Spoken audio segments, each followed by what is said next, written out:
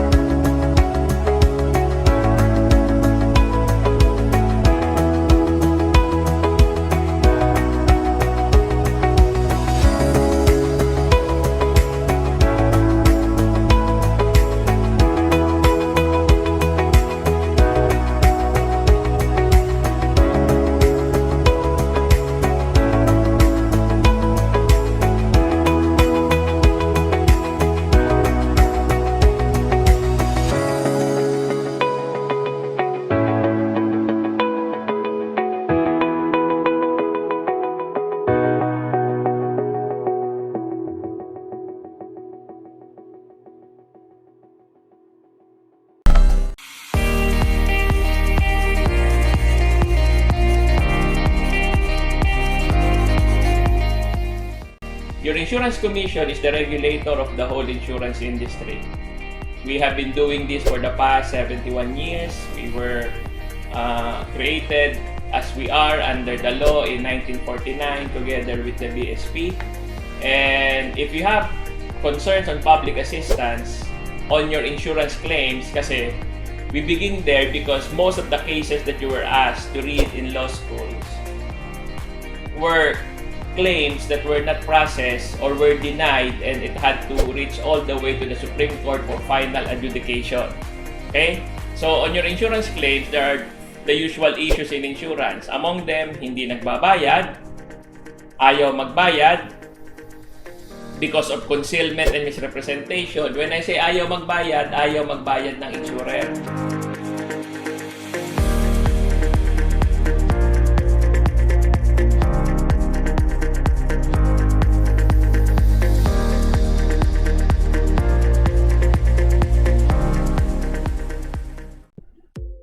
Good day to our dear attendees from different parts of the country.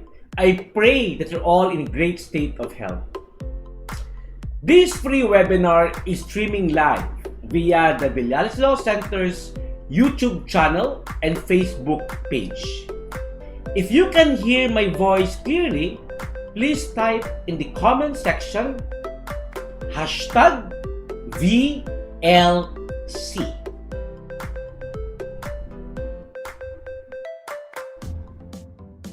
Thank you. Yes, thank you. Optimize this learning opportunity. Share this free online lecture to your friends and together learn at the comfort of your homes. I want to formally welcome you all to this free webinar. This is part of a series of free online lectures brought to you by the Virtual Law Companion of Villasis Law Center. Allow me to share to you this good news. The Virtual Law Companion is the newest innovation of Villasis Law Center, which aims to provide an easy, convenient, and quality bar review experience. The Virtual Law Companion is a web application that is hosted on a dedicated cloud server. It can be accessed via the internet 24/7 for any web browser, using any device or handheld computers like Android or iOS phones. Meaning, you can study anytime, anywhere, and from any mobile device. Please visit our website at www.villasislawcenter.com to know more about our programs and activities. Before we formally start, please take note of some reminders. First, this free webinar is pre-recorded to ensure the uninterrupted streaming of lectures. Secondly, VLC team will be with you to assist you should you need more information about our program. Please visit and subscribe to our YouTube channel and Facebook page. Without further ado, please give your virtual claps and welcome our lecturer today. Again, this free webinar is brought to you by our Virtual Law Companion. Maraming salamat po. Together, we can make things happen. Together, we can.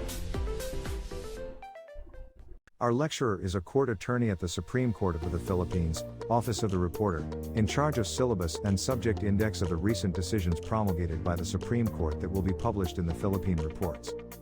He is also a professor at Manuel L. Quezon University School of Law for almost 7 years, teaching legal ethics, problem areas in legal ethics, legal profession, and sales. And annually conducts pre-week bar lecture at the Grand Lodge of the Philippines for Mason's Order of Law Proceedings and at MLQU School of Law. Without further ado, let us all welcome Professor Frederick Anciano. So pre-trial under the 2019 amended rules is just 5, 3, 60, 10, 10, 90, 30, and 15. So, ganyan lang kadali ang pre-trial natin under the 2019 amended rules. Despite the fact na kilometric yung mga wordings dyan sa Rule 18, by knowing these numbers, we can easily know how pre-trial works. Ano ba sir yung 5? 5, we can put here notice. Ano sir yung notice? Kasi within 5 calendar days from the filing of the last responsive pleading, which can be an answer, or if there is an actionable document attached to an answer, probably a reply will be filed, or if there is an actionable document attached to a reply, possible that a rejoinder can be filed. But after the filing of the last responsive pleading, within 5 calendar days, okay, the clerk of court should issue a notice of pre-trial. Okay? So yan yung 5 natin, notice of pre-trial. Sir, ano naman yung 3? Sa 3, perhaps you can put there brief. Okay, bakit brief? Kasi at least 3 days before the pre-trial proper. Kung ito yung pre-trial proper, at least 3 days, kailangan the parties should file and serve their pre-trial brief. Okay? Yun yung 3. Ano naman sir yung 60? 60, perhaps you can put set. Why? Ano ba yung 60 days na yan? Sabi kasi ng ating Rule 18 under the 2019 amended rules, the pre-trial must be set within 60 calendar days reckoned from the filing of the last responsive pleading. Okay, so pagka-file ng answer or reply or rejoinder as the case may be, within 60 days or 2 months, kailangan maset na ni court yung pre-trial. That is 60. Don't worry, mamaya, di-discuss natin yan thoroughly. This is just an overview. Now, let's say this is the date of the pre-trial. Okay? Ano naman sir yung 10? Ano tong 10? Okay? We have 2 scenarios, 2 possible scenarios during the pre-trial. Ano tong una? Ano tong first 10? Possible that one of the parties is absent. So if the plaintiff is absent during the pre-trial, siyempre siya yung nag-file ng kaso, siyempre ang effect niyan, adverse sa kanya. So if the plaintiff is absent during the pre-trial, okay, the case will be dismissed with prejudice, generally. Unless otherwise, the court states otherwise. Kapag absent si plaintiff during the pre-trial, the case will be dismissed with prejudice unless the court declares otherwise. Okay? Paano naman sir kung absent si defendant? Doon ngayon pumapasok tong 10 calendar days. Ano ba yung 10 calendar days? To present evidence ex parte. Okay? Sino magpe-present ng evidence ex parte? Since absent si defendant, okay, si plaintiff ang magpe-present ng evidence ex parte. So meron siyang at the plaintiff can file his evidence ex parte within 10 calendar days reckoned from the termination of the pre-trial. Okay? So kung hindi nag-appear si defendant and ito yung termination kunwari nung pre-trial, merong 10 calendar days si plaintiff to file his evidence ex parte. Okay? So yun yung 10. The first scenario natin. Second scenario natin, ano ba itong 10? Perhaps we can put order. Okay? Ano ba yung order na yan? Let's say, ito yung termination of the pre-trial. Okay? Within 10 calendar days, okay, the court should issue a pre-trial order. Okay? So, didiscuss natin mamaya yung notice of pre-trial, yung pre-trial brief, yung setting ng pre-trial, saka yung pre-trial order. So, again, if present yung plaintiff with the counsel and defendant with the counsel, okay, ano yung second scenario natin? Within 10 calendar days from the termination of the notice of pre-trial, the court will issue a pre-trial order. Okay? Now, ano naman tong 90, tapos 30 and 15? Okay? So again, we have 2 scenarios here. We have 2 scenarios here. Pag may absent na party, ito tayo. Pag parehas na party present together with their counsel, ito tayo. Now, ano itong 90? If the judge will put in his pre-trial order that he is going to render a judgment on the pleadings under Rule 34 or a summary judgment under Rule 35, pag nilagay niya sa pre-trial order, ayun yung first scenario natin. Okay? So kung nakita ni judge sa mga pleadings, nakita niya na there is no genuine issue, so it is a ground for a motion for summary judgment under Rule 35, or the pleading, there is an admission. Why? Because perhaps there are defective answer doon sa answer ni defendant. So that is a motion for judgment on the pleadings when the pleadings fails to tender an issue or admits the material allegations in the complaint. So may defective na allegations si defendant in such case. In such case, pwede mag judgment si court. So ano yung 90, sir? Yung judgment niya must be rendered within 90 calendar days reckoned from the termination of the reckoned from the issuance of the pre-trial order. Okay, so may 90 days siya to render judgment. If nilagay niya dun sa pre-trial order niya na magre-render siya ng summary judgment or judgment on the pleadings. Okay, pag nilagay niya sa order na yun, meron siyang 90 days to render judgment. Okay, second scenario. What if hindi naman nilagay ni judge sa kanyang pre-trial order na magre-render siya ng summary judgment or judgment on the pleadings? So papasok tayo dito sa second scenario. Ano yung second scenario? 30-15. Ano yung 13? The court will conduct yung CAM. Of course, yung CAM. Court Annex Mediation. So not extendable 30 calendar days yung court annex mediation. Okay, and if the court will deem it necessary, pwede rin mag-JER, but non-extendable ng 15 calendar days. Okay, so this is basically the pre-trial under the 2019 amended rules. So this is my introduction. By the way, I'm Attorney Frederick Anciano. Presently, I'm connected with the Supreme Court in the Office of the Reporter, Philippine Reports, charged with preparing syllabus and case digest. And I also teach in several law schools. I lecture in some MCLE providers and bar review centers. So with that, that is one of just my introduction. I just want to say that this 2019 amended rules is in relation to pre-trial is not that hard. If you will just know how it works, what is the story behind this topic, we can easily understand the principle. Now, to start, allow me first to erase this.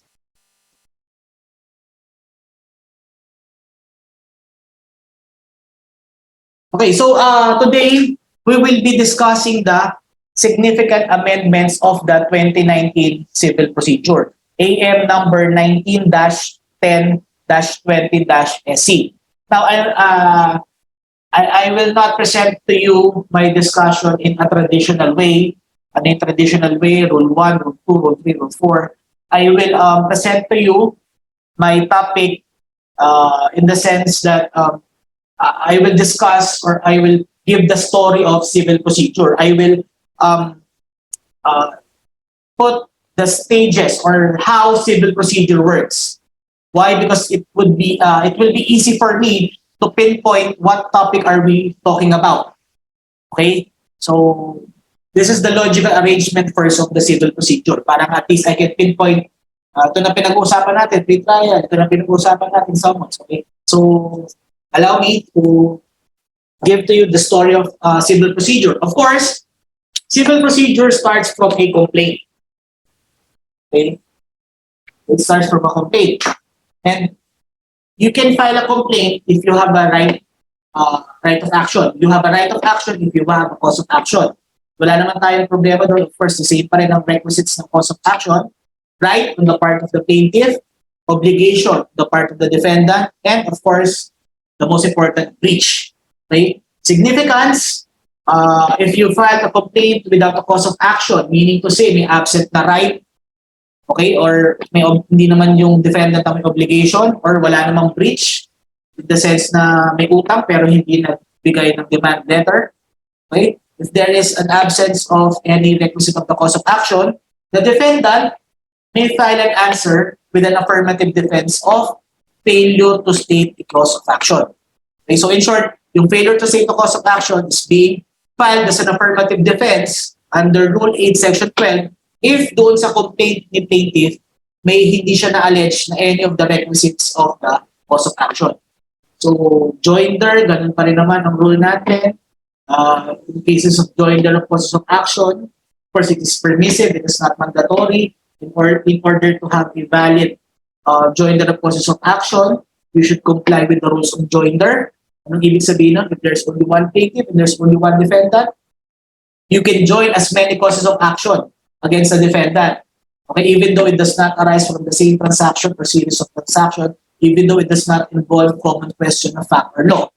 Okay, basta walang i-join si plaintiff na cause of action na nagpo-fall sa special rules or special civil action. Okay? But if we have multiple parties, okay, remember, I'm talking about joinder of causes of action. This is just an overview. Okay? So if we talk about joinder of causes of action, again, first rule, para maging valid yung joinder mo, you should comply with the rules of joinder. Pag one-on-one na, so yun yung technique natin, one plaintiff, one defendant, pwede mo i-join kahit na hindi nag-arise sa same transaction or series of transaction. It does not involve common question of fact or law. Basta walang cause of action which involving special civil action or special rules. Okay, but if we have several plaintiff, several defendant, okay, pwede i-join yung mga causes of action in one complaint provided that it arises from the same transaction or series of transactions and it involves common question of fact or law. Okay, so kung multiple parties, para ma-join natin sa isang cause of sa isang complaint, yung maraming causes of action, yung mga causes of action na yun should arise with the same transaction or series of transaction and it involves common question of fact or law. So anong rationale ng, sir, bakit pag one-on-one, kahit na maraming causes of action sa isang complaint, kahit na hindi nag-arise sa same transaction, or kahit na walang common question of fact or law? Simply because, dahil one-on-one sila, it need not to follow the rules on joinder of parties. Ano ba sa joinder of parties? You can join parties if it arises from the same transaction or series of transaction, common question of fact or law. So pag one-on-one, it need not to arise with the rules on joinder of parties kasi hindi naman sila pwede mag-join dahil magkalaban sila. Pero pag multiple parties, kailangan same transaction, nag-arise yung maraming causes of action. And dapat may common question of fact. And of course, another thing with joinder, if there is a joinder of causes of action, if there is a misjoinder of causes of action, take note, it is not a ground for dismissal. Hindi yan nakalagay sa ground ng motion to dismiss under Rule 15, Section 12A. Hindi siya nakalagay sa Rule 8, Section 12 as an affirmative defense. Hindi siya nakalagay sa Rule 6, Section 5B. Okay? Sir, paano pag misjoin yung causes of action? Bakit hindi siya ground for dismissal? Kasi meron tayong remedy under the rules of court. Okay, ano po yung remedy natin under the rules of court? Pag merong misjoin causes of action, okay, ang rule natin dyan, ang keyword ko dyan, para di natin makalimutan, kasi magkaiba yung misjoinder of causes of action saka misjoinder of parties. Okay, now we're talking about misjoinder of causes of action. Bakit hindi siya ground for dismissal? Kasi sabi ni rules of court, okay, a party via motion or by the court motu proprio can order the severance of the misjoined causes of action. Okay, again, upon motion of either party or by the court motu proprio, it should order the severance of the misjoined causes of action. So pag may misjoined causes of action, dapat mag-order si judge, motu proprio, or baka may mag-motion sa parties na i-severe or paghiwalayin yung misjoined causes of action. Okay? Insofar as to misjoinder of parties, again, it's not a ground. Just additional information lang. Misjoinder of parties, which is different from misjoinder of causes of action.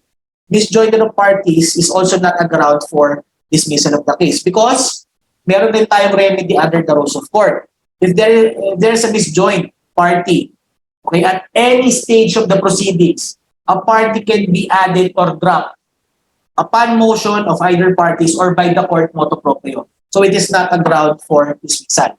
Okay, so let's go back to misjoined cause of action. Sir, ano ngayon ang legal effect if hindi nag-order si judge to sever the misjoined causes of action? Will it render the judgment void? No. So kahit na may misjoinder of causes of action, nag-violate siya ng totality rule. Ano yung totality rule?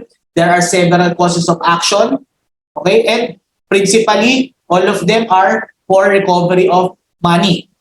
The totality rule, nag-violate nun or nag-violate ng joinder of parties or nag-join ka ng special civil action with an ordinary action. So, even though may misjoinder of causes of action, the judgment would still be valid. Why? Because misjoinder of causes of action is only a procedural error. It can be waived. It is not jurisdictional. Okay, so yun yung rule natin sa causes of action. So number one, cause of action. Again, nasa first stage tayo ng civil procedure, filing a complaint. You should have a cause of action. Right? Number two, before filing a complaint, may cause of action ka nga, but you can immediately file your complaint. Why? Because you should be familiar with the rules on jurisdiction. Jurisdiction. Okay, now here, kasi we have this RA 11576. Okay? Yung RA 11576, it took effect when? July 30, 2021. Okay? July 30, 2021. And yung coverage ng bar exam nyo ngayong 2022 is only up to June 30, 2021. So nagkaroon ng 1 month na pagitan. So hindi kasama yung 11576. Ano ba sir yung 11576? Yung ginagawa, jurisdictional amount na ay if it is a personal action or money claims, 2 million. Or if it is a real property, 400,000. Meaning to say, wala nang outside Metro Manila, wala nang within Metro Manila. But as I have said nga, perhaps hindi siya itatanong ngayong bar exam kasi nga, ang coverage nyo lang is hanggang June 30, 2021.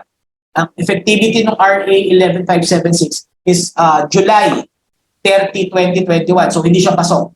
But for discussion purposes, yun nga, under 11576, 2 million na. Pag exactly 2 million, recovery of money, exactly 2 million, MTC.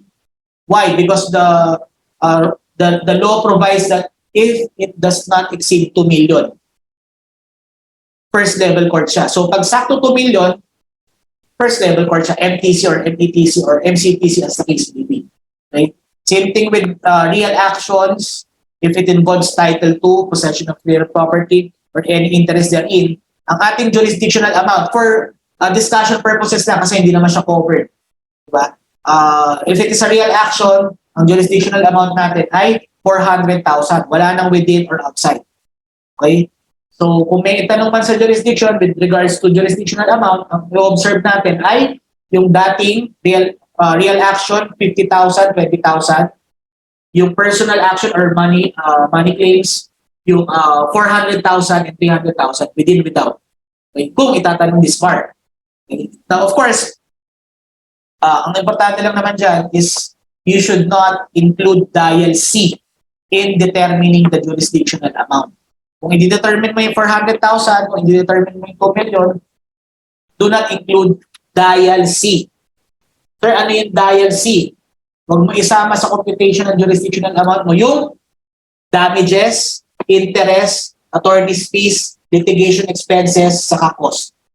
Hindi siya kasama. But these are included in computing your docket fees. But take note, if we talk about D sa dial C, itong damages na to will refer only to incidental damages. Because if your main cause of action is damages, hindi nyo pwede i-remove yun. Otherwise, wala kang pagbabasihan ng jurisdictional amount. Dito namang interest, okay, take note of first principle that if the interest was already determinable at the time of the filing of the complaint, you can include yung interest na yun. Okay, so anong hindi mag-i-include na interest sa determination ng jurisdictional amount? Yung hindi pa na-determine. Okay? So, attorney's fees, litigation expenses, costs, we have no problem with that. Now, you already have a cause of action. Alam mo na yung jurisdiction. Can you file the case? Hindi pa pwede. Why? Because you should know what geographical location or kung saan court yung i-file yung kaso. So, you should be familiar with the rules on venue. Okay? So, dapat alam mo yung venue. Ano ba yung venue? Just an overview. Venue, it is the geographical location wherein the case should be filed. It does not refer to the court. Why? Because venue is very different with jurisdiction. If we talk about jurisdiction, we talk about saang court may file. Okay? If we talk about venue, saang lugar mo siya i-file. And same rules, of course, venue, pag may tanong sa para sa inyo about venue, determine nyo if it is a personal action or if it is a real action. Why? Because if it is a real action, ano ba yung real action? If the action involves Title 2, possession of real property or any interest therein, it is a real action. So pag real action siya, tulad ng ejectment, recovery of real property, reconveyance, of course, ang venue, ang lugar ay where the property is located. And if it is a personal action, it is an action which does not involve. So pag ipapadefine sa inyo yung personal action, huwag nyo naman i-define na all other action. Paano nyo i-define yung personal action? This involves cases where it does not involve Title 2, possession of real property or any interest therein. Lagyan nyo ng word na that. And of course, the exception to that would be the stipulation as to exclusivity. Stipulation as to exclusivity with regards to venue. Okay, if there is a stipulation sa inyong contract that the venue should be filed in this place, that would be a valid and binding agreement. Okay, because of the principle of contract. But take note, under the rules of court, para maging exclusive yung venue, meaning to say, real property siya, real action siya, pero you can file it out hindi dun sa geographical location where the property is located. Valid siya kung papasok yung tatlong requisites ng exclusivity as to venue. Ano yung requisite? Dapat yung contract nyo, it must be a written contract. Okay? Siyempre, doon nakalagay yung stipulation nyo kung saan yung venue nyo. Number 2, it must be agreed before filing of the case. Okay? Number 1, it must be written. Number 2, yung stipulation must be made before filing of the case. And number 3, there must be words of stipulation. Okay, so ano ibig sabihin nun? If your contract provides that in case of, let's say, in case of illegal dispute, it shall be filed before courts of Manila. Okay? Pwede mo ba siya i-file dun kung saan naka-locate yung real property, let's say sa Quezon City, despite the fact na meron kayong stipulation as to exclusivity? In that case, yes. Why? Because there is an absence of the third requisite. Ano yung third requisite natin? The third requisite would be there must be words of exclusivity. So dapat may word na only, no other courts, to the exclusion of other courts.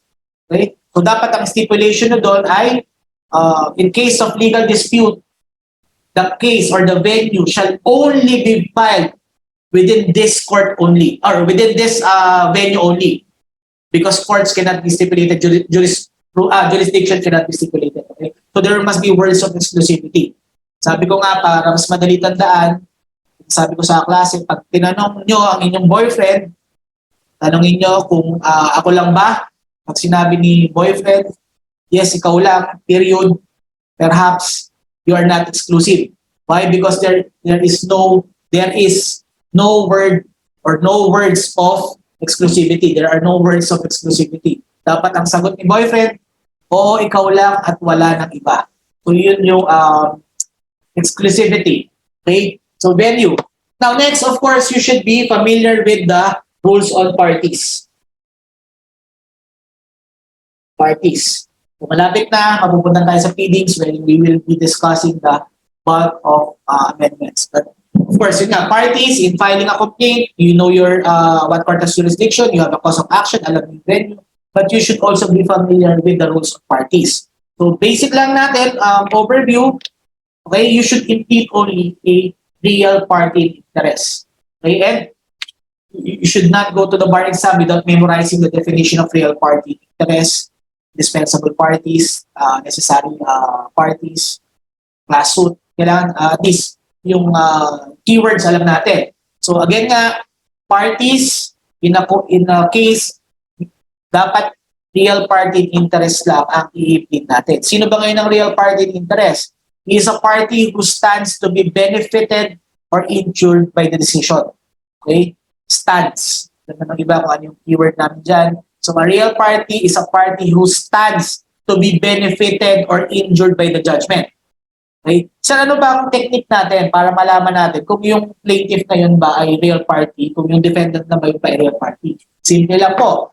Ang plaintiff ay makukonsider natin as a real party interest if, of course, syempre, he stands to be benefited or injured. But other than that, anong clue natin? If si plaintiff, he owns the right. Okay? Kung siya yung creditor, siya yung real party interest as to plaintiff. Pero kung magulang siya ng creditor at yung magulang ang nag-file, hindi real party interest as to plaintiff. Okay? Kasi he does not own the right. Okay? Insofar as the defendant is concerned, you are considered as a real party interest as a defendant if ikaw yung may obligation. Okay? Now, as we have discussed kanina, anong significance nung knowing sino yung real party interest? Kasi if you are not the real party interest, ikaw yung finailan, walang cause of action sa si plaintiff. Okay? And if you still remember kanina, sinabi ko, if may absence ng any of the requisites ng cause of action, walang right yung nag-file sa'yo, yung finailan, hindi naman siya yung obligation, wala namang breach, walang in-allege na breach. Anong legal effect? Si defendant may file an answer with an affirmative defense of failure to state a cause of action. The pleading asserting the claim states no cause of action. Okay? And to mind you, alala ko lang, failure to state a cause of action or the pleading asserting the claim states no cause of action is different with lack of cause of action. Please take note of that. Why? Yung failure to state a cause of action may absent the requisite ng cause of action dun sa complaint. Okay? Number 2, pag failure to state a cause of action under Rule 8, Section 12, ang basis niya ay yung complaint.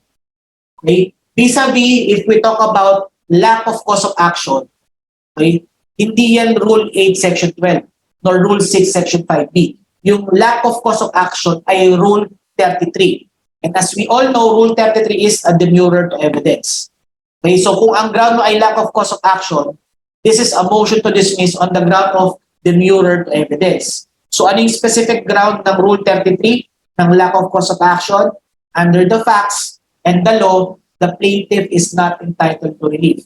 And kung ang failure to state a cause of action, ang basis niya ay ang complaint. Itong lack of cause of action, ang basis niya ay yung evidence presented by the plaintiff.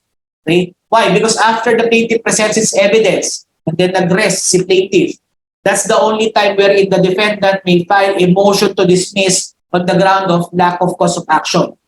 For under the facts and the law, the plaintiff is not entitled to relief, aka demurrer to evidence. Right? And of course, it is different from lack of legal capacity to sue. Okay, naalala ko lang, lack of legal capacity to sue. So we are discussing failure to state a cause of action, na-discuss na natin, lack of cause of action, na-discuss na natin, and yung lack of legal capacity to sue. Lack of legal capacity to sue is a ground for an affirmative defense. Okay, under Rule 8, Section 12. So anong titingnan nyo? Yung complaint. So pag yung complaint ang nag-file sa inyo ay hindi natural person, hindi juridical person, hindi entity authorized by law to sue, siya ay walang legal capacity. In that case, the defendant may file an answer with an affirmative defense of lack of legal capacity to sue under Rule 8, Section 12. Pero different pa siya sa pang-apat. Ano yung pang-apat? lack of legal personality to sue. Pag sinabi mong lack of legal personality to sue, pinapadismiss mo yan on the ground of failure to state the cause of action. Bakit sir? Ano ba ibig sabihin? Lack of legal personality to sue. You have no personality to sue. Hindi ka real party interest. Kaya pag sinabing ground ay lack of legal personality to sue, it also pertains to failure to state the cause of action. Why? Kasi kung hindi ka, wala kang legal personality to sue, hindi ka real party interest. Okay, and of course, indispensable party, just to wrap, to give an overview, indispensable party, siya ang totoong real party interest. Siya ang tunay na real party interest. Kaya pag pinadefine tayo ng indispensable party, he is a real party interest without whom no final determination can be had. Okay? He is a real party interest without whom no final determination can be had. So, ibig sabihin ba nun, sir, pag hindi in-implead ni plaintiff yung indispensable party, pwede i-dismiss ni judge? No. Diba, diniscuss natin kanina. Why? Because merong remedy under the rules of court. Under the rules of court, a party can be added or dropped upon motion or by the court motu proprio. Okay, so in that case, dapat mag-motion yung isang party na i-include si indispensable party or si court mag-order motu proprio to impede the indispensable party. Kaya hindi ground for dismissal ang non-impeding an indispensable party. Siya yung totoong real party in interest. Kaya if you will be asked to define an indispensable party, he is a real party in interest without whom no final determination can be had. Okay? Now, as I have said, hindi siya ground for dismissal because there is a remedy under the rules of court. The rules of court substantially provides that at any stage of the proceedings, a party can be added or dropped by a motion of either party or by the court motu proprio. So pag in-order ni court, plaintiff, implead mo tong defendant na to kasi indispensable party yan. And if in-implead, wala tayong problema. But what if hindi in-implead ni plaintiff yung indispensable party despite the fact that there is already an order from the court? Okay? So in that case, that is the only time wherein the court can dismiss a case, but not on the ground of failure to impede an indispensable party. Ano yung ground niya? Yung ground niya ay nasa Rule 17, Section 3. Failure to comply with the lawful order of the court. If you still remember that Rule 17, Section 3, andyan yung ating mga motu proprio dismissal, yung 4. Diba? Yung first, if the plaintiff, so those are the grounds for dismissal due to the fault of the plaintiff. If the plaintiff fails to be present at the date of his presentation of his evidence in chief. Number 2, if the plaintiff fails to prosecute within unreasonable length of time. Number 3, if the plaintiff violates the rules of court. And number 4, failure of the plaintiff to comply with the lawful order of the court. So yun yung magiging ground ni judge. Bakit niya i-dismiss yung kaso despite the fact na meron na siyang order sa plaintiff to impede the indispensable party. Okay? Another party na importante is yung necessary party. Sino naman tong necessary party? Real party in interest ba siya? Of course, he is also real party in interest. Pero hindi siya indispensable. Why? Because there can be a judgment despite na hindi mo inimpede yung necessary party. So pag tinanong kayo what is the definition of a necessary party, is a real party in interest. Okay? But not an indispensable party. But who is only ought to be impeded in order to have a complete relief. Okay? So, ang purpose lang niya para magkaroon ng complete relief si plaintiff. Okay, again, a necessary party is a real party in interest but not an indispensable party but who is ought to be impeded in order to have a complete relief. So, ano laging example dyan sa klase? If the obligation is joint. So, we, debtor 1, debtor 2, debtor 3, promise to pay the creditor 3 million pesos. In such case, nag-1 million sila. So, pag dalawa lang ang inimpede doon ng plaintiff, pag naging due and demandable at hindi nakapagbayad yung tatlo, at nung final ni plaintiff is collection of sum of money against debtor 1 and 2 only, hindi na sinama si debtor 3. Okay? In such case, the debtor 3 is considered as a necessary party. There can be a valid judgment but not complete. Why? Because pag nanalo si plaintiff, 2 million lang ang makukuha ni plaintiff. Okay? Now, sir, what is the legal effect? What is the significance if you fail to impede the necessary party? In my example, si plaintiff, hindi niya in-impede si debtor 3. Okay? So, anong rule natin dyan? Sabi ng rules of court, the plaintiff should, number 1, set forth the name of the necessary party. And number 2, he should give the reason why is it that he doesn't want to impede such necessary party. Okay, yun yung sinasabi ng rules of court. Anong purpose nun? Kasi if your explanation is that hindi mo in-impede si debtor 3 kasi condoned, bayad na, or whatever, any legal justification, so walang problema. But if your reason is unmeritorious, okay, the court can still require you to impede the necessary party. Okay? For example, minention mo dun sa iyong explanation, you are not impeding debtor 3 and your reason is that crush mo siya. So in that case, it is not meritorious. Perhaps the court will require you to impede debtor 3. Okay? Sir, paano kung hindi pa rin in-impede ni plaintiff si debtor 3? Can the court dismiss the case on the ground of Rule 17, Section 3? Failure to comply with that order of the court. Can the court dismiss it? No. Why? Because if you fail to impede a necessary party, despite the fact that there is an order from the court, okay, anong magiging legal effect nun? The only legal effect of that is that you will waive your right to recover such debt in this case. Okay? Short, ang legal effect, pag hindi ka sumunod na impede yung necessary party is waiver of your, in this case, waiver of the 1 million pesos. Okay, so that is a necessary party. Another important topic in parties, class suit. Okay, so class suit, ang nagiging topic lang naman or issue lang dyan sa bar exam is yung first requisite. So don't forget yung i-memorize yung commonality or generality of interest over the subject matter.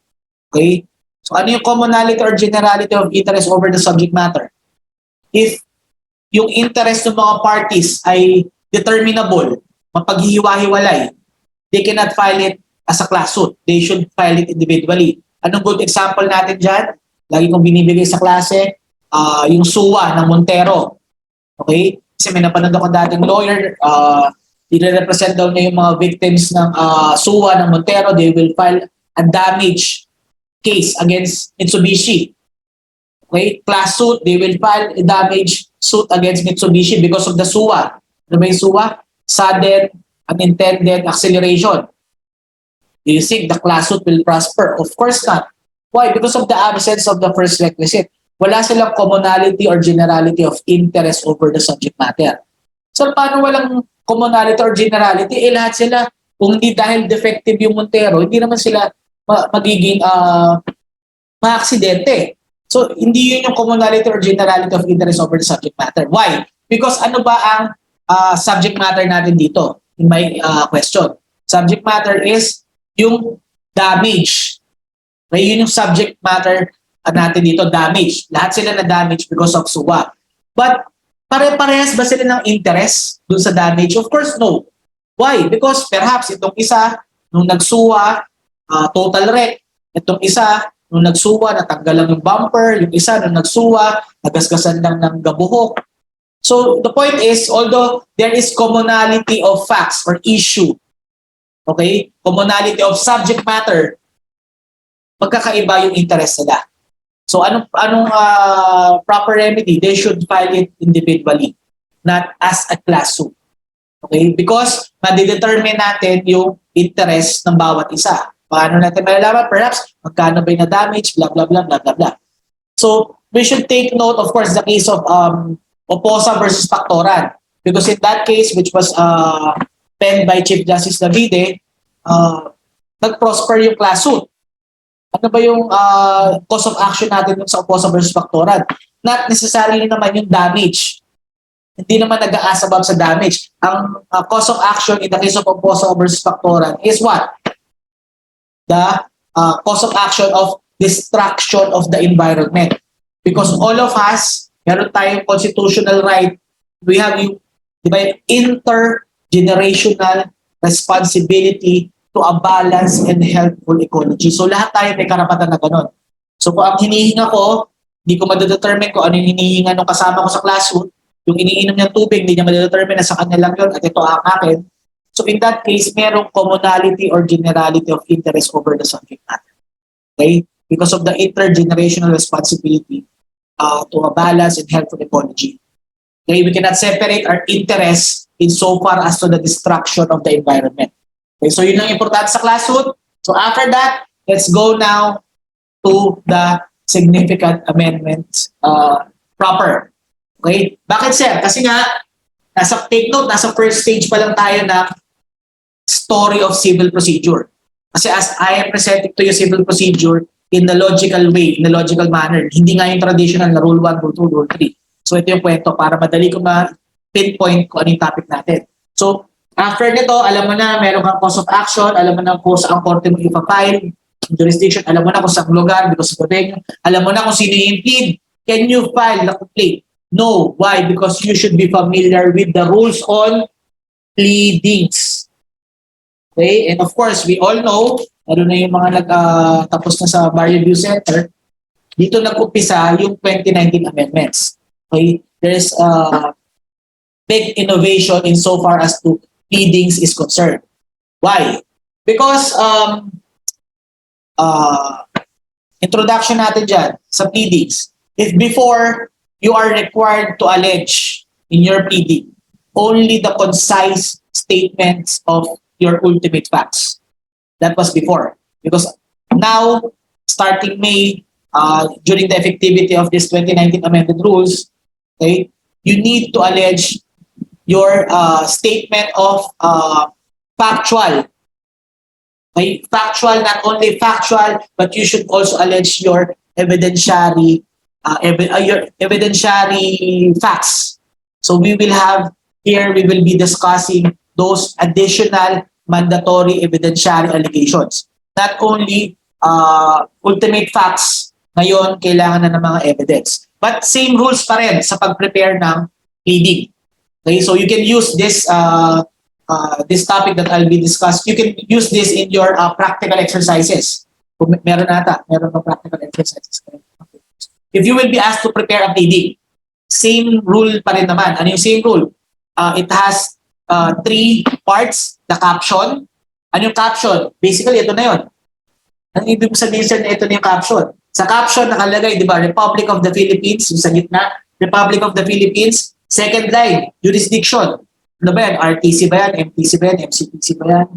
Okay? Venue. Because yung third line, take note, first line is the Republic of the Philippines. Second line, court na may jurisdiction. Third line, yung NCJR, National Capital Judicial Region, or the Judicial Region. So pag Metro Manila, NCJR. And yung fourth line, yung venue and branch, which is black. Okay? On the other side ng caption, yung parties. So ang dapat i-implement mo doon, si plaintiff, siya dapat yung may right, si defendant, siya dapat yung implication. On the other side, yung cause of action. Kailangan dapat tama yung cause of action for collection of sum of money, for damages, okay? And docket number. Of course, black pa. Tapos, second part ng body, second part ng pleading is yung body. So, anong rule natin din sa body? Same rules pa rin.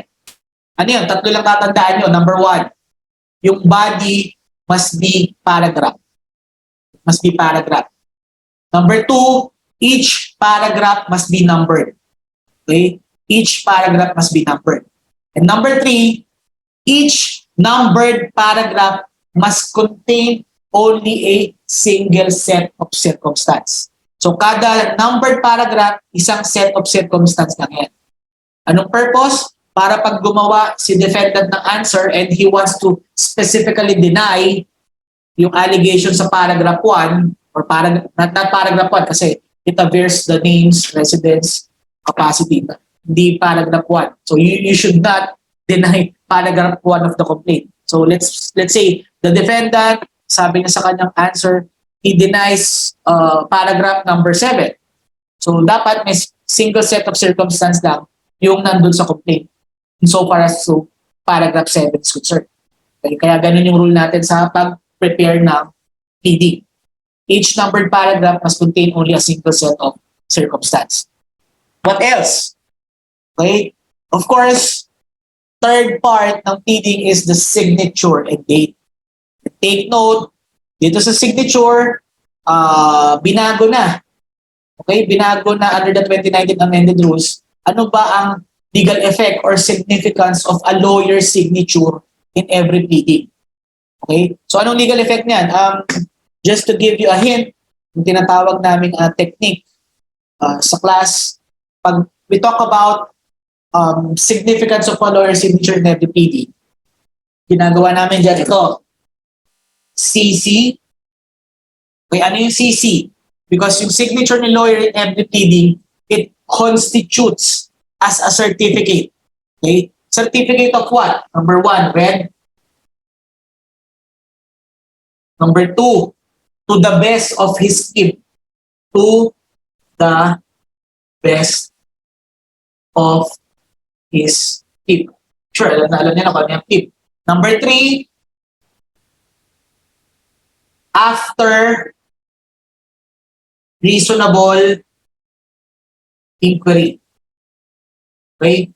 So bago pala pirmahan ni attorney yung pleading, when we talk about pleading, it is a document which contains claims insofar as the plaintiff or defenses insofar as the defendant is concerned.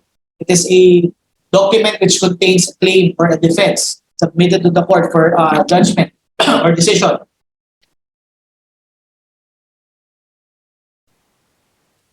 Okay?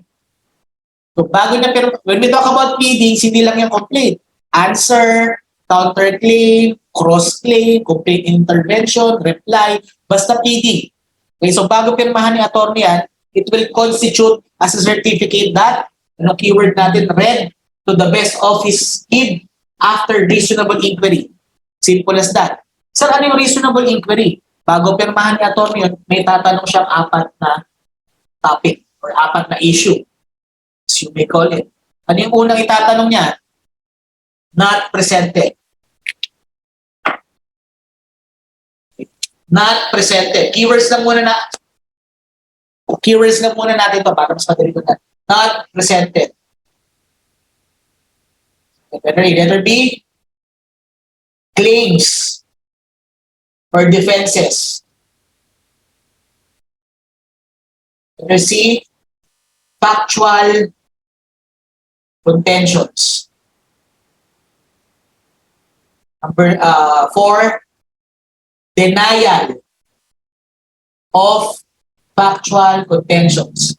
Okay? So pag tinanong kayo sa bar, sarap itanong sa bar niyan, what is the significance of a lawyer's signature in every pleading? Tandaan lang natin, anong sabi? CC, it constitutes a certificate of what? Read to the best of his skill, knowledge, information, and belief. To the best of his knowledge, information, and belief. Number 3, after reasonable inquiry, after magtanong ni counsel. Ano itatanong niya? Not presented. Number 2, claims or defenses. Number 3, factual contentions. Number 4, denial of factual contentions. Sir, ano itatanong na not presented? Itatanong na kay client,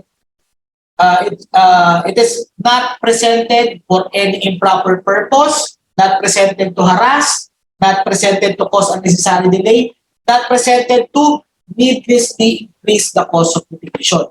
Okay, so tatanungin ni counsel, client, di ba natin to pinafile para mangharas? Di ba natin to pinafile sa kalaban mo to cause unnecessary delay, to needlessly increase the cost of litigation? Okay, so yun yung not presented. Okay, ano naman yung claims or defenses? So perhaps, ito naman, tatanong ni lawyer sa sarili niya. Okay, kasi parang law student din yan, lahat ng sinasabi mo dapat may legal basis. Na ibig mo sabihin, sir, yung claims mo, kung complaint ang ginagawa ni lawyer, kung defense, ginagawa na is a responsive pleading, it should be warranted by existing laws or jurisprudence. So in short, kailangan may legal basis. Yung claim mo, yung defense mo as a lawyer, yung pleading na yan, yung i-state mo dyan, dapat may legal basis. So claims or defenses, okay, must be warranted by existing laws or doctrines or jurisprudence. Okay? Ano naman to, sir, itong factual contentions? Factual contentions, it must have evidentiary support. Example, yung client mo, may contention siya na, din, utang sa akin si defendant. Okay? So, ask for evidentiary support. Ano bang ebidensya natin na para masabi mo na talaga may utang sa inyo si defendant? Attorney, meron akong promissory note. Okay? So, yung mga factual contentions ni client, kailangan must have evidentiary support. Okay? Sir, paano kung hindi pa available or wala pa? Okay? If it is specifically so identified, okay, you will have that evidentiary support after availing the modes of discovery. Okay?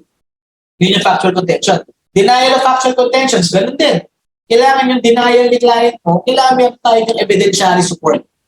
Okay? So, simple as that. So, yun lang, yung napakahabang dyan sa Rule 7. Ito lang is ang natin, palatandaan. CC, read, to the best of his knowledge, information, and belief, after reasonable inquiry, not presented, claims, defenses, factual contentions, denial of factual contention. Okay? Now, mind you, para lang hindi tayo magkalituhan, baka mapaghalo kasi natin yung significance of a lawyer signature and evidence saka yung verification. Okay? Bakit? Kasi may mga similarities. Okay? May mga exact words na meron ng significance and yung verification. Okay, so verification, lagyan na natin. Verification. So ano ba yung difference ng significance of a lawyer signature and everything? Saka ng verification. Number one, if you can see, to the best of his knowledge. So ibig sabihin, mere knowledge will suffice.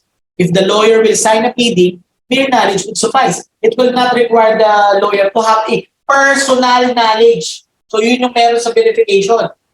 Kailangan personal knowledge. Personal knowledge. Okay?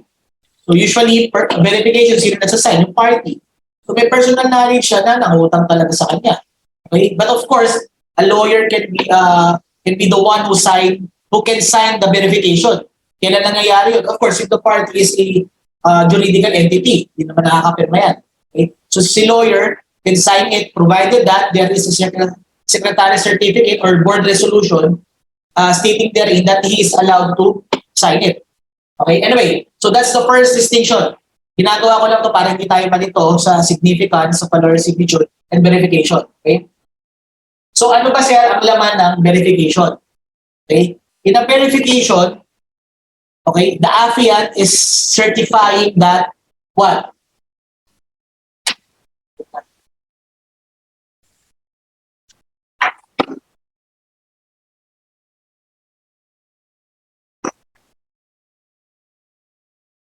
Verification.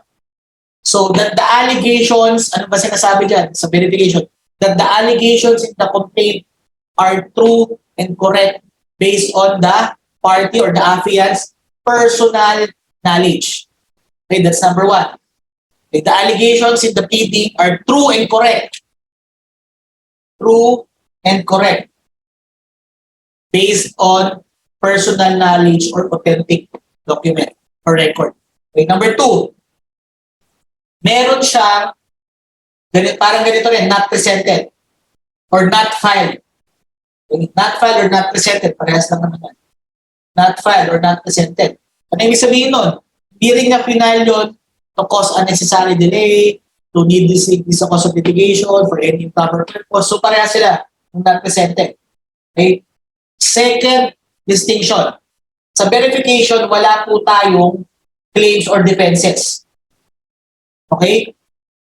Yung claims or defenses, dun lang yung sa significance of a lawyer signature and everything.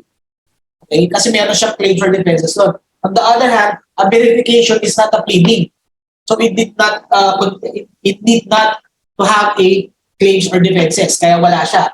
Pero meron tayong factual. So yun yung third enumeration of verification.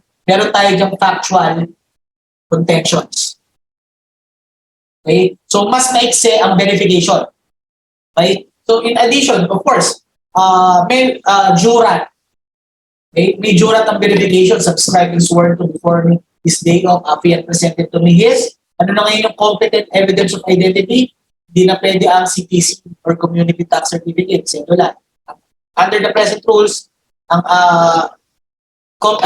evidence of your identity should be an ID issued by the government. That's number one.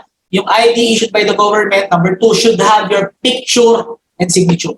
Okay? So, ang verification may jurat. Pero of course, itong significance of your signature, walang jurat. Why? Because as you can see, action, duty, or obligation yun ng abogado. So, wala kang paglalagay ng jurat. Okay? So, basically, yung difference sila. Now, another significant innovation. Diba, kanina nga sabi ko noong umpisa, yung pleading should contain statement of facts and evidentiary support. So, ano-ano yung mga additional mandatory allegations? Kabisado na to under Rule 7, Section 6. Of course, names of the intended witnesses. Names of the witnesses. Number 2, their intended testimonies or in judicial affidavit. Number 3, yung object or documentary evidence. So lahat ng pleading, of course, complaint, answer, counterclaim, cross-claim, third-party complaint, basta pleading, required na isama yung mga additional mandatory allegations such as yung mga witnesses mo, the intended testimonies or judicial affidavit, yung mga ebidensya mo, documentary or object. Okay? So, let's have yung sa slides. So, those are the significant. So, yun nga. Parts and contents of a pleading. Before, under the old rules, parts of a pleading lang yan. Ano yung parts? Caption, body, signature date. Okay? But under the 2019 amended rules, nilagyan na ng word na contents. Kasi nga dinagdagan na yung content ng pleading na mandatory. Okay? So, yun nga yung additional mandatory allegations. Anong legal basis natin dyan? Yung content ng pleading ay statement of ultimate facts including the evidence under Rule 8, Section 1. Okay? And of course, in addition to those mandated by Section 2, Rule 7, ano ba yung nakalagay sa Rule 2, Section 7? Yun yung discuss natin kanina. A pleading should contain a caption, blah, blah, blah, body, blah, blah, blah, signature and date. Okay? But in addition, so ito na yung mga additional mandatory evidentiary allegations. Names of witnesses, with witnesses' intended testimonies, judicial affidavits, and take note, only witnesses whose judicial affidavits are attached to the pleading shall be presented during trial. Okay, except if a party presents meritorious reasons as basis for the admission of, take note, additional witnesses.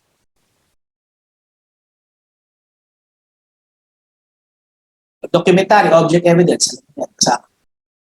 Okay, ito yung kaninang dinidiscuss natin. Ano yung keyword natin? Significance of honor signature? CC. Ano yung CC? It constitutes as a certificate. Ano yung sinecertify ni attorney? He has read the pleading to the best of his skill, knowledge, information, and belief. After reasonable inquiry. Ano yung ini-inquire niyo? 4. Not presented. Number 2, claims of defenses. Number 3, factual contentions. Number 4, denial of factual contentions. So pagkabisado natin yung mga keywords, perhaps madudugtungan na natin yan. Okay, yun nga. CC has read the pleading to the best of his skill after reasonable inquiry. Not presented, na-discuss na natin. Claims or defenses, factual contention, denial of factual contention. Okay, now, what is the legal effect if this rule has been violated? Nag-file ka ng complaint, nag-file ka ng pleading, okay? Your purpose is to harass, to cause unnecessary delay, to lead the cause of litigation. Okay, nag-file ka ng pleading, pinirmahan mo, yung claims or yung defense mo is not warranted by any law, it's not warranted by existing law or jurisprudence, nag-file ka ng pleading, yung mga factual contentions mo, not supported by evidence. Okay? So, anong effect? Take note, on motion or motu proprio. Okay? Nakita mo yung kalaban mong abogado, pumirma ng pleading, walang legal basis, ng aras.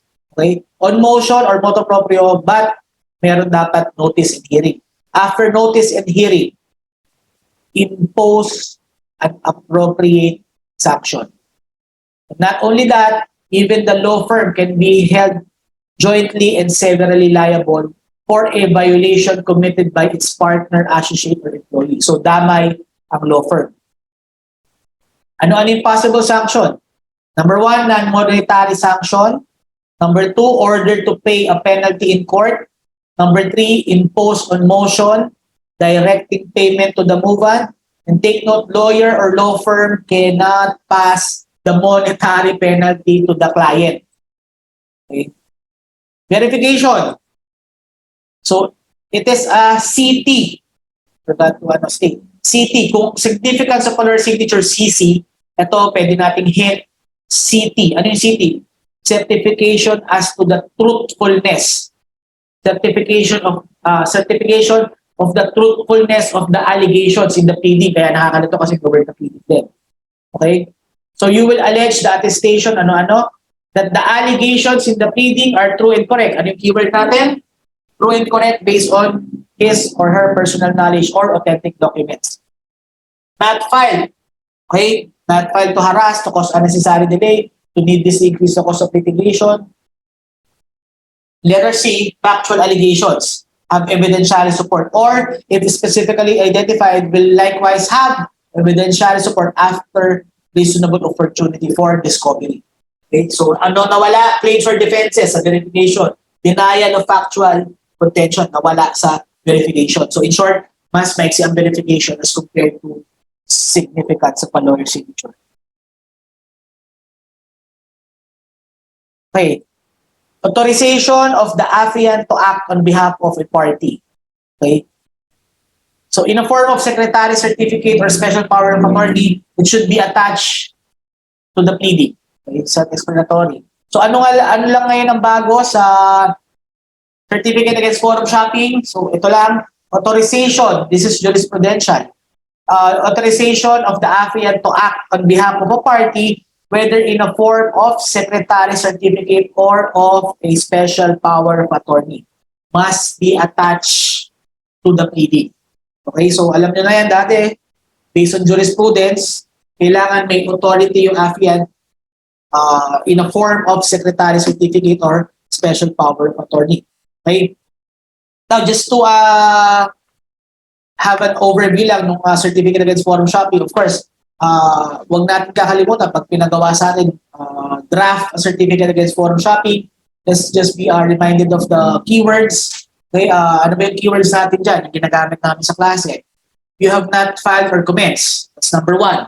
So tip, ito yung significance of other signature, ito yung verification, ito naman yung certificate against forum shopping. Okay? Para pag pinagawa tayo, pinanong sa atin sa bar, madali na lang tandaan kasi ito yung medyo confusing. Tatlo. Anong keyword natin sa certificate against forum shopping?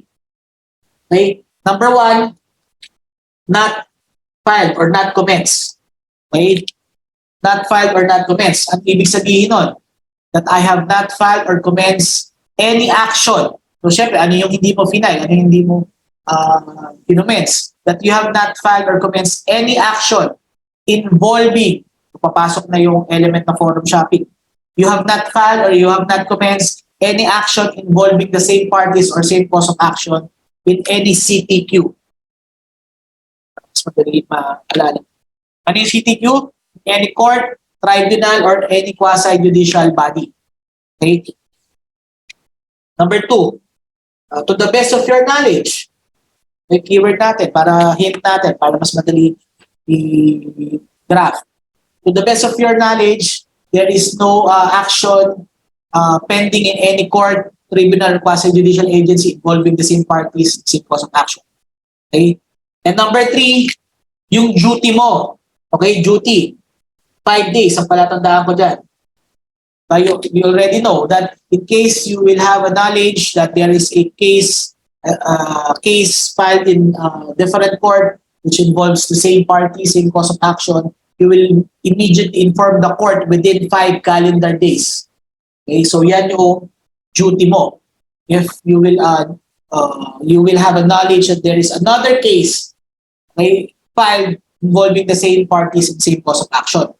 And importante lang, naalala ko lang, so, I'll just mention it. Anyway, you don't have a choice. Yung ang tawag ko dun sa class ay 3 kasalanan so far as to forum shopping. Okay? Number 1 is yung failure to comply with the foregoing. Diba? Ang ibig sabihin nun, yung failure to comply with the foregoing. You forgot to attach a certificate against forum shopping sa initiatory pleading. Okay? Or in any pleading wherein the court requires it to have a certificate against forum shopping. First act, failure to comply with the foregoing, hindi ka nag-attach. Number 2, false certificate or failure to comply with your undertaking. So that's the second act. Number 3, favorite natin, willful and deliberate forum shopping. Okay? So based on that rule, under Rule 7, if you fail to attach, you fail to comply with the foregoing, hindi ka nag-attach. Okay? So kung hindi ka nag-attach, pwede ba siya i-dismiss ng court motu proprio? Yes or no? Simple as that. Ikaw yung court, naka-receive ka ng complaint. Ako ng certificate against forum shopping. Let's follow the constitutional right of the party to have a speedy disposition of case. Dismiss na yan.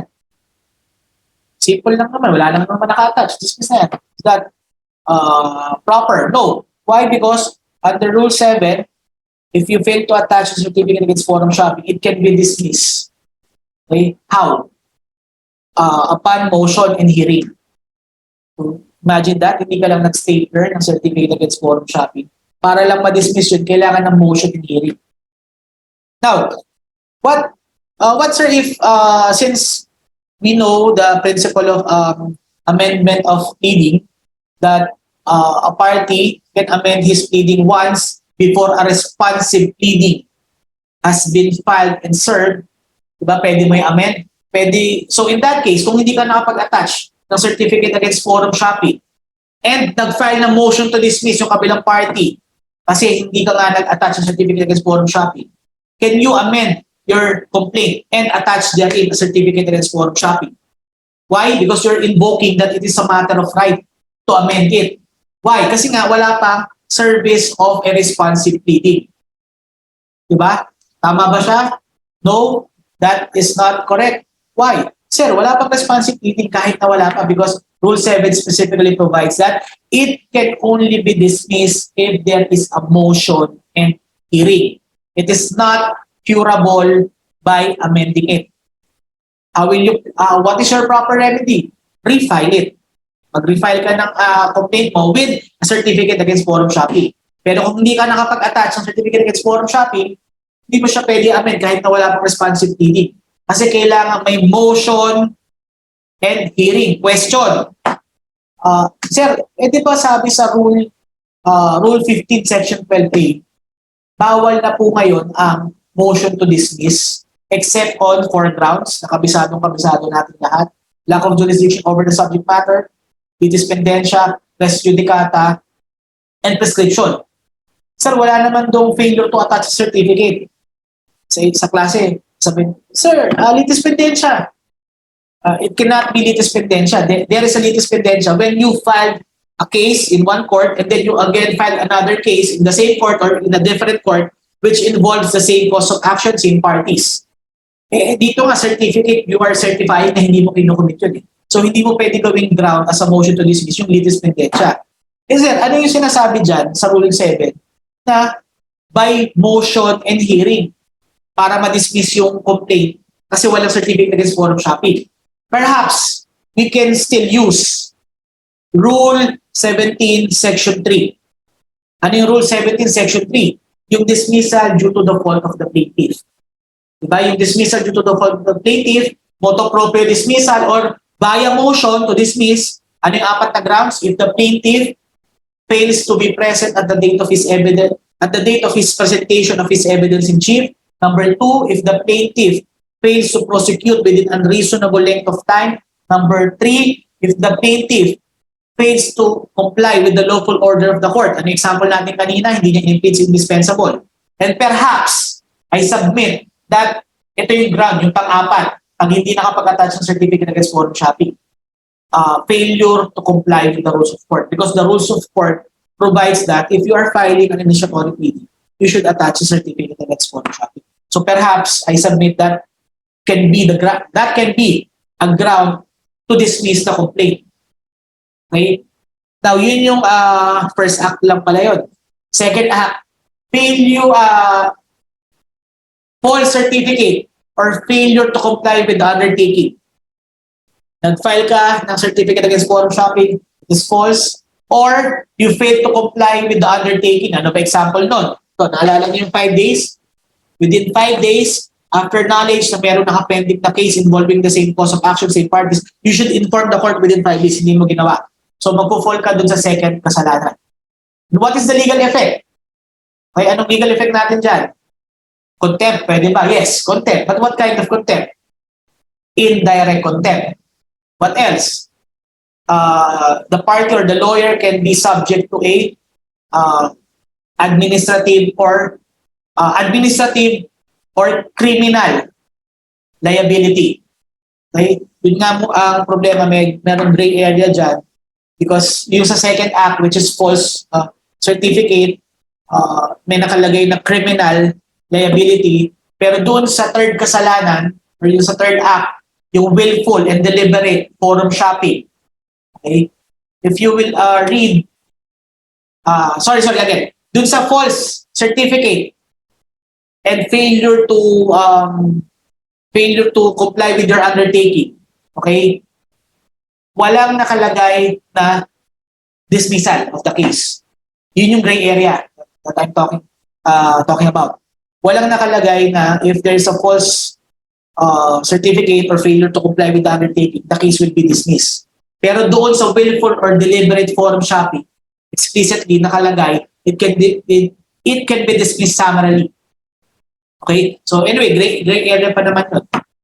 And another point is that if you fail to comply with your undertaking to report within 5 days or you file a false certificate, you can be liable, administrative or criminal.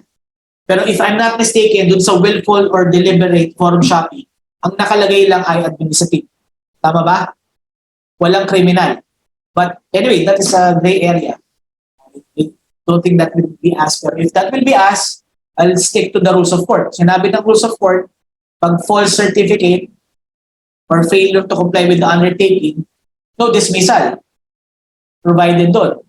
Okay, but you will be liable for indirect contempt. And you can be liable administrative or criminal. On the other hand, if it's a willful or deliberate forum shopping, yung sa third act natin, it can be summarily dismissed and you can be liable for direct contempt. Okay? So, anyway, yun yung mga topics natin sa certificate against forum shopping. Let's go to the slides. So, let's talk about kinds of pleadings. Okay? So, kinds of pleadings. Okay, ito, very significant innovation under the 2019 amended rules. So, allow me to erase. I hope you can appreciate my technique in memorizing significance, or signature in every pleading, verification, and certificate against forum shopping. Okay? I'll be going back to the logical arrangement of civil procedure. Okay, I'll be going back to the story of civil procedure. So ito na, complaint. Okay na tayo, wala tayong problema. So ngayon, if you file the complaint, na-receive ngayon ni court yung complaint, of course, the court will issue summons. Okay, but under the amended rules, which is yung nasa Rule 14, Section 1, okay? Upon filing of the complaint, the clerk of court should issue summons within 5 calendar days. Okay? Unless it is dismissible upon its face. Okay? Unless it is dismissible upon its face. So meron na tayong period. Hindi katulad dati na walang ang laki ng leeway kung kailan mag-i-issue ng summons ang court. Ngayon, specifically provide ng 2019 amended rules. Upon filing of the complaint, not necessarily filing, after the raffle. Okay, kasi pag filing mo na yan, ira-raffle pa yan. After the raffle, pag na-receive na ni branch yung complaint, and of course, there is payment of appropriate docket fees. Okay, so from receipt of the court, not upon filing, sorry. Upon receipt of the court, ng complaint, and merong payment na ng appropriate docket fees, within 5 calendar days, the court should issue summons, which is provided under Rule 14, Section 1. Can you please read that? Under Section 1, the clerk of court will issue summons unless the complaint is on its face dismissible under Section 1, Rule 9. The court shall, within 5 calendar days from receipt of the initiatory fee and proof of payment of the requisite legal fees, direct the clerk of court to issue the corresponding summons to the defendants. So, 5 calendar days from receipt of the complaint and payment of docket fees, issue ng summons. Mamaya natin discuss yung summons. Okay? So, after that, na-receive na the defendant yung summons. Okay? What is the next stage? Of course, defendant should file an answer. Okay? But we have a significant innovation here because instead of 15 days, ngayon, we have 30 calendar days. Okay? What do I mean? The defendant should file his responsive pleading, which is yung answer niya, within 30 calendar days from receipt of summons. Okay? And it can be extended, okay? Extendable. It can be extended for not more than 30 days. So motion for extension of time to file an answer, non-extendable period of 30 calendar days. Okay? So after ako si defendant, na-receive ko yung summons, I should file my responsive answer, and that is under Rule 11, Section 1. Can you please read 11, Section 1? Section 1, answer to the complaint. The defendant shall file his answer to the complaint within 30 calendar days after service of summons, unless a different period is fixed by the court.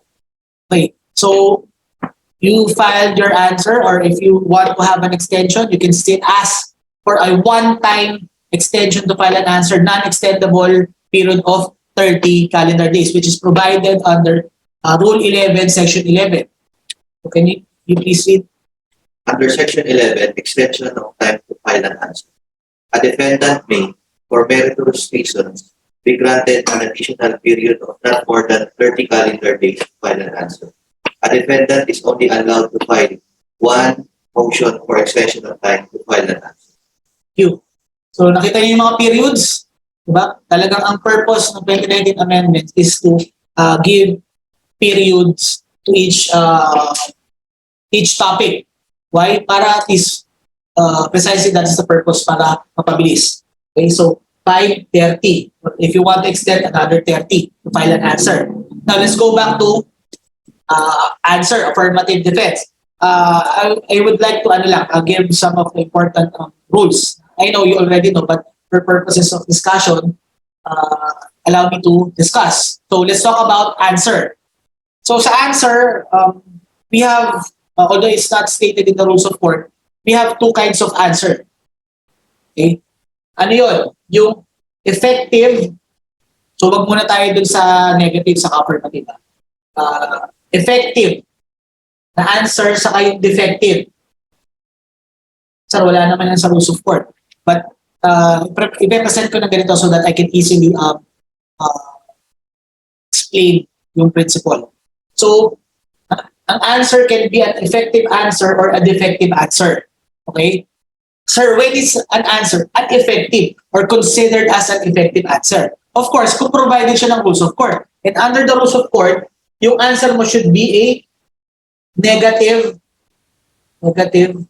defense or a or an affirmative defense. Affirmative. Okay? So, ibig sabihin, if your answer contains or alleges a negative defense or an affirmative defense, it is an effective defense. Okay? Hindi siya defective. Sir, ano naman yung mga defective? Number one, of course, we have a general denial. So, general denial, it is an answer, but it is considered as defective. Why?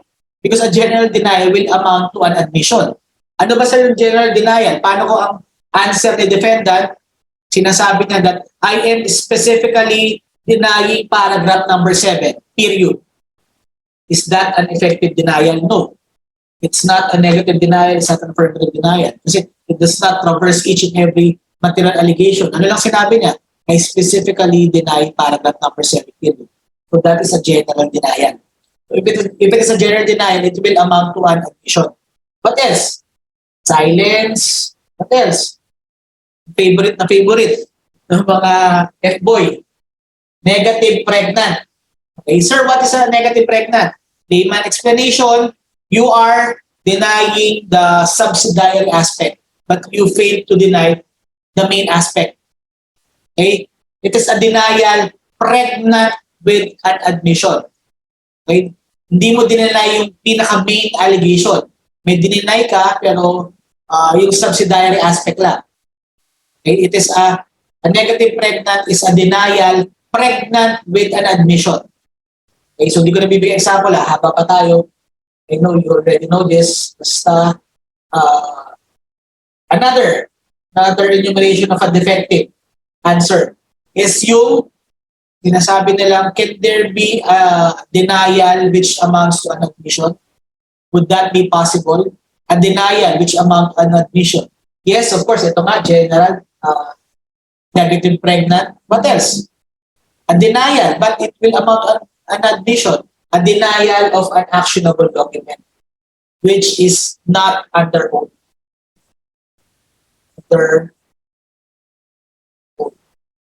Okay, so this is a denial, but will amount to an admission. If you deny, sa answer mo, dineny mo yung party ka dun sa contract. Okay? Dineny mo yung promissory note, yung what else? Receipt. So in short, an actionable document, this is a document which is the basis of your claim, sample, promissory note, or basis of your defense. An example, acknowledgement receipt. Okay, so kung yun yung basis ng cause of action mo on the part of the plaintiff, or basis ng defense mo on the part of the defendant, yung document na yun, it is considered as a actionable document. And if it is an actionable document, in order to deny it, okay, you should deny it under oath. Otherwise, the genuineness and due execution of the actionable document is deemed admitted. But take note, ang ina-admit is the existence, not kung ano yung nakasulat doon sa actionable document. The existence. Okay? So, I want to ask if you have a question, but I don't think that would be possible. So, let's proceed. So, ano naman sa yung effective? Yung mga effective na answer. So, a negative defense and an affirmative defense. By the way pala, balik muna tayo sa defective. Sir, ano naman ang significance kung general yung denial mo, silence, negative pregnant, or dininay mo yung actionable document pero hindi under oath? It will amount to an admission. Okay? And if yung answer mo amounts to an admission, pwede pumasok si Rule 34. Okay? What do we mean by that? The plaintiff can file a motion for judgment on the pleadings. Ba? Pag yung answer ni defendant is defective, si plaintiff, yung nag-file ng complaint, pwede siya mag-file ng Rule 34, motion for judgment on the pleadings. Why? Because the pleading, in this case, the answer, okay, the pleading fails to enter an issue or admits the material allegations in the complaint. Okay? So yun yung significance niyan. Pag defective yung answer mo, it will amount to an admission, and if it will amount to an admission, the plaintiff can file a motion for judgment on the pleadings under Rule 34 because the pleading admits the material allegations in the complaint. Okay, so yun yung significance niya pag defective. Pag effective, ano ba yung negative defense? So, ang hint ko dyan, palatandaan namin sa class, yung specific denial. Tama ba? Specific denial. Yung negative defense mo, para ma-consider natin yun ng negative defense, you are specifically denying the material allegations in the complaint. So that is a specific denial. And of course, we all know that we have three modes of specific denial. Absolute specific denial, si partial denial, and si lack of knowledge. Okay? Wala tayong problema dyan. Negative defense, you are specifically denying the material allegations of the complaint. Okay? Ano naman itong affirmative defense? Okay? Affirmative defense, affirmative defense, keyword natin dyan, hypothetically admitting. Okay? Number two, but which bar or prevent recovery. Okay, again, pag tinanong, define what is an affirmative defense, hypothetically admitting, bar or prevent recovery. Why? Because an affirmative defense, it is wherein you are hypothetically admitting the material allegations, the complaint, but which, nevertheless, it would bar or prevent recovery.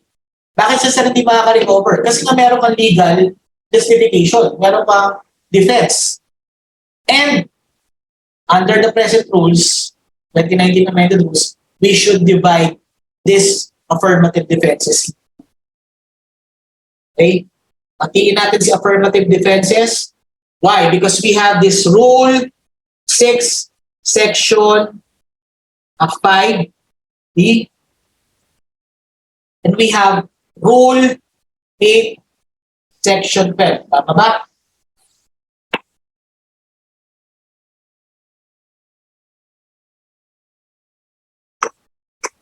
Sir, ano ba ang significance? Bakit natin hinati ang affirmative defense? Or bakit hinati ng 2019 committee yung affirmative defense? Okay? Ano ba muna yung Rule 6, Section 5B? Para mas madali tandaan, if you want to follow my technique. Ito yung fraud, statute of fraud. Bakit ganun ginawa ko? Kasi nga may same words. Fraud, statute of frauds. Next one is statute of limitation, estoppel, waiver, payment. So, nag-i-start siya para sa akin sa fraud, statute of limitation. Kasi may mga same words na. So, yun yung Rule 6, Section 5B. Sir, ano naman itong Rule 8, Section 12? 5 lang yan. Pag mali ang service of summons, improper service of summons. So, we have lack of jurisdiction over the person of the defendant. Pag mali yung service ng summons, it is an action in persona, pero service of summons by publication ang ginawa. Okay, substituted service, mali yung procedure. Okay, another ground ng Rule 8, Section 12. Improper venue. Okay? Proper venue. If it is a personal action, it should be filed in the place where the plaintiff is residing or where the defendant is residing at the option of the plaintiff. If it is a real action, file it where the property is located. Okay, ground na yun. Number 3, failure to state a cause of action or the pleading asserting the claim states no cause of action. The pleading asserting the claim states no cause of action or failure to state a cause of action. Discuss natin kanina.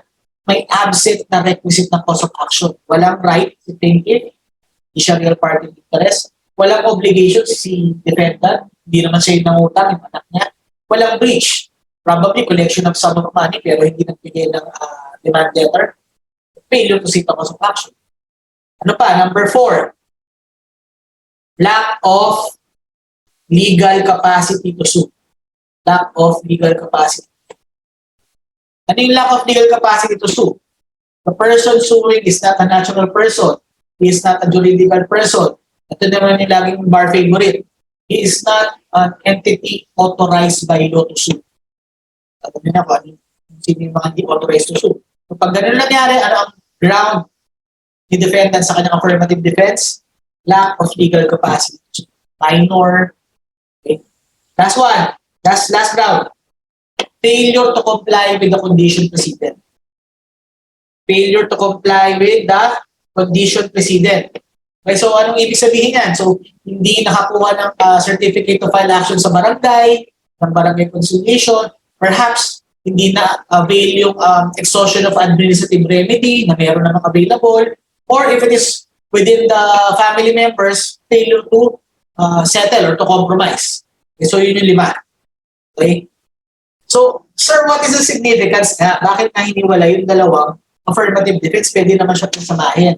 Because, take note, if yung ground ni defendant sa kanyang affirmative defense ay nagpo-fall sa Rule 6, Section 5B, ang ground niya, fraud, statute of limitation, payment, waivers, total, the court may, talagay ko na para maliwanag, the court may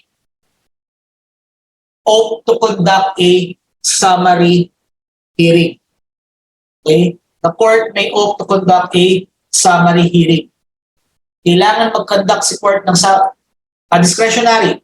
If the court opts to conduct a summary hearing after receipt of the affirmative defense, meron siyang 15 calendar days to conduct a summary hearing. Okay? So, ibig sabihin, pag na-receive ni court yung affirmative defense na nagpo-fall sa Rule 6, Section 5, kung gusto niya mag-summary hearing, dapat within 15 calendar days, mag-conduct na siya ng summary hearing. Kaya kung gaano kahaba yung summary hearing, walang nakaprovide. Personally speaking, I haven't seen any period kung gaano kahaba yung summary hearing. The point is, under this rule, kailangan within 15 calendar days from receipt of the affirmative defense, kung gusto lang ng court ng summary hearing, mag-conduct siya within 15 calendar days. Okay? And after the termination of the summary hearing, kung natapos na yung summary hearing, wala naman nakaprovide kung gaano katagal dapat yung summary hearing. Termination. So upon termination of the summary hearing, magkakaroon si court, si judge, ng 30 calendar days to resolve the same. So in short, pag nagpo-fall sa Rule 6, Section 5B, yung affirmative defense, lagyan nyo na ng 1530. Tama ba? Tama ba, 1530? Bakit 1530? Pag gusto take note, optional, discretionary upon the court, kung magkakandak siya ng summary hearing. Kung magkakandak siya within 15 calendar days from receipt of the answer, magkandak siya ng summary hearing. Then pag nagkandak siya, after the termination of that summary hearing, within 30 calendar days, kailangan i-resolve na niya whether to grant the affirmative defense or to deny it. Okay? Ano naman sir itong Rule 8, Section 12? Dito, huwag na natin lagyan ng 1530 lang yan. Ano ibig sabihin? Pag na-receive ni court yung answer ni defendant with an affirmative defense na nagpo-fall sa Rule 8, Section 12, any of this, okay, walang summary hearing na allowed ang rules of court natin. Okay? So, ibig sabihin, upon receipt, within 30 calendar days, kailangan i-resolve na ni judge itong affirmative defense. Okay? Sir, anong rationale? Bakit ito pwede summary hearing, ito hindi? Because as you can see, yung mga grounds dito, lack of jurisdiction over the defendant, from the four corners of the complaint, okay? From the four corners of the complaint, or even in the answer, madidetermine naman natin kung may proper service of summons. So we need not to avail or to have evidence aliunde or yung mga evidences outside the court. Hindi na kailangan. Kasi nga from the four corners of the complaint, makikita mo naman kung proper yung service ng summons, right? Yung proper venue, alam niyo naman yung basic rule ng venue. Hindi mo na kailangan ng other evidences. Failure to state a cause of action. If yung pagka-allege dun sa complaint, sablay, hindi na allege yung right to plaintiff, hindi na allege yung obligation ni defendant, hindi na allege sa may breach. Okay? So hindi mo na kailangan ng conduct ng summary hearing. Lack of legal capacity to sue, makikita mo na yan sa complaint.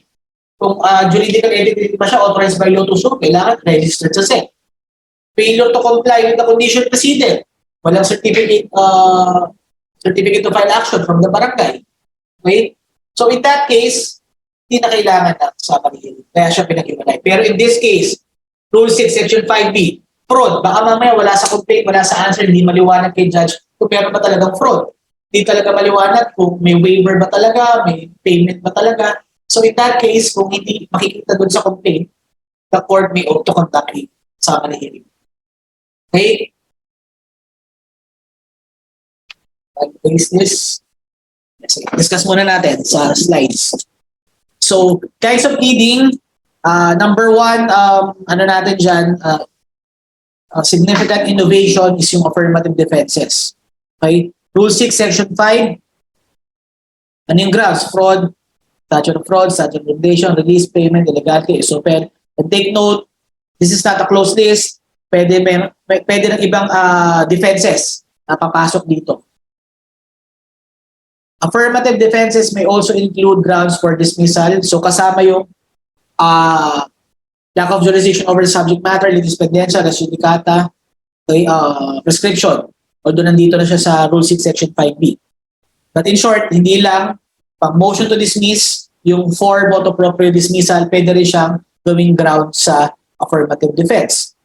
Rule 8, Section 12, no jurisdiction over the person of the defending party, improper venue, no legal capacity to sue, the pleading asserting the claim states no cause of action, and condition precedent for filing the claim has not been complied with. Significance of having two groups. Rule 6, Section 5B, meron tayong 15 and 30. Okay, so sulat nyo na dun sa Rule 6, Section 5B, 1530. Why? Because sabi ni Rule 6, Section 5B, the court may conduct a summary hearing within 15 calendar days from filing of the answer. And such affirmative defenses needs to be resolved within 30 calendar days from termination of the summary hearing. On the other hand, it is being provided under Rule 8, Section 12B. So yung effect, hiniwalay pa ni committee. So ito yung legal basis natin dyan. Rule 8, Section 12D. Okay, now insofar as to Rule 8, Section 12, 30 lang ang ilagay natin. Why? Because there is no summary hearing. The court shall motu proprio resolve the affirmative defenses within 30 calendar days. Okay? Take note, this is very important para lang hindi tayo magulo. Insofar as to remedy. Okay? Why? If the affirmative defense was denied, ano ba ang remedy? If the affirmative defense was granted, ano ba remedy? Doon muna tayo sa denial. Okay? Let's say for example, si defendant, nag-file siya ng answer with an affirmative defense of improper venue. Okay? So, pwede ba mag-summary hearing si judge? No, bawal. Kasi hindi naman siya Rule 6, Section 5. So, after filing an answer with an affirmative defense, pag-receive ni court within 30 calendar days, kailangan ma-resolve. Okay? So, paano kung ni-resolve ni judge? Denying yung affirmative defense. Anong legal effect? Of course, continue yung trial. Okay? Pag nag-continue yung trial, what is the remedy? Siyempre, sino bang kumbaga argabyado? Si defendant. Kasi dininay yung affirmative defense niya, tama? So, pag dininay yung affirmative defense niya, ano ngayon ang remedy niya? Diba? We all know that the defendant in this case cannot file. They cannot file a motion for reconsideration. The defendant cannot file a certiorari, prohibition, and mandamus. Okay? But take note of the word denial. Bakit? Kasi if the affirmative defense was granted, different rule will govern. Kasi pag granted yan, hindi ka pwede mag-MR kasi any action under Rule 12, under Rule 15, Section 12, any action dun sa affirmative defense, meaning to say, pag granted yung affirmative defense or denied, bawal lang ang motion for reconsideration.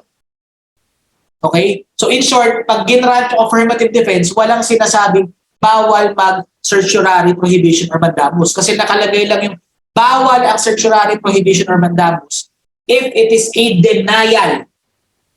Okay? Sa denial lang siya, pero sa grant, walang bawal. Ang bawal lang sa grant ng affirmative defense is MR. Okay? Anyway, so yun nga, na-deny yung affirmative defense ni defendant. Pwede ba siya mag-file ng MR? No, it is prohibited. Pwede ba siya mag-file ng certiorari? Prohibition mandamus? No. So anong remedy niya?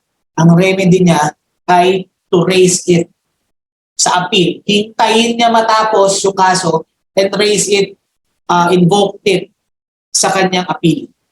Okay? Now, ano yung nasa slides nyo, sir, na affirmative defense, you should determine if it is raising an answer but denied and if not raising an answer. Bakit? Sa example ko, hinintay niya matapos. So, ni-raise niya. Ano yung ground niya? Ano ba sinabi ko? Improper venue.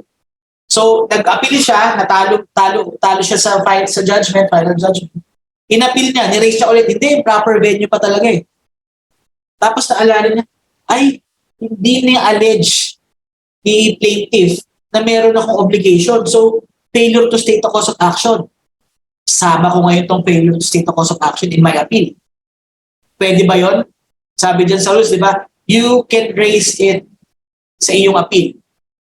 By example, pwede ba niya i-raise sa appeal niya yung improper venue and failure to state a cause of action? Yung failure to state a cause of action, he cannot raise it in his appeal. Why? Because failure to invoke your affirmative defense as early as possible, earliest opportunity as possible in filing an answer. So since hindi niya nilagay sa kanyang answer yung failure to state a cause of action, it is deemed waived. Pero yung improper venue, since nailagay niya at the earliest opportunity, yung earliest opportunity in filing an answer, since nailagay niya yung proper venue, hindi siya waived. So during the appeal, ang pwede lang niya i-appeal ay improper venue. Failure to state hindi na because it is deemed as waived because it was not invoked in his or her answer. Okay? So ito yung rule, affirmative defense, take note lang if it is raised in an answer but denied or not raised in an answer. Affirmative defense says if denied, meaning it was raised in the answer, not subject to MR, certiorari prohibition mandamus. Pero pwede mo siya i-raise on appeal after judgment. Okay? Pero pag hindi mo siya ni-raise sa answer, pwede mo ba siya i-raise sa appeal? No. Sabi ni Rule 8, Section 12B, failure to raise the affirmative defense at the earliest opportunity, and that earliest opportunity is by filing an answer, it will constitute as a waiver. Okay, reply. Let's talk about reply. Siyempre, meron dyan, kabisado na yan, actionable document. Diba? Under the 2019 amended rules. But just to have an idea sa reply, let's take note that generally, a reply is a prohibited pleading under the present rules. Sir, wala naman nakalagay sa 2019 rules na prohibited pleading yan. No, impliedly, reply generally is a prohibited pleading because it is only allowed if an answer, it is allowed if the answer attaches an actionable document. So, meaning to say, if the answer doesn't have an actionable document, you cannot file a reply. A reply is a prohibited pleading. Okay? Now, what is a reply? So, a reply, you can file a reply under the present rules if the answer attaches an actionable document. So, erase ko muna itong illustration sa affirmative defense. Let's continue dito sa logical arrangement or the story of civil procedure. So answer, okay na tayo sa answer, na-discuss ko na. So reply.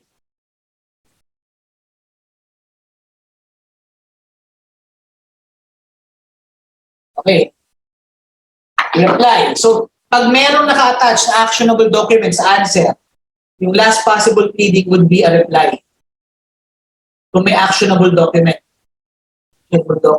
attached to an answer, reply.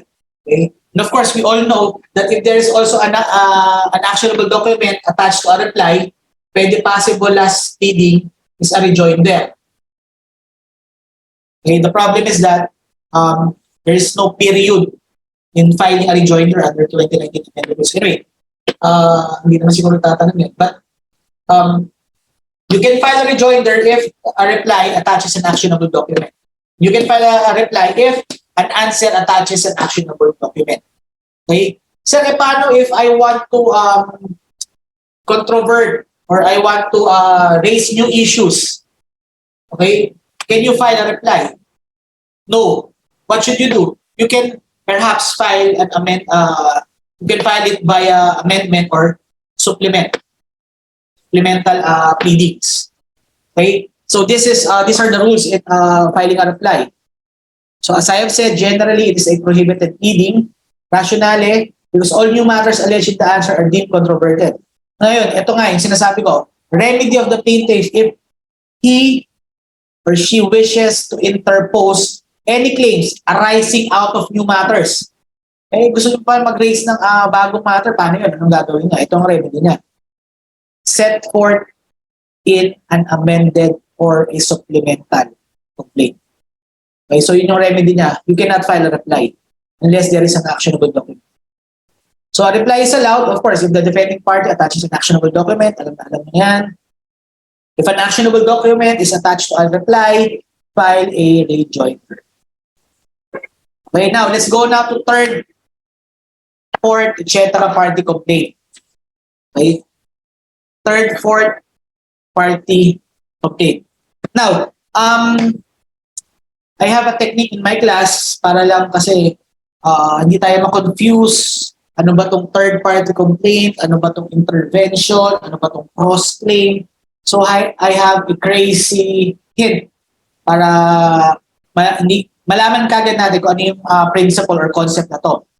Na if we talk about the third party complaint, keyword namin dyan na hindi dapat ilagay sa bar, third party complaint is nang dadamay. Baka kasi ma-confuse tayo sa intervention, cross claim. Third party complaint, ito lang yung technique, third party complaint nang dadamay. Intervention, crazy hint namin dyan is EPAL. Intervention, EPAL. I'll explain to you but ganun yung mga namin hint. Tapos, cross-claim, of course, technique namin dyan, co. Diba? Co, defendant, co-plaintiff. Okay, so basically yun lang naman, yun lang nakakalito. So, third-party complaint, ano sabi nyo sir? Nang dadamay. Pero bakit nang dadamay? Ano ba yung third-party complaint? Because a third-party complaint is a claim. Is a claim of a party in an existing case. Kasali na siya dun sa kaso. Siya ay yung defendant. Okay? A third-party complaint is it is a complaint wherein a party in an existing case files a complaint against a party not previously impleaded. Okay? So gusto niya idamay yung tao or yung party na hindi pa kasali. And the purpose is sisa. Alam nila yan. Sisa. Ang purpose ni defendant or his third-party plaintiff do sa third-party complaint na originally siya ay defendant, ang purpose na kaya gusto niya idamay is because of sisa. What is sisa? C, because of contribution. I, because of indemnity. S, because of subrogation. A, any other relief. Okay? So a third-party complaint, again, is a claim by a party in an existing case or filed by a defending party in the original case against a party not previously impleaded for CISA. Because he wants the third party to be liable because of contribution, indemnity, subrogation, or any other relief. Okay? So let's go now dun sa amendment. Ano ba significant amendment sa third party complaint? Before, nung 2019 amended rules, malaki yung leeway ni judge to grant or deny a third party complaint. But under the present rules, meron na tayong guidelines wherein the judge or the court can deny admission of the third party complaint. So keywords lang natin dyan, number one, yung denial ng third party complaint. Ano ibig sabihin nun? Hindi tatanggapin ni court yung third party complaint ni defendant. Ano yung tatlong keywords natin? 30 calendar days, matters extraneous, and new issues. Sir, ano yun? 30 calendar days. The third party complaint will be denied admission or will be dismissed if hindi ma-serve yung summons kay third party defendant. If the third party defendant cannot be located within 30 calendar days. Okay? And another one, if you are introducing matters extraneous. Number 3, if you are introducing new issues. Okay? So, kumpletuhin natin. Again, it shall be denied admission. Ito nga yun, yung grabs natin. And the court, so anong remedy? Kung gusto magpasok ni defendant ng new issue, kung gusto magpasok ni defendant ng matters extraneous, or what if after 30 days, hindi talaga mahanap eh. Does it mean na wala nang remedy si defendant? Meron pa, institute a separate action. So, meron namang remedy si defendant. Okay? But the point is, the third-party complaint will be denied. Number 1, ito yung 30 calendar days. If the third-party defendant cannot be located within 30 calendar days. Take note, reckon from grant of such leave. Okay, so pag na-receive na yung notice, yung order ni court granting yung third-party complaint, kailangan hanapin na ni third-party plaintiff, the third-party defendant. So pag 30 calendar days hindi nahanap, denied. Remedy, mag-file siya ng separate action. Matters extraneous, self-explanatory. Matters extraneous to the issue, the principal case, raise, and yung effect is you are introducing a new separate controversy. Simple as that. Keywords, just take note of the keywords. Okay, when to file a responsive pleading. Okay, when to file a responsive pleading. Dito pala yun. But anyway, so medyo mahaba yan yung when to file a responsive pleading.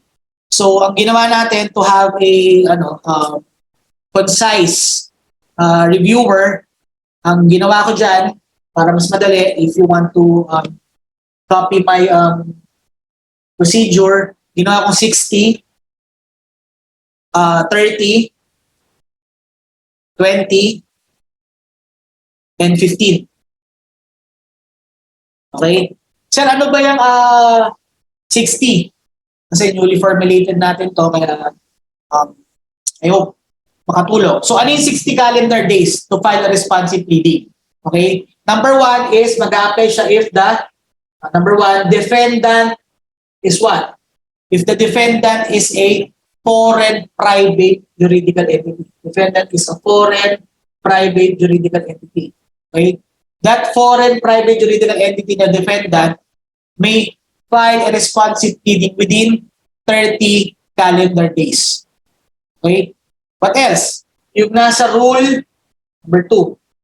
Read rule 14, section 16. Medyo mahaba yan. Mamaya natin i-discuss sa summon. Rule 14, section 16. Okay? Another one is yung rule 14, section 17. Rule 14, section 17. Mamaya natin i-discuss. Okay? But ito yung 30 calendar days to file a responsive pleading. So, 60 calendar days, tandaan yung tatlo. Okay? Ano naman yung 30? Yung 30 is, number 1, you have 30 calendar days to file a responsive pleading or answer to a complaint. Number 1 is complaint. So, complaint. So, you have 30 calendar days to file a responsive pleading. Of course, record from service of summons. Okay? Ano pa? 30 calendar days para sumagot. Ano pa yung number 2? Answer to what? May natin lagay answer para di mahaba. Answer to a third party complaint. Okay? So you have 30 calendar days.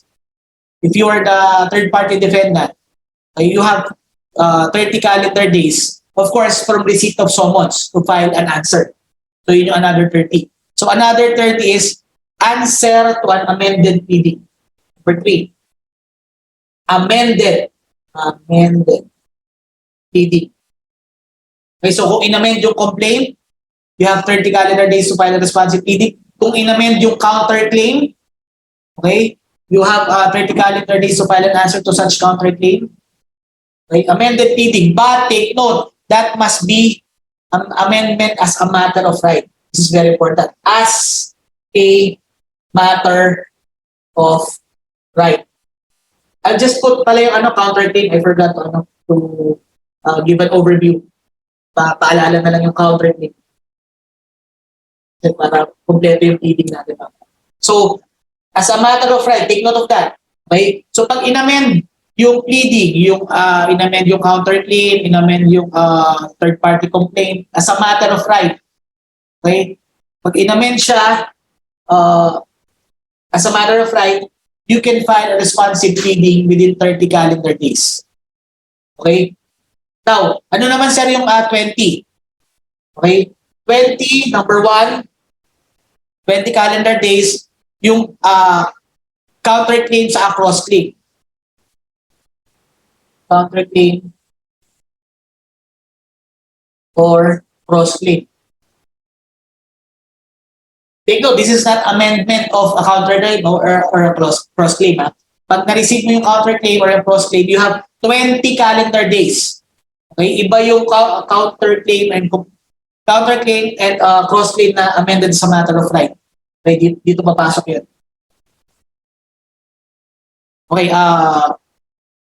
from service. So, record from service. Number 2, ano yung 20 days na number 2? Supplemental complaint. Supplemental complaint. Okay, so if there is a supplemental complaint, receipt mo, you have 20 calendar days to file a responsive pleading. Anong reckoning point? From the notice of order admitting such supplemental complaint. So ito kanina yung counterclaim and cross-claim. Pag na-receive nyo yung copy nun, you have 20 calendar days to file an answer. We're talking about kayo yung defendant. Isipin nyo kayo yung defendant. Okay. Pag supplemental complaint naman, naka-receive kayo ng supplemental complaint, you will have 20 calendar days to file an answer or responsive pleading. Pero ang tanong, kailan mag-start ng 20 calendar days? Okay, ang sabi ng batas ay from notice of the court admitting such supplemental admitting. Okay? So, from notice of the order admitting.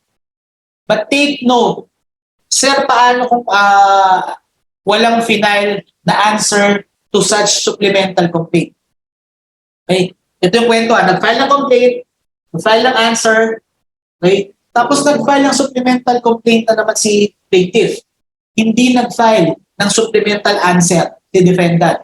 Does it mean that he can be declared in default? No. Why? Because under the rules of court, if there is no supplemental answer, okay, the answer in the original complaint shall serve as the answer to the supplemental complaint.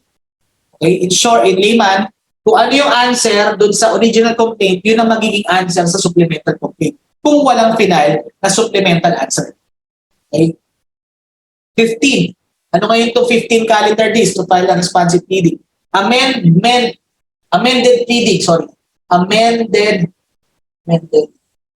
pleading.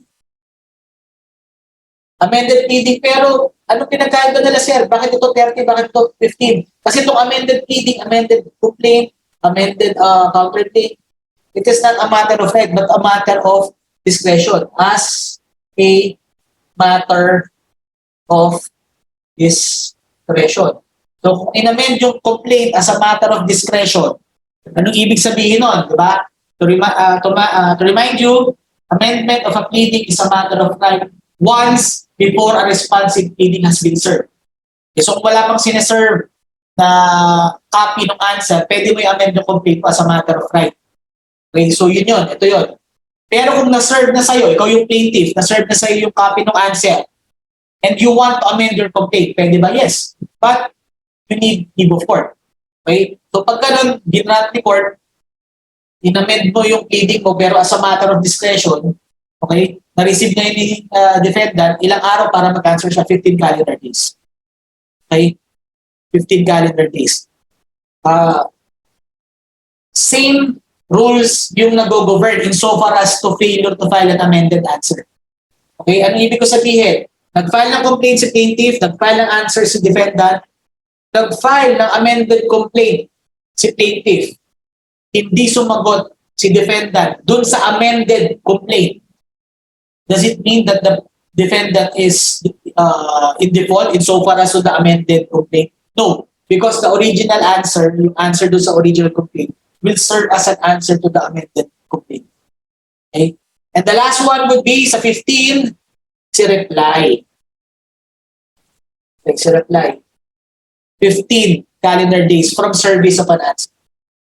From service of an answer. Okay? So, we can sum this how to when to file a responsive pleading by stating only 60, 30, 20, 50. Okay? So, alam niyo na, ito yung let's give emphasis to that. When to file a responsive pleading. Let's check out the lines. Okay, 60 calendar days. Di pa naman tayo. Ngawit ako kakaliwa. Kano naman. Okay. 60 calendar days. Okay, from receipt of summons, service of summons is made on the government official designated by law to receive the same. If defendant is a foreign private juridical entity under Rule 11, Section 2. So legal basis natin dito, is Rule 11, Section 2. Okay, natin sulat. Okay, next. Ito hindi ko pa nailagay, pero mamaya natin siya didiscuss sa summons. 30 calendar days para sumagot. Sumagot saan? Sa complaint. Ito yung didiscuss natin. Complaint. Reckoning, of course, we all know from service of summons. Next, Rule 11, Section 1. Ito ang legal basis natin. Answer to a third-party complaint. Fourth-party complaint. Okay? You have, though yung defendant sa third-party complaint, you can file an answer within 30 calendar days. Reckon from service of summons din. Okay, parang original complaint din siya. Anong legal basis natin? Rules 11, Section 5. And number 3, sa 30 calendar days, answer to an amended pleading as a matter of right. Inamend mo yung complaint mo, inamend mo yung cross-claim mo, inamend mo yung counter-claim mo. Intervention, 30 calendar days. Okay? After being served. So anong reckoning point na after being served with a copy? Anong legal basis? Rule 11, Section 3, first paragraph. 20. Answer to a counterclaim or cross-claim. Okay? Meron kang 20 calendar days to file an answer. Reckon from service. Kailangan mo ba ng summons dyan? Hindi na kailangan ng summons. But why? Because a counterclaim is a claim by a defending party against a claiming party which is necessarily connected with the same transaction or occurrence involving the same subject matter of the claiming party. Cross-claim, ganun din. So, hindi na kailangan ng summons doon. Na-acquire na yung jurisdiction eh. Anyway, we will discuss that later. So, 20 calendar days, sagot sa counterclaim or cross-claim. Reckon from service nung counterclaim. Copy nung counterclaim, copy nung cross-claim. Sa case ni Next, answer to a supplemental complaint. Okay? Anong reckoning point? From notice. Hindi sa summons. So, yun yung technique natin. If na-acquire yung jurisdiction na serving summons, hindi naman siya magre-reckoning point sa summons, sa service of summons. In this case, supplemental yan. May na-file na ng complaint. Ang reckoning point ng 20 calendar days is from notice of the order ni court admitting the supplemental complaint. Okay, unless of course a different period is required by the court. Now take note, ito yung sinasabi ko kanina. Answer to the complaint shall serve as the answer to the supplemental complaint if no new or supplemental answer is filed. Okay, legal basis Rule 11 Section 7. Kung hindi mo sinagot yung supplemental complaint, no problem about that kasi ang magsaserve na answer doon sa supplemental complaint is yung original answer. Next, 15 calendar days. Amended pleading, parehas na ito. Pero bakit mas malaki ito? Kasi as a matter of right, hindi pa niya nakikita, wala pang nasa-serve sa kanya na copy. Ito, as a matter of discretion, ibig sabihin may idea na siya. Why? Kasi na-serve na sa kanya yung copy ng responsive pleading. So you have a 15 calendar days to file an answer dun sa amended complaint, but in-amend yung complaint as a matter of discretion. Record from summons, no, kasi na-acquire na yung jurisdiction over the person. reckon from notice of the order admitting the same. Same rule. In-amend yan. Wala kang sinagot dun sa amended complaint. Ibig sabihin ba, default ka? No. An answer earlier filed may serve as the answer to the amended complaint if no answer is filed. Rule 11, Section 3, Paragraph 2. Reply 15. Of course, reckon from service of an answer. Okay? So, yun nga, yung kanina, yung extension of time to file an answer, we only have one time extension of time to file an answer, which is non-extendable 30 calendar days. Okay. So, only allowed to file one motion for extension of time, a motion for extension to file any pleading other than an answer is prohibited. Scrap of paper. Okay. The court, however, may allow, take note of this, so discretionary rin naman pala sa court. The court, however, may allow any other pleading to be filed after the time fixed by this rule, under Rule 11, Section 12. So, may discretion pa rin naman pala si judge kung mas mahaba dito yung i-allow niya. But that would be a case-to-case basis, depending upon the discretion of the court. Okay. So, before we proceed, let's go back dito sa when to file a responsive pleading. So, we've discussed everything except these two. Sir, ano ba yung 60 calendar days dito sa Rule 14, Section 16, saka Rule 14, Section 17? Meron ba tayong filing a responsive pleading dyan? Okay, let's read Rule 14, Section 16. Any order granting such leave shall specify a reasonable time, which shall not be less than 60 calendar days after notice, within which the defendant must answer.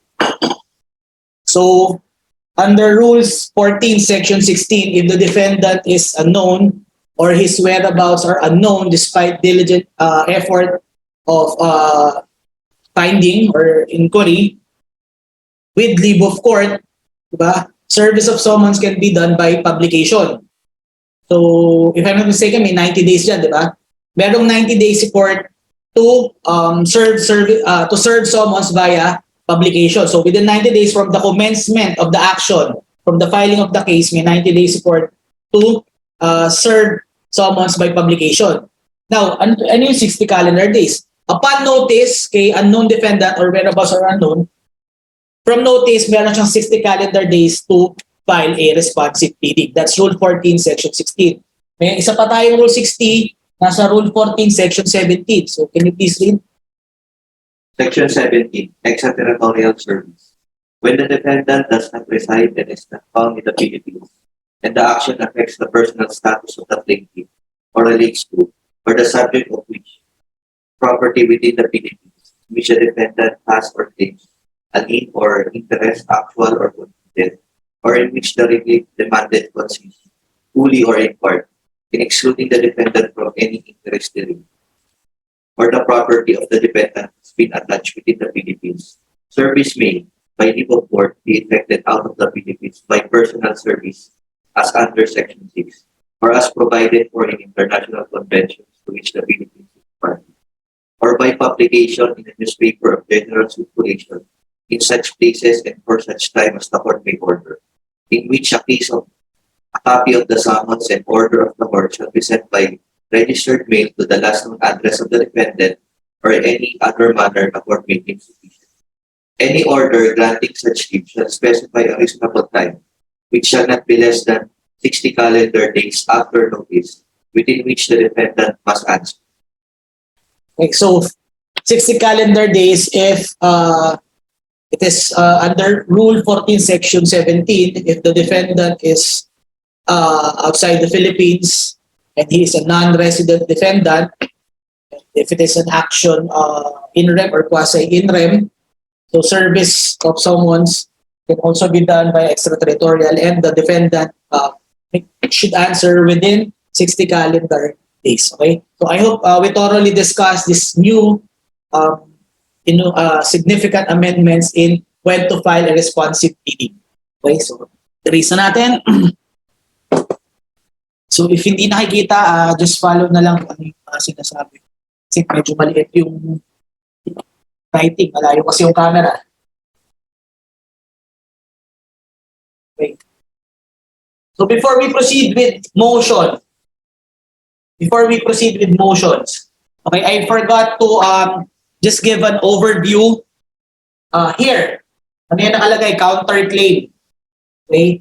So a counterclaim, okay, it should be attached in an answer. If we talk about a counterclaim attached to an answer, perhaps we're talking about compulsory counterclaim because we have two kinds of counterclaim. Basically, we have two kinds, the compulsory counterclaim and the permissive counterclaim. So a compulsory counterclaim, the first, what's the compulsory counterclaim? Pag tinanong tayo, ito yung mga must be memorized before going to the bar exam. What is a compulsory counterclaim? Okay? So, himayin natin, a compulsory counterclaim is a claim by the defending party. Kaya nga siya naka-attach sa answer. Okay? It is a claim by the defending party against the claiming party or the plaintiff, which is necessarily connected with the same transaction or occurrence involving the subject matter claim of the plaintiff. May connection. Okay? Again, it is a claim by the defending party against the claiming party which is necessarily connected with the same transaction or occurrence involving the subject matter or cause of action of the plaintiff. So pag ganun yung claim ni defendant, it is a compulsory counterclaim. And if it is a compulsory counterclaim, the following basic rules should govern. Number one, yung compulsory counterclaim mo must be invoked or set up in your answer. Otherwise, it is deemed waived. Okay? So, di na ako magbibigay ng example. Ano example ng compulsory counterclaim? Basta related sa claim ni plaintiff. Okay, first rule nga, it should be invoked or set up in the answer. Statement mo sa answer, isulat mo sunod ng answer. So you should invoke it or set up it in an answer, in your answer. Otherwise, it is deemed waived. Okay? But I want you to take note of this, what we call in my class, Joey and after acquired counterclaim. Of course, you already know that. What is this Joey? Except Joey because I invented that acronym. Joey. So the rule is that you should allege or invoke your compulsory counterclaim in your answer. Otherwise, it is deemed waived. But if you fail to invoke it in your answer because of what is Joey, when justice requires JOIE. Okay. When justice requires or because of oversight, because of inadvertence, or because of excusable negligence, you failed to invoke it in your answer. Okay? You can still raise it, but as an amendment, but with leave of court. Okay? So again, ulitin natin. Rule 11, Section 10. Rule 11, Section 10. Omitted counterclaim for cross-claim. When a pleader fails to set up a counterclaim for a cross-claim through oversight, inadvertence, or excusable neglect, or when justice requires, he may, by leave of court, set up the counterclaim or cross-claim by amendment before judgment. Okay. So, related pa rin yung counterclaim niya, hindi lang niya na-invoke. Kaya gagawin niya ay Joey. But via amendment. Ito namang after acquired counterclaim, connected pa rin yung claim ni defendant kay plaintiff. But hindi niya na-invoke. Does it mean na waive na siya? No, because in this after acquired counterclaim, it arises after filing of an answer. So nangyari siya dito na banda. Okay, so ano ibig sabihin nun? Yung claim na yun, still connected with the cause of action of the plaintiff. Ang problema natin, nag-occurred siya after filing of an answer.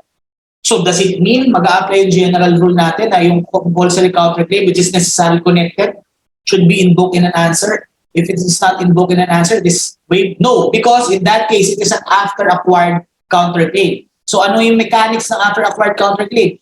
If yung counterclaim arises after the filing of an answer, you can still invoke such counterclaim but via supplemental by supplemental complaint. And of course, the most important, with leave of court. Parehas ng Joey, parehas silang may with leave of court. But can you please read Rule 11, Section 9? Rule 11, Section 9. counterclaim or cross-claim arising after answer. A counterclaim or a cross-claim which either matured or was acquired by a party after serving his pleading may, with the permission of the court, be presented as a counterclaim or a cross-claim by supplemental pleading before judge. Okay, so that is an after acquired counterclaim. You can still invoke it even though it was not set up in the answer, provided that it is with leave of court and by supplemental complaint. Okay? So, yun ang compulsory counterclaim. We call it Joey, admitted counterclaim. And the other one is the after acquired counterclaim. And also we have the opposite of compulsory counterclaim, which is permissive counterclaim. So what is this permissive counterclaim? If you already know the definition of compulsory, lalagyan nyo lang ng word na not. Okay? Permissive counterclaim. Ang permissive counterclaim, it is also a claim by the defending party against the claiming party which is not connected with the same transaction or occurrence involving the subject matter claim of the plaintiff or the claiming party. Walang connection. Okay? So can you invoke that? Can you set that up in your answer? Yes. But can you set it up as a separate action? Yes, because a permissive counterclaim, first rule natin, pag permissive counterclaim yan, it shall be considered as an initiatory pleading. So kung isama mo man siya sa answer or hiwalay, that would be possible provided that there must be with leave of court. And later, I'll share my technique how to determine whether or not such pleading needs leave of court or not. Okay? Please remind me of that. Now again, permissive counterclaim, it is a claim by the defending party against the claiming party which is not connected with the same transaction or occurrence involving the subject matter claim or cause of action of the plaintiff. Rule, considered as initiatory pleading. And since it is considered as an initiatory pleading, syempre kailangan lagyan ng certificate against forum shopping. Number 2, payment of appropriate docket fees. Okay, so that is permissive counterclaim. I forgot to mention kanina sa compulsory counterclaim, another rule, bukod sa it should be set up in an answer, yung compulsory babalik lang ako compulsory. It should be set up in an answer, otherwise it is deemed as waived except Joey and after acquired. Another rule, yung compulsory counterclaim mo, the defendant must be within the jurisdiction of the main case. Of course, except if it was filed before the RTC. Any amount yan. Diba? Except, of course, pag yung wala talagang jurisdiction ng RTC, let's say, for example, ang counterclaim mo is illegal dismissal. In such case, the RTC, it's the labor arbiter. Okay? Now, another pleading, si cross-claim. So, if you still remember kanina, ano yung technique natin kay cross-claim? Co. Diba? Third-party complaint, nandadamay. Intervention, EPAL. Cross-claim, co. Bakit co? Kasi ang cross-claim is a claim by the co-plaintiff against a co-plaintiff or a co-defendant against a co-defendant. And anong rule ang mag-govern sa cross-claim? Same rules with the compulsory counterclaim. Meaning to say, it must be necessarily connected. Yung claim ni co-defendant kay co-defendant, yung claim ni co-plaintiff kay co-plaintiff, must be necessarily connected with the same transaction or occurrence involving the subject matter claim of the co-party. Okay? And of course, it must be invoked, otherwise it is waived na answer. It must be within the jurisdiction of the court. So same rules ng compulsory counterclaim, ang cross-claim. Okay? Another pleading is the complaint in intervention or intervention under Rule 19. Ano sir yung crazy hint natin sa intervention? EPAN. Why? Because intervention is a claim by a party not previously pleaded. But he wants to become a party because he wants to protect his legal interests. So yun yung intervention. So we have discussed reply kanina, tapos na third party complaint, okay na rin kanina. Now, I would like to share to you my technique. Like, for example, should we have a leave of court if we want to file a cross-claim?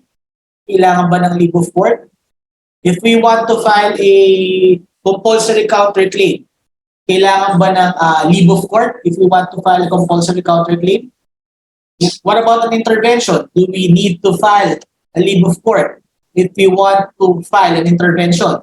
So this is our technique para malaman kung kailangan ng leave of court.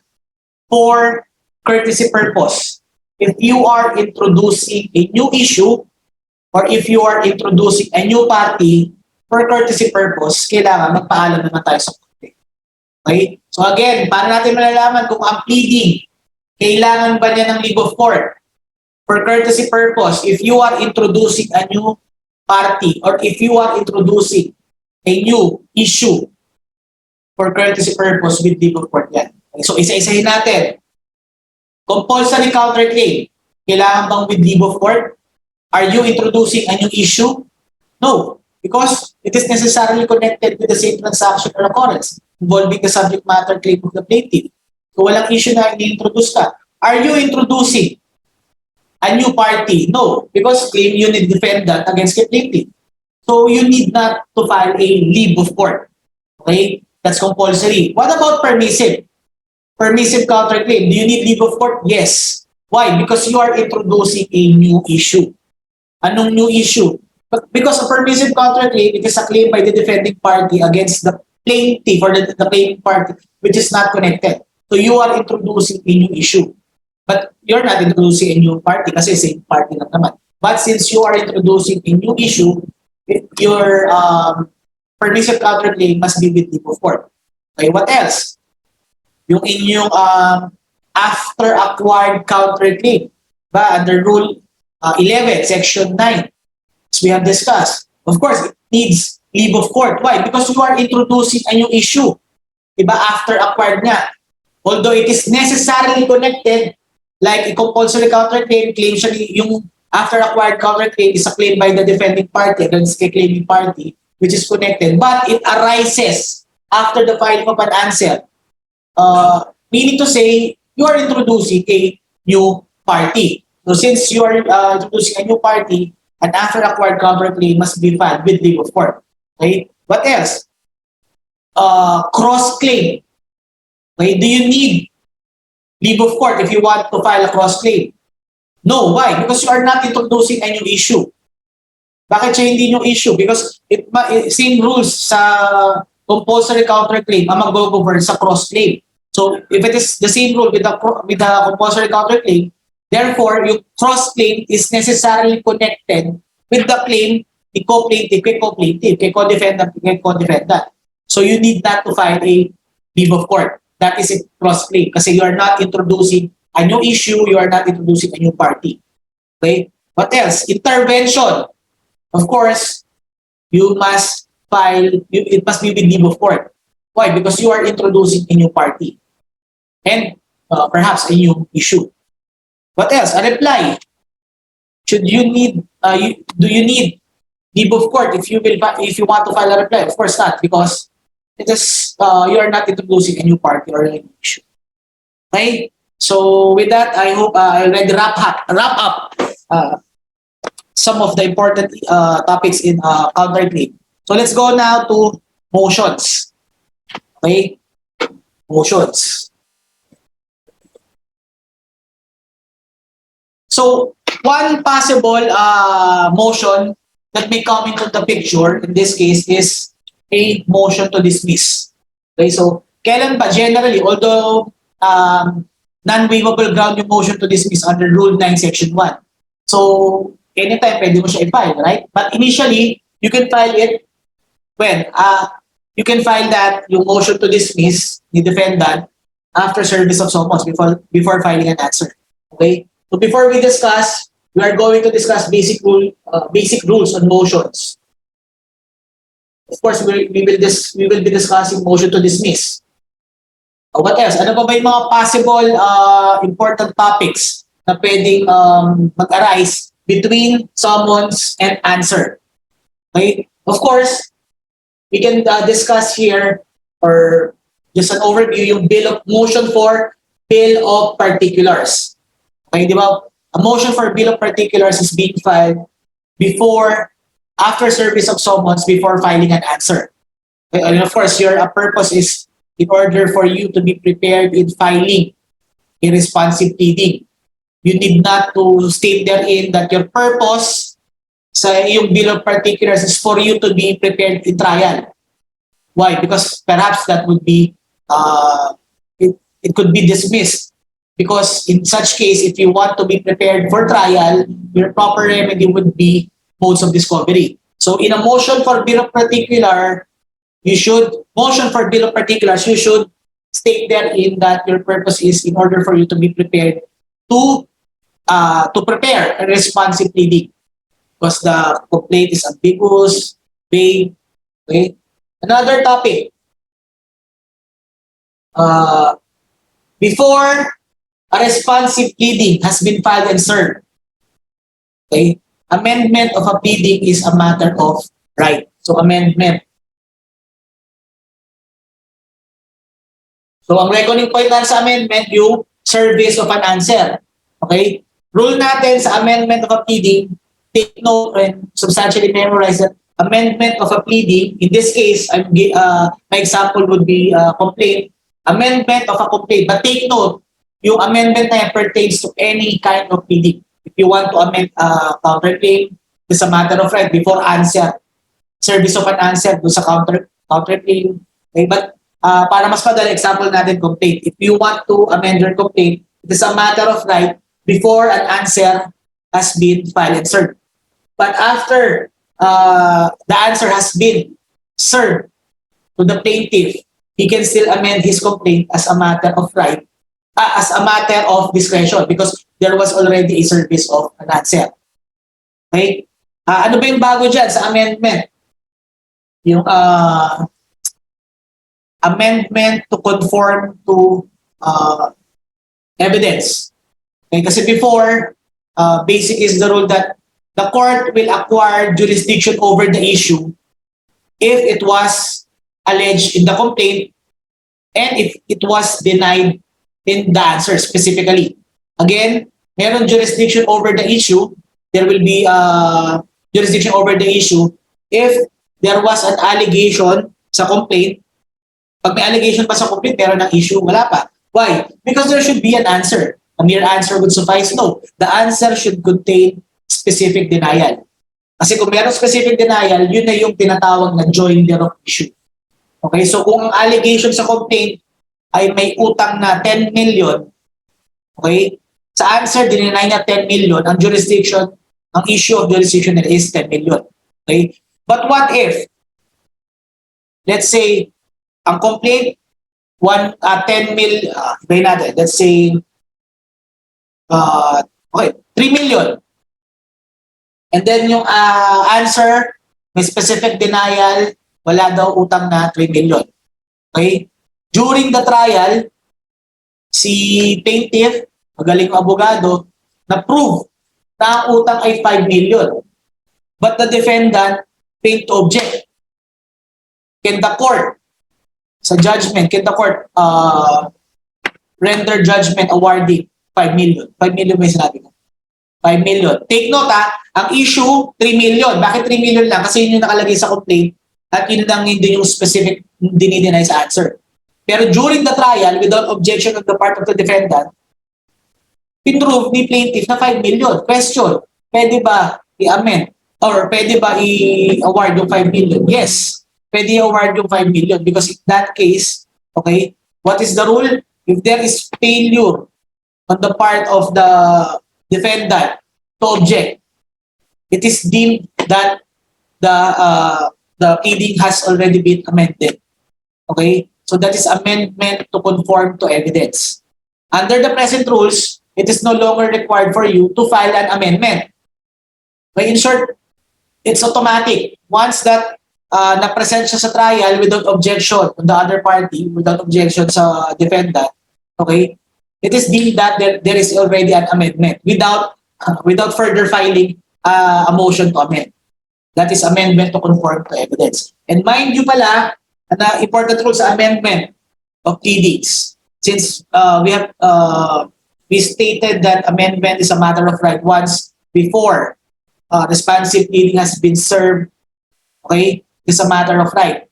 So if For example, nag-file ng collection of 2 million. Okay, I'm invoking RA 11576, 2 million.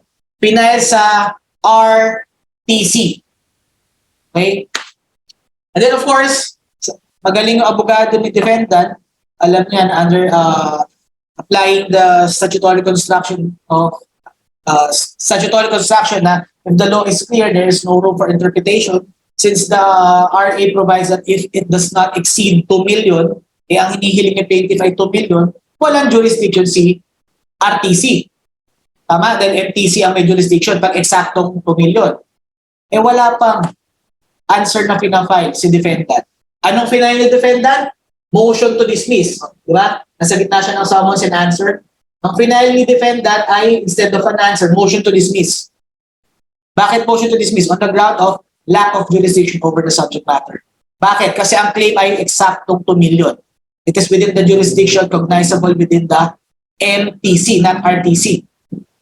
Ngayon ang sabi ngayon ni plaintiff, amendment is a matter of right once before a responsive pleading has been filed and served. Ginawa niya, inamend niya yung complaint niya, ginawa niya 2 million and 1 peso. Okay? Okay, 2.5 million na lang para realistic. So, ginawa niya yung 2 million, ginawa niya 2.5 million. Okay? Tinanggap ni RTC. Ano ngayon ang sabi ni defendant? RTC, you are exercising, you are violating the rule on grave abuse of discretion. That is a grave abuse of discretion amounting to lack or excess of jurisdiction. On the first place, wala ang jurisdiction, 2 million yan, RTC, dapat LTC. Bakit mo tinanggap? Bakit mo inaktuhan? That is abuse of discretion. And take note, under the present rules, pag binasa niyo sa rules of amendment, you cannot amend to confer jurisdiction. In this case, in-amend mo yan, conferring jurisdiction to the RTC, bawal yan. Is the defendant correct? Is the court, is the RTC acting outside its jurisdiction? Because in the first place, wala naman siyang jurisdiction. At tinanggap niya yung amended complaint. 2 million, making it 2.5.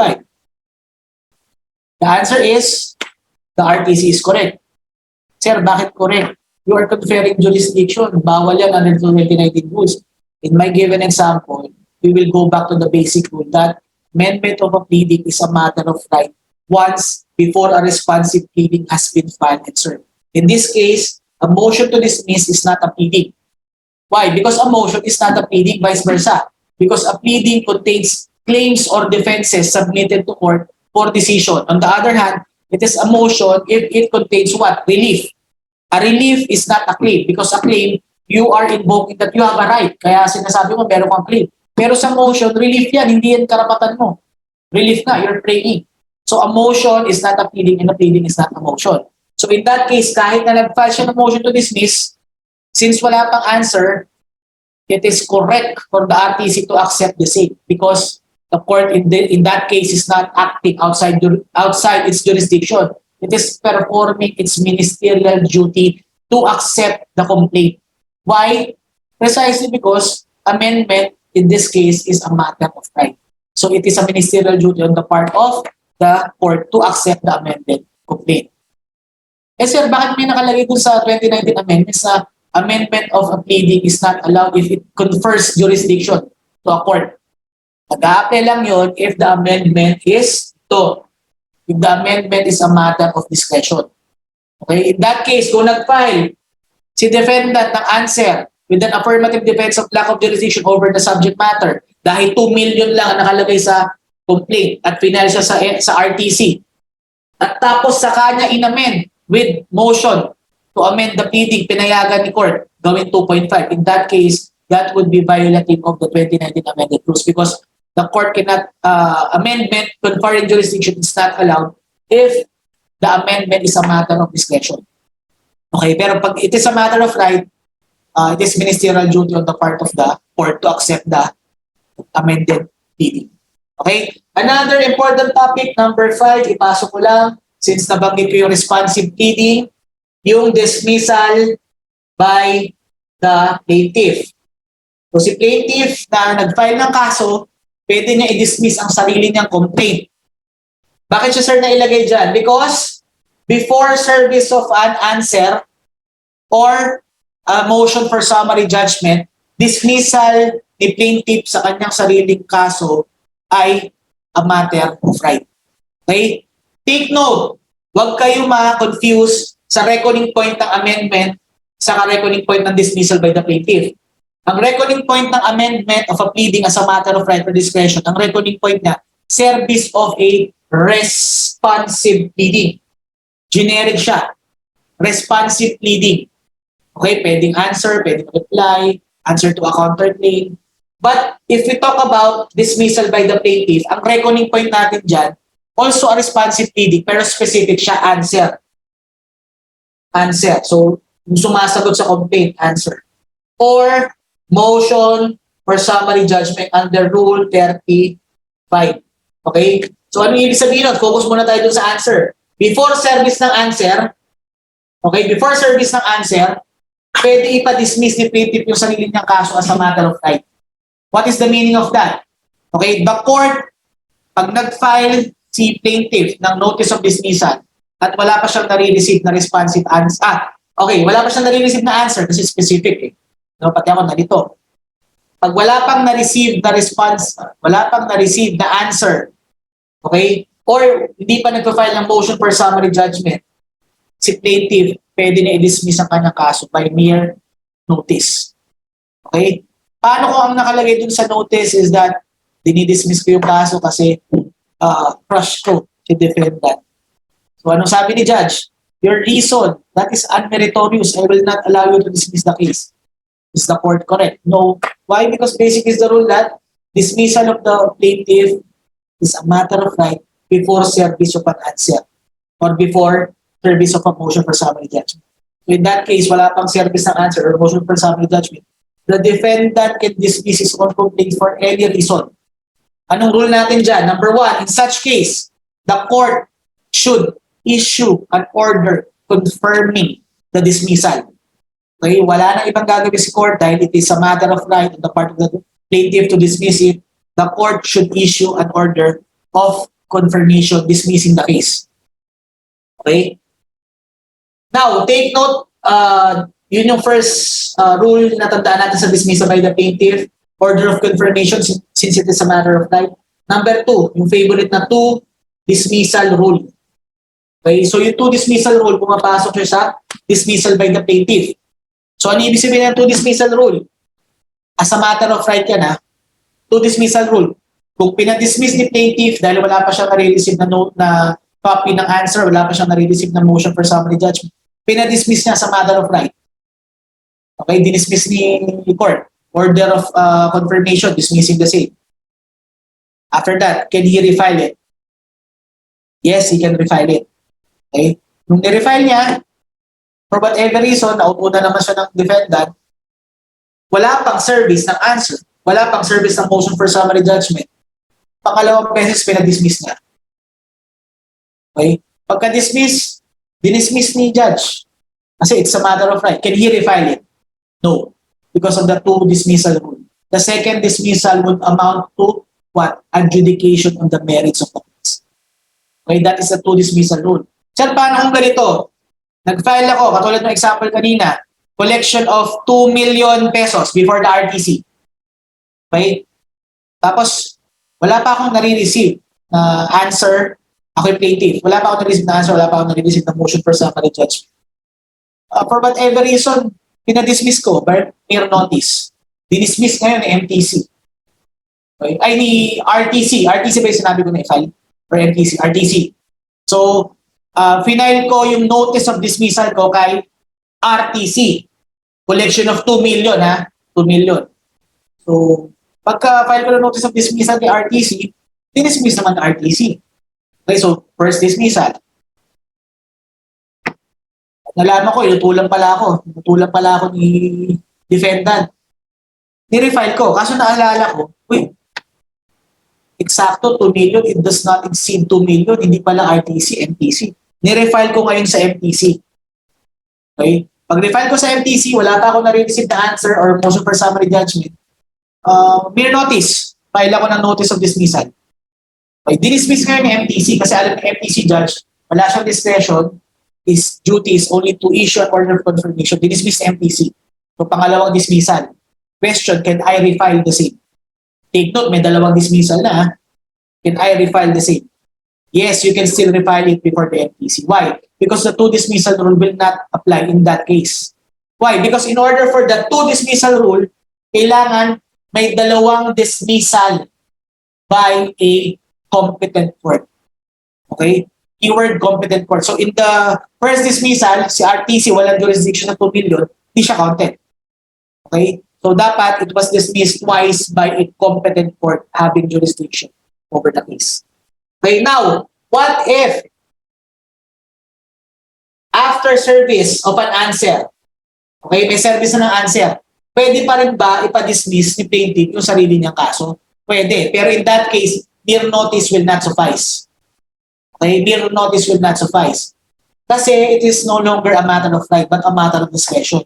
So kung gusto ipa-dismiss ni plaintiff yung kanyang sariling kaso at nabigyan na siya ng copy ng answer, pwede ipa-dismiss ni plaintiff yun, pero via motion to dismiss. On what ground? Rule 17, Section 2. Okay? So, there's inconsistency with Rule 15, Section 12A. Yung mga allowed motion to dismiss. Pero i-discuss natin mamaya. But the point is, pag may service na ng answer, okay, at pinadismiss ni plaintiff yung kanyang sariling kaso via motion with leave of court, via motion to dismiss. Okay? And then, it was dismissed. Ang papasok dyan na bar favorite is that what will happen to the counterclaim? Okay, ano mangyayari sa counterclaim? Nag-file si plaintiff na motion to dismiss kasi it is already a matter of discretion kasi may service na ng answer. Dinismiss ngayon ni court. Eh di ba we have settled that sa answer nakakabit yung counterclaim? Tama? Okay? Na-dismiss yung kaso, eh paano ngayon yung counterclaim? So ang sagot dyan, pagtanong sa bar, 2 words para keywords na kagad. In such case, the counterclaim survives. Okay? Kahit ma-dismiss yung kaso at meron naka-invoke, may naka-set up na counterclaim, rule is that counterclaim survives. The question is, where would you litigate the counterclaim? Okay, so ito yung rule natin. If you want the counterclaim to be litigated in the same case, ibig sabihin kung saan nakafile yung kaso, okay, ganito dapat ang gawin natin. Under the rules of court, upon notice of an order dismissing the case, okay, ikaw yung defendant, ikaw yung gumawa ng answer na may counterclaim. The problem is, dinismiss na ni court because of the motion to dismiss by the plaintiff. Okay, ikaw yung defendant, gusto mo i-litigate sa same case. What should you do? Within 15 calendar days, okay, within 15 calendar days from notice of an order dismissing the case, you should inform the court that you want to litigate the same case, the counterclaim in the same case. Okay? So pag hindi mo in-inform yung court within 15 calendar days after notice of the order dismissing the case, you should litigate it on a separate action. So anong significance nun? Pag nilitigate mo siya sa separate action, okay, magbabayad ka ng docket fee. Pero pag in-inform mo si court, ako si defendant, court, within 15 days, in-inform mo si court, I will be litigating the counterclaim in the same action. So dapat ganun ang gawin mo. Pero, question naman, what if the dismissal of the plaintiff is a matter of right? Meaning to say, wala pang service of an answer or a motion for summary judgment. What will happen to the counterclaim? Pag dinismiss ni plaintiff as a matter of right, mere notice, na-dismiss yung kaso, ginrant ni judge, what will happen to the counterclaim? Counterclaim survives? No, walang mangyayari sa counterclaim kasi wala pang counterclaim. Why? Because there is yet no answer served. So kung wala pang answer served, wala pang nakakabit na counterclaim. Okay? Now, what else? Another important topic, pero supposed to be dito na yan. Walang answer. Pag walang answer, default. Okay, so let's go to default.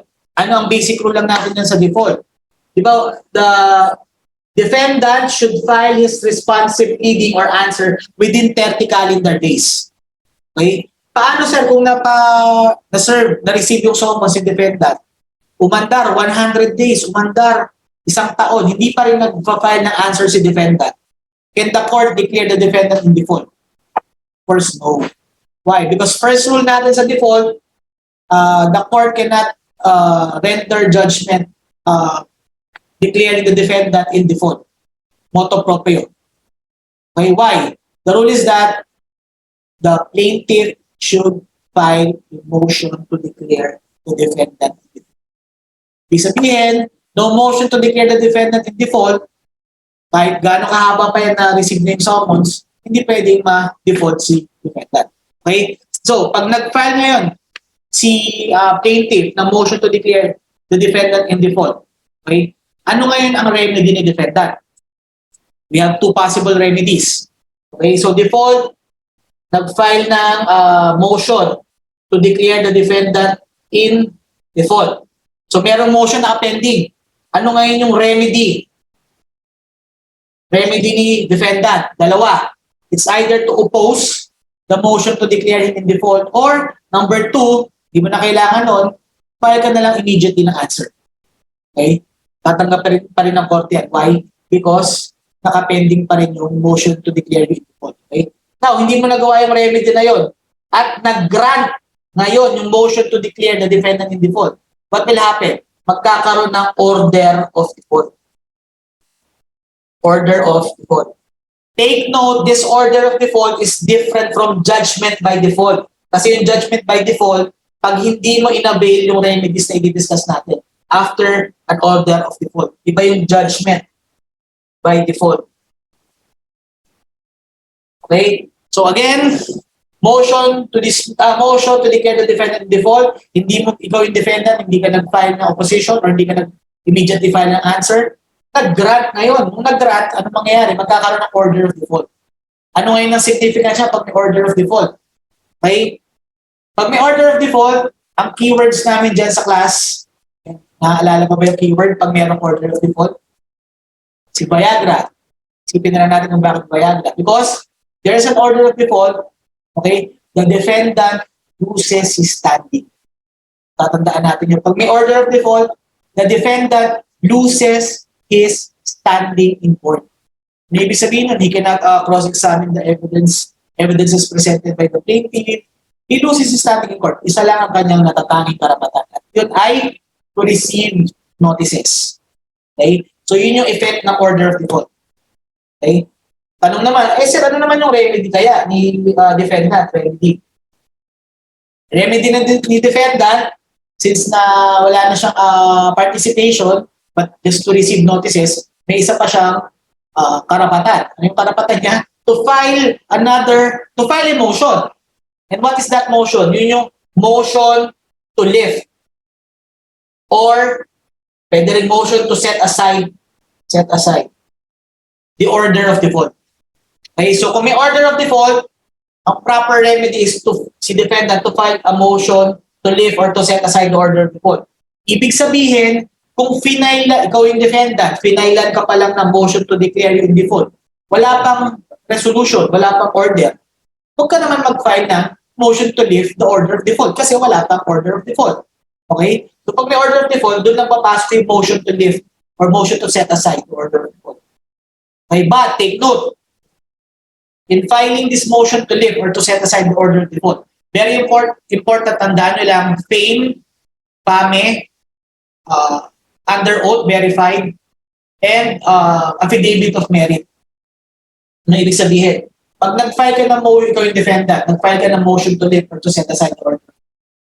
Okay? You should state therein that the reason of your failure to file an answer is because of extrinsic fraud, accident, excusable negligence, mistake. Okay, so that's number one. Number two, it must be verified. It must be under oath. Specific yan. Okay, under oath. And number three, you should attach an affidavit of merit. Okay? So yun yung remedy. Question, sir, paano kung hindi ito ginawa ni defendant? Hindi siya nag-file ng motion to lift or to set aside order of default. Ano ngayon ang duty ng court? Or action ng court? Ang court may dalawang option. Okay? Pag may order of default at hindi ito ginawa ni remedy ni defendant. Number one is to render judgment. Okay? To render judgment. Or number two, to ask or to require the plaintiff to present evidence ex parte. Okay? Number two, to require the plaintiff to present evidence ex parte. Okay, so yun yung action ng court pag meron ng order of default at hindi nag-file ng motion to leave or to set aside the order of default si defendant. Sir, render the judgment, wala tayong problema. Render judgment. Paano kung pinili ni court is to require the plaintiff to present evidence ex parte? Ang cost of action is collection of 3 million. Eh since si plaintiff magpe-present ng evidence ex parte, walang magpo-cross dyan, ang pinresent niya 5 million. Okay? Siyempre, overwhelming yan. Pwede mo magkaroon ng judgment si court ordering the defendant to pay 5 million instead of 3 million na nakalagay sa complaint. No, the court cannot award more than what is stated in the complaint. Why? Because there is yet no joinder of issue. Di ba, if you still remember kanina, may joinder of issue kung may allegations sa complaint at merong specific denial sa answer. In this case, wala nga answer. So, walang jurisdiction ng court dun sa 5 million. Doon lang sa 3 million. Hanggang 3 million lang ang pwede award ni court. Okay? So, pag may judgment by default, yun na yung pag-aaralan nyo sa SIMPRO, no? You should divide it if it is final or if it is final and statutory. If it is final, motion for compliance. Okay? Anyway, we will discuss that and we'll try to discuss that later. Default, okay, ito na. Ito na si motion. Sorry for that short overview. Motions. So, syempre lahat yan, mag-a-apply to motions na pag-uusapan natin. Motion to declare the defendant in default, motion to dismiss pag meron ng answer, motion to amend the pleading pag meron ng responsive pleading, motion for bill of particular, motion to dismiss. So, what are the rules on motions? Okay? Motions, okay. Motions, para mas madali natin tandaan ang motions. Okay?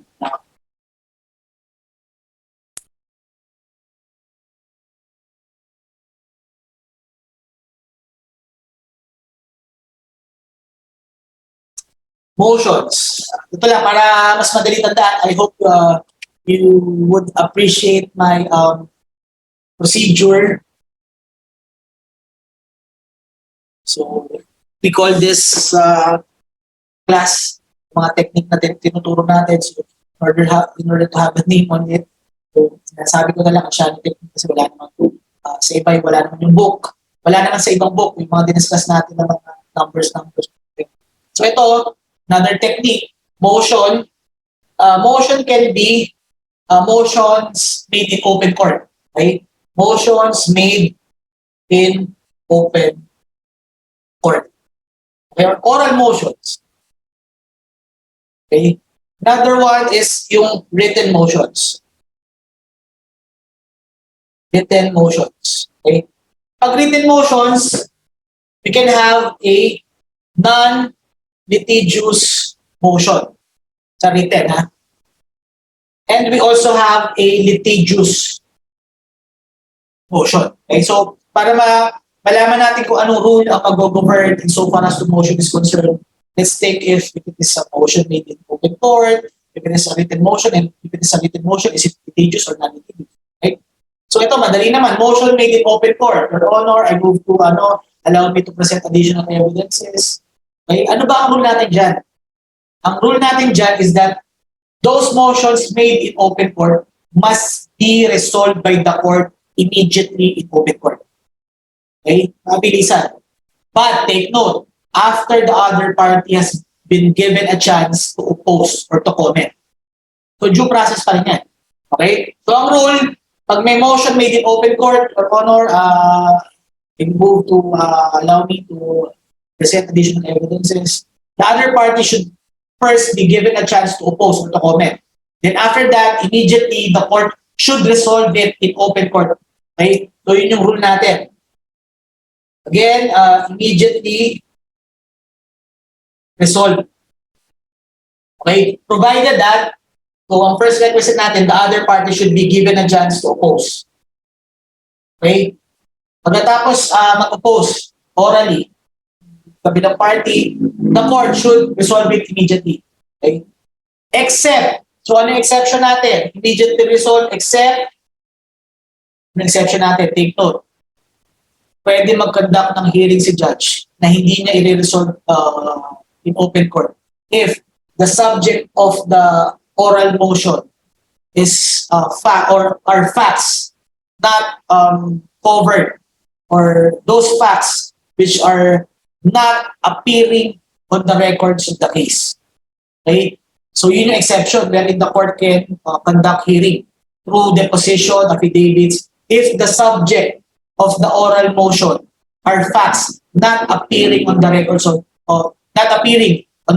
the case. Logical naman, syempre, paano makakapag-decide si judge? Those facts which are the subject of the motion, oral motion, are not appearing on the records of the case. Okay, so yun yung rule natin sa motions made in open court. Second kind of motion, if it is a written motion, tingnan natin ano ba yung motion na yan, litigious ba yan or non-litigious? Non-litigious, if this is non-litigious motion, if non-litigious siya, if that motion is granted by the court, it will not prejudice the other party. Okay? So those motions wherein if granted by the court will not prejudice the other party. Those are non-litigious motion. Since it will not prejudice the other party, it is non-contentious.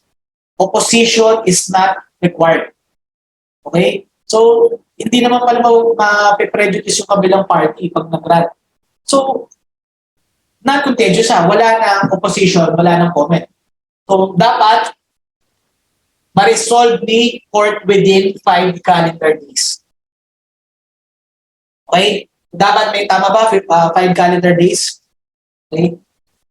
From receipt ni court ng written motion na non-litigious, hindi na maghihintay ng opposition or comment, 5 calendar days under kagad. Kailangan within 5 calendar days, the court should resolve the non-litigious motion. Okay? On the other hand, if we talk about litigious motion, pagsamahin na natin si 5 and 15. Tama ba? 5 and 15? Okay? Bakit siya 5 and 15? Ano ba muna itong litigious motions? These are motions wherein if it will be granted by the court, it will prejudice the other party. Therefore, it is contentious. Kailangan merong opposition or a comment on the other, from the other party. Okay? Ano naman, ano siya ibig sabihin ng 5 sa affidavit? Okay? Since it is a litigious motion, it is a contentious motion, possible na may mag-o-oppose at mag-o-oppose talaga yan, si other party will be given within 5 calendar days to oppose. Okay? Or to file his comment. Okay? So from receipt of the copy, ako yung party, siya yung nag-file, siya yung move-on. Yung final na motion is a litigious motion. Siyempre, bibigyan ako ng copy. Pag-receive ko ng copy, meron akong 5 calendar days to file an opposition or comment. Ay, hindi na kailangan maghintay ng order sa Prof para payagan ako mag-file ng opposition or comment. Okay? Now, ano naman siya itong 15 calendar days? Okay? 15 calendar days for the court to resolve. 15 calendar days for the court to resolve. Kailan sir mag-i-start yung 15 calendar days? Yung 15 calendar days mag-start yan. Well, from the receipt of the court nung opposition or comment ni kabilang party. Okay, so kung na-receive na yung comment or opposition dun sa motion, under na yung 15 calendar days. Sir, paano kung hindi nag-file ng opposition or comment si other party? Hintayin muna ni judge maubos yung 5 calendar days. Okay, pag naubos yung 5 calendar days, saka tatakbo yung 15 calendar days. Okay? Kasi from the receipt of the opposition or from the expiration of the period to oppose. The expiration niya, di ba, 5 days? Okay? Are we clear? Sarap itanong, any question? Pero hindi natin masagot. Ako may question. Di pala question, I just want to clarify.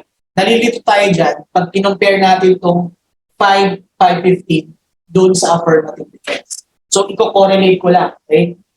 Affirmative defense, di ba kanina yung affirmative defense natin na nakalagay sa answer? Meron tayong Rule 6, Section 5D, and meron tayong Rule 8, Section 12. Okay? Itong Rule 6, Section 5D, possible, di ba, magkaroon ng summary hearing. So, summary hearing, how many days? Summary hearing? 15. So, upon receipt of the court nung affirmative defense na nagpo-fall sa Rule 6, Section 5B at gusto niya mag-conduct ng summary hearing, kailangan within 15 calendar days mag-conduct siya. And upon the termination of the upon termination of the summary hearing, ito termination, meron siyang 30 calendar days to resolve the affirmative defense, whether to grant or to deny. Okay? Pero pag affirmative defense ay Rule 8, Section 12, wala na tayong 15, diretso na tayong 30. Kasi hindi naman pwede mag-conduct ng summary hearing si judge pag ang affirmative defense ay nagpo-fall sa Rule 8, Section 12. Yung 5, lack of jurisdiction over the person of the defendant, improper venue, lack of legal capacity to sue, failure to state a cause of action, and failure to comply with the condition preceded. So, ayun yung mga numbers para huwag lang tayo malito. Pag motion, oral, immediately resolved after opposition ni other party. Exception, if the subject of the oral motion or motion made in open court, the subject of that is not appearing or yung facts not appearing on the records of the case, wherein the court can conduct hearing and ask for affidavits deposition. Pag written, non-litigious, di ba? Resolve kagad ni judge within 5 calendar days. Pag litigious naman, mamaya discuss natin, 5 calendar days to oppose the other party, then after receiving the court yung opposition, 15 calendar days to resolve. Pero summary hearings, 15, 30. 30. In short, mas mahaba ang period sa affirmative defense. Okay, so let's go to introduction ko lang. Let's go to motions. Important sa 2019 amended rules. Okay, motions. So what is a motion? As we have discussed, it is an application for relief other than a pleading. Significance, example na binigay ko in amending a pleading, okay, it is a matter of right before a responsive pleading has been filed and served. So pag motion to dismiss ang final, wala pa rin responsive pleading because a pleading is not a motion and a motion is not a pleading. Generally, motions must be in writing. All motions shall be in writing except those made in open court. Ano yung made in open court? Discuss na natin. Ito siya. Those made in open court. Anong rule natin?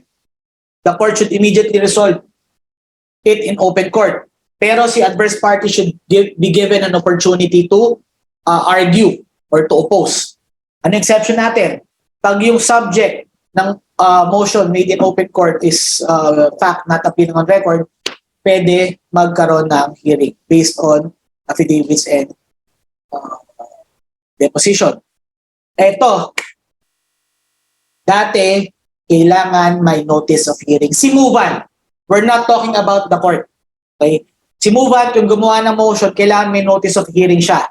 Anong notice of hearing? He's asking the branch clerk of court to schedule his the hearing of his motion on this date, blah, blah, blah. Ngayon, notice of hearing of a litigious motion is no longer necessary. It pertains to the movant, yung gagawa ng motion, yung party. Okay, wala nang notice of hearing.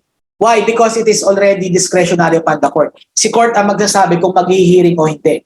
So pag if the court opted to conduct a hearing, si court ang magbibigay sa parties ng notice of hearing. Okay?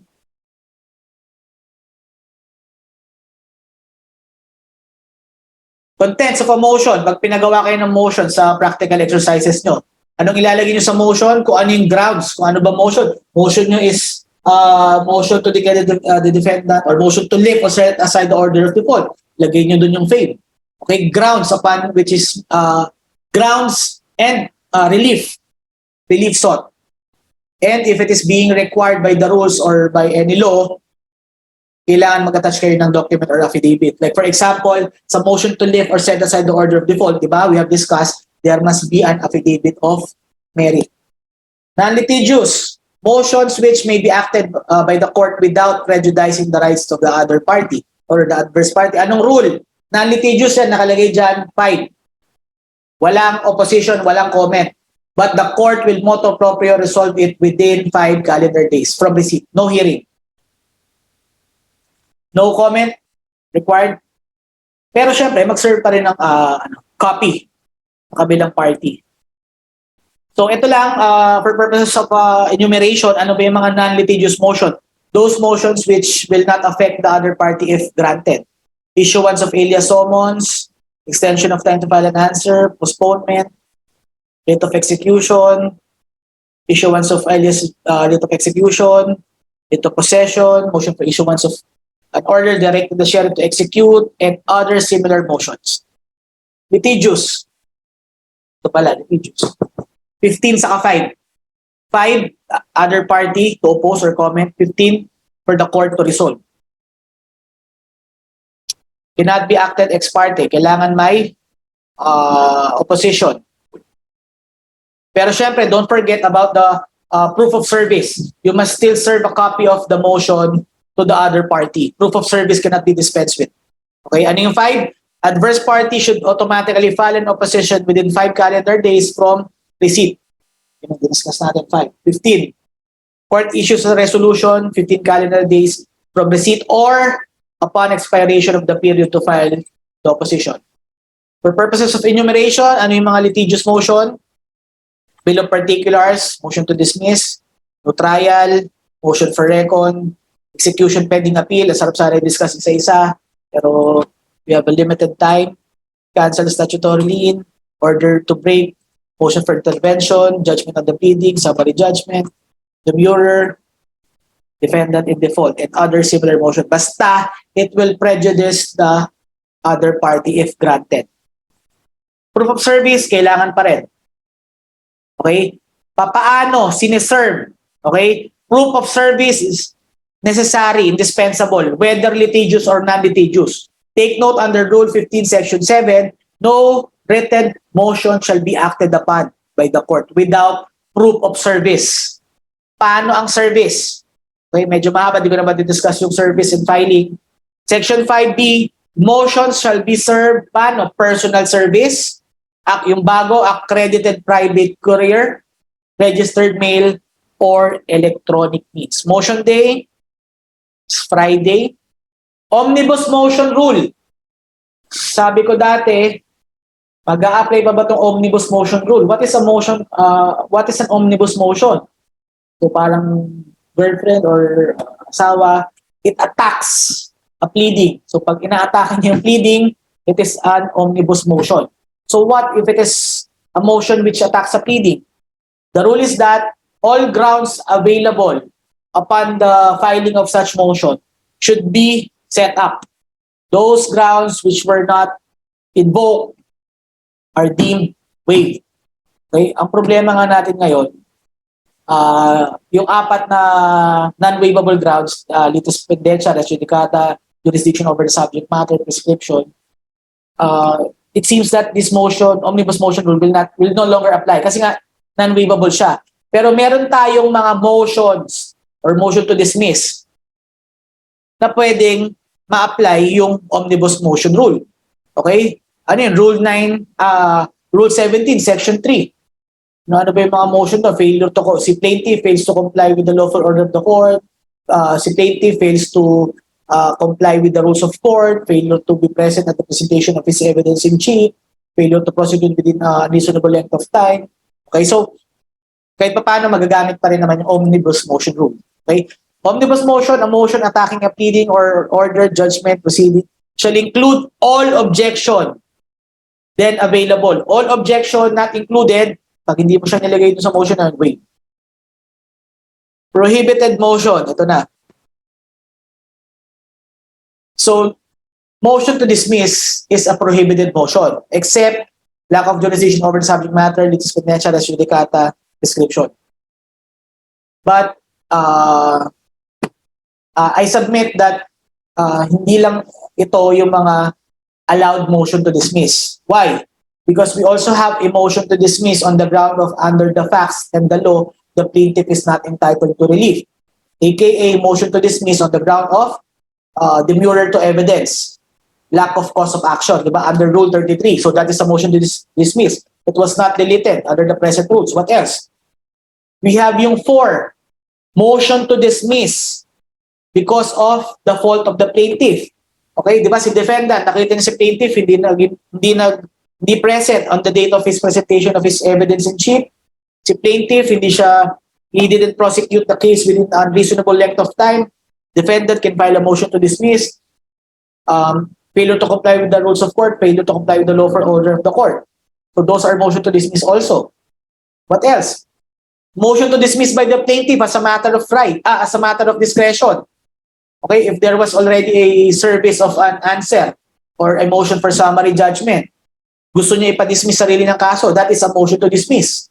Okay, so there are several motion to dismiss which are still allowed. Perhaps in order to reconcile it, I respectfully submit that those motion to dismiss under Rule 15, Section 12A pertains only to motion to dismiss doon sa Rule 16 under the old rule. Diba? Yung mga motion to dismiss na yun, bawal na yun except dito sa 4.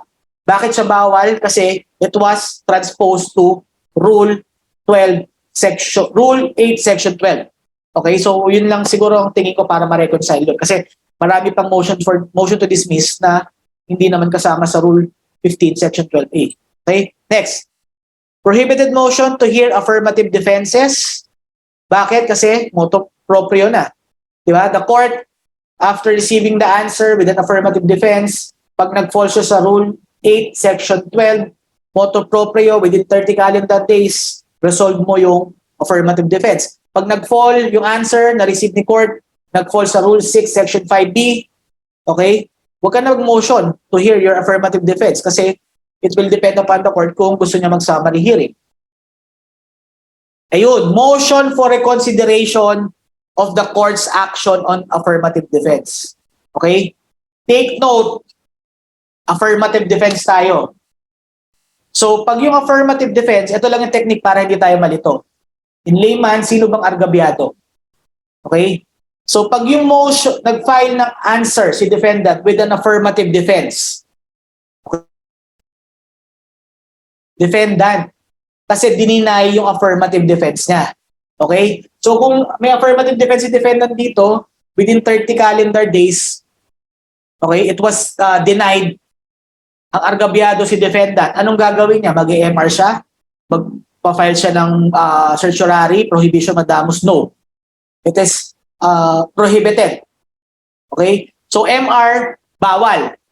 Eh, what about if the affirmative defense was not denied? It was granted. Ibig sabihin, yung affirmative defense mo, ikaw yung defendant, ginrant siya ni court. So, pag ginrant ni court yung affirmative defense, in effect, madidismiss yung kaso. So, sino ang dehado pag nag-grant yung affirmative defense? Si plaintiff. Kasi na-dismiss yung kaso. So, ang tanong natin, ano ngayon ang magiging remedy ni plaintiff pag nag-grant yung affirmative defense? Kasi dehado si plaintiff. Bakit? Kasi nag-grant yung affirmative defense, na-dismiss yung kaso. Ano ngayon ang remedy ni plaintiff? Pwede ba siya mag-MR? No. Because of this, number 3. Motion for reconsideration of court's action on the affirmative defenses. Kung nakalagay lang dyan MR, ang problema natin, yung certiorari prohibition mandamus, in case of grant ng affirmative defense, wala namang prohibition ng filing of petition for certiorari pag nag-grant yung affirmative defense. Okay, so I respectfully submit kung nag-grant, pwede mag-certiorari depending on the ground.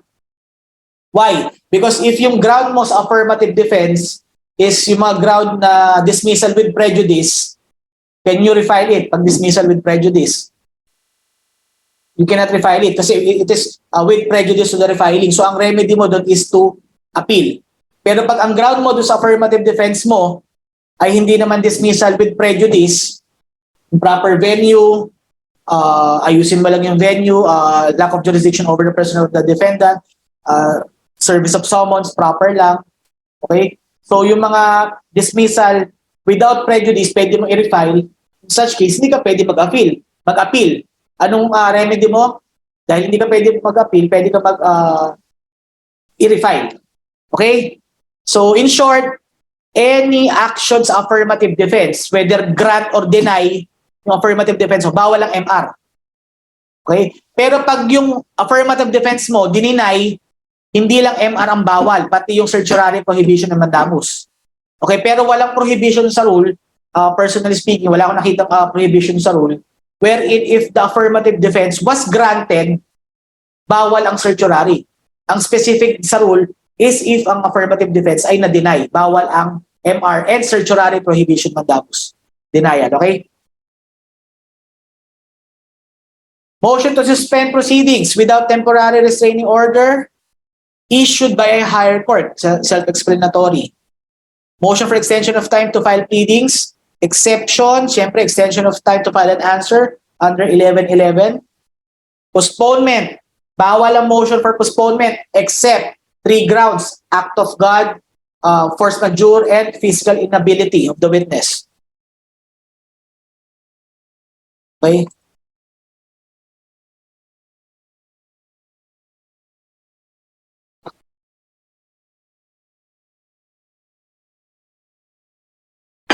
So yung mga na-dismiss with prejudice, the proper remedy would be an appeal.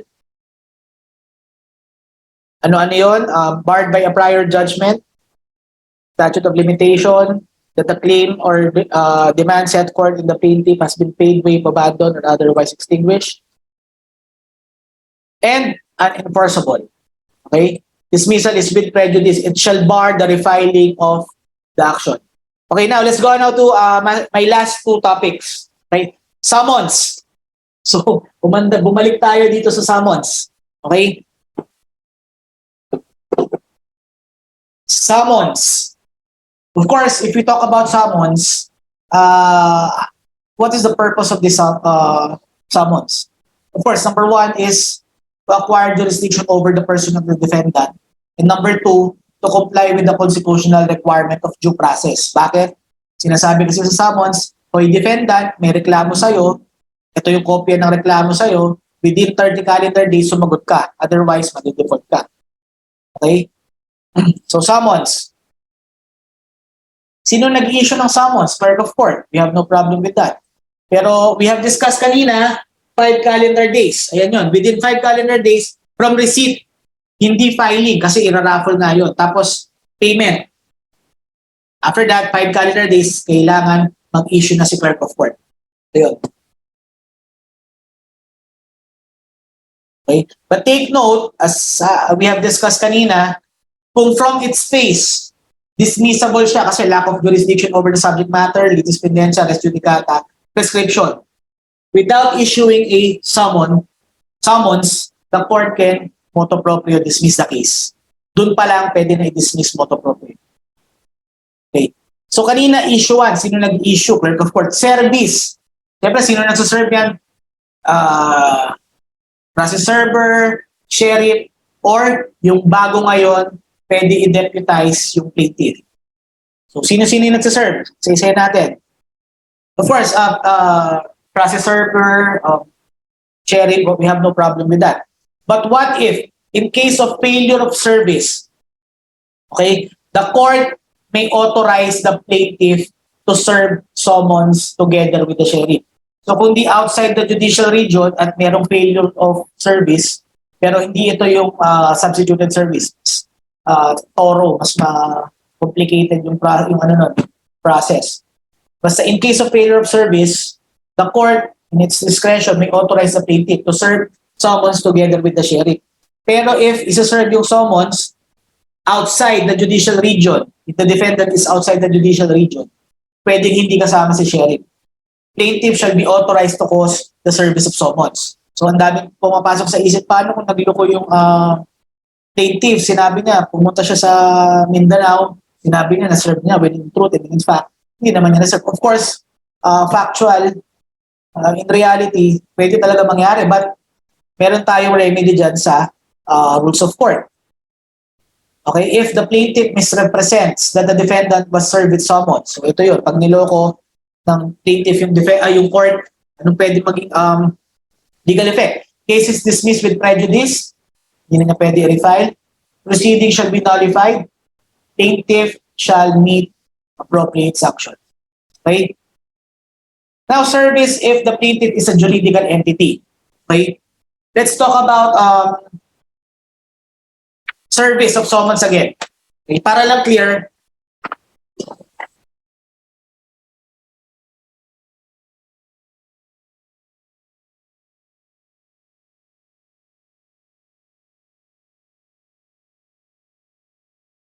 imagine, nandito pa lang tayo sa answer, reply, rejoinder, the possible last pleading. We're going back to summons. So, para lang mas clear tayo, okay, sa service, issuance, wala naman tayong problema, verb of word lang. Service, sino yung magpapadala? Okay, sino yung magsaserve? So, service tayo. Service. Okay. Sa service of summons, ingat lang tayo if the plaintiff is a juridical entity. Kasi yung kaninang diniscuss natin, if the plaintiff is an individual, wala tayong problema doon. Pwede nila i-serve ni process server, ni sheriff, or pag outside the judicial region, individual si plaintiff, pwede ni serve. Okay? But what if sa service, ang plaintiff natin, okay,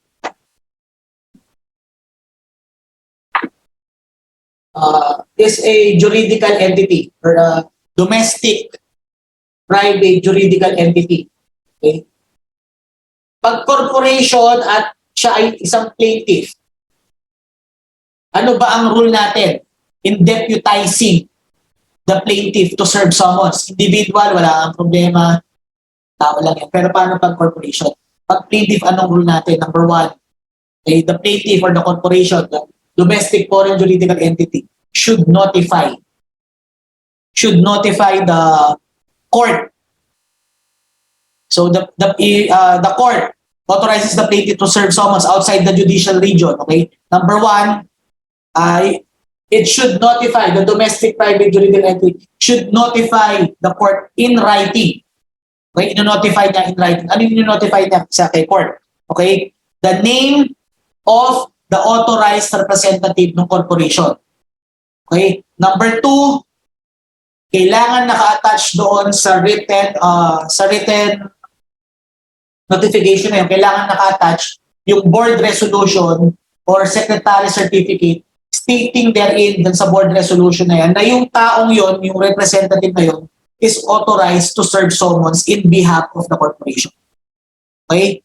Again, notify in court pag ang plaintiff ay juridical entity, domestic private juridical entity, notify the court in writing. Okay? Notify the court in writing. Anong lalagay mo doon? Letter A, name of the authorized representative. Okay? Number two, letter B, attach secretary's certificate or board reso stating therein that such person is authorized, duly authorized to serve summons. And that is under Rule 14, Section 3, Paragraph 3. Galibahan natin. Anyway, just read yung Rule 14, dito naman, didiscuss natin mamaya. Rule 14, Section 3, Paragraph 3. Okay?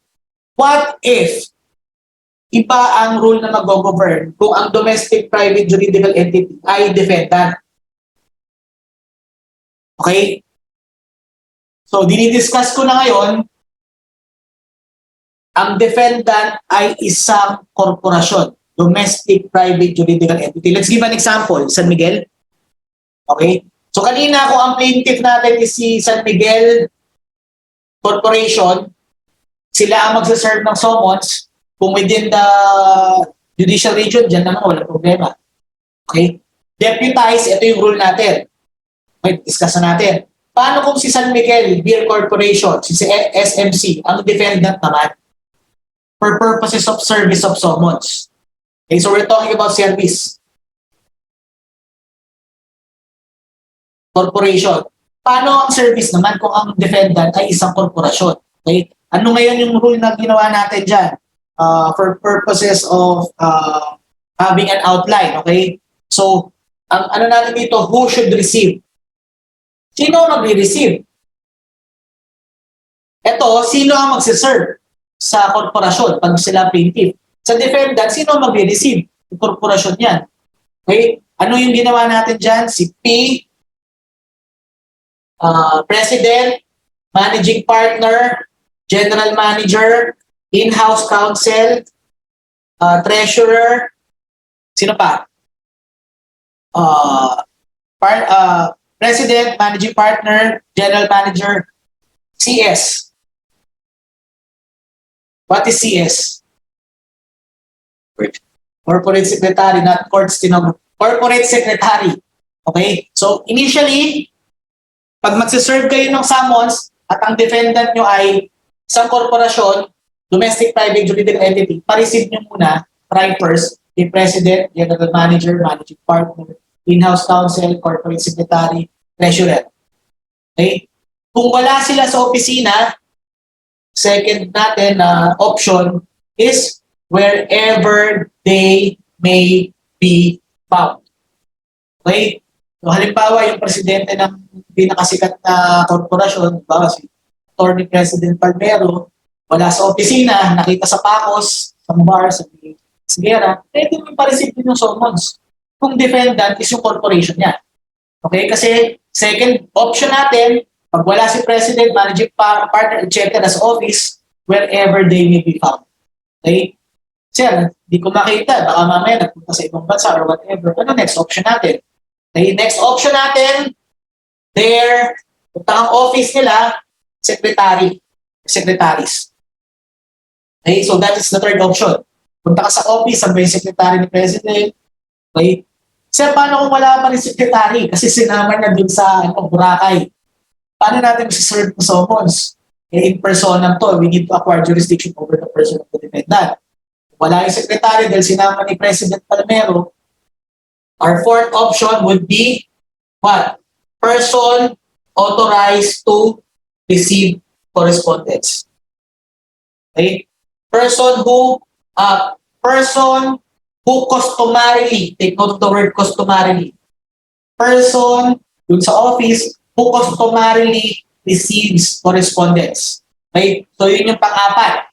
Tatanong mo sa office, saan pa dito yung nagre-receive sa inyo ng mga letters. Okay? So, that would be your fourth option.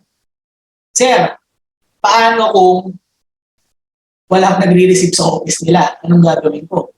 Pwede ba yung sa chief security? Pwede bang officer of the condominium unit? Pwede bang officer of the homeowners association? No! Why? Kasi nag-a-apply lang yon sa individual. Okay? Kaya wag muna tayo malito doon. Okay? So, in short, pag service ng summons, sino mag-receive, pero ang defendant mo ay korporasyon, wag natin isipin yung head of security, yung officer ng condominium, officer ng homeowners association. Huwag natin isipin yan. Ito lang muna ang apat. President, Managing Partner, etc. Pag wala, wherever they may be found. Pag wala pa rin, sa secretary nila, pag wala pa rin, person who customarily receive correspondence. Okay? Sir, paano kung wala talaga? Ayaw nila i-receive lahat. Wala akong makita sa lahat ng apat na to. Okay? Doon ngayon, papasok yung substitute ko. So kung wala lahat ng to, saka lang papasok yung substituted service of summons. Okay? Against a domestic corporation. Okay? Wag natin isipin yung 3-2 doon sa person residing in the residence of the defendant. Wag natin isipin yung person who customarily receive. Wag natin isipin yung officer in charge who will receive it officer dun sa condominium, officer dun sa homeowners, huwag natin isipin yun. Okay? Substituted kasi yun doon sa individual na defendant.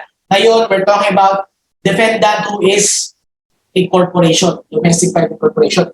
Ang substituted service nila, okay, ano yung substituted service nila? After 3, 2, di talaga mapaserve dito sa mga to. There is impossibility of personal prompt service. Merong 3-2.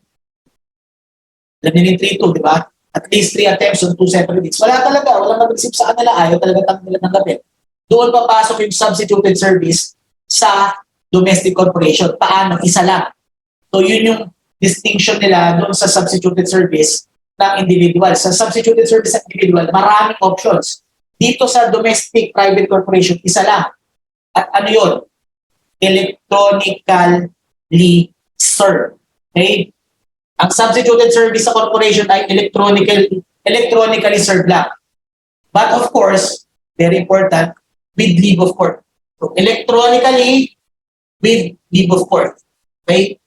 Tandaan, substituted service sa korporasyon, isang option lang. Electronically with leave of court. But, kailangan sinubukan mo na yung 3-2 at ayaw nitong 4 na pagpipilian. Okay? So that is corporation. Isabay ko na rin, since we're talking about a corporation, this is a domestic private juridical entity, San Miguel Corporation, example natin. Kasi meron dyan sa ating new rules, of course, kahit sa old rule naman, what if yung corporation is a foreign corporation? Okay? So let's talk about, ito ba sa black copy? Okay, so let's talk about foreign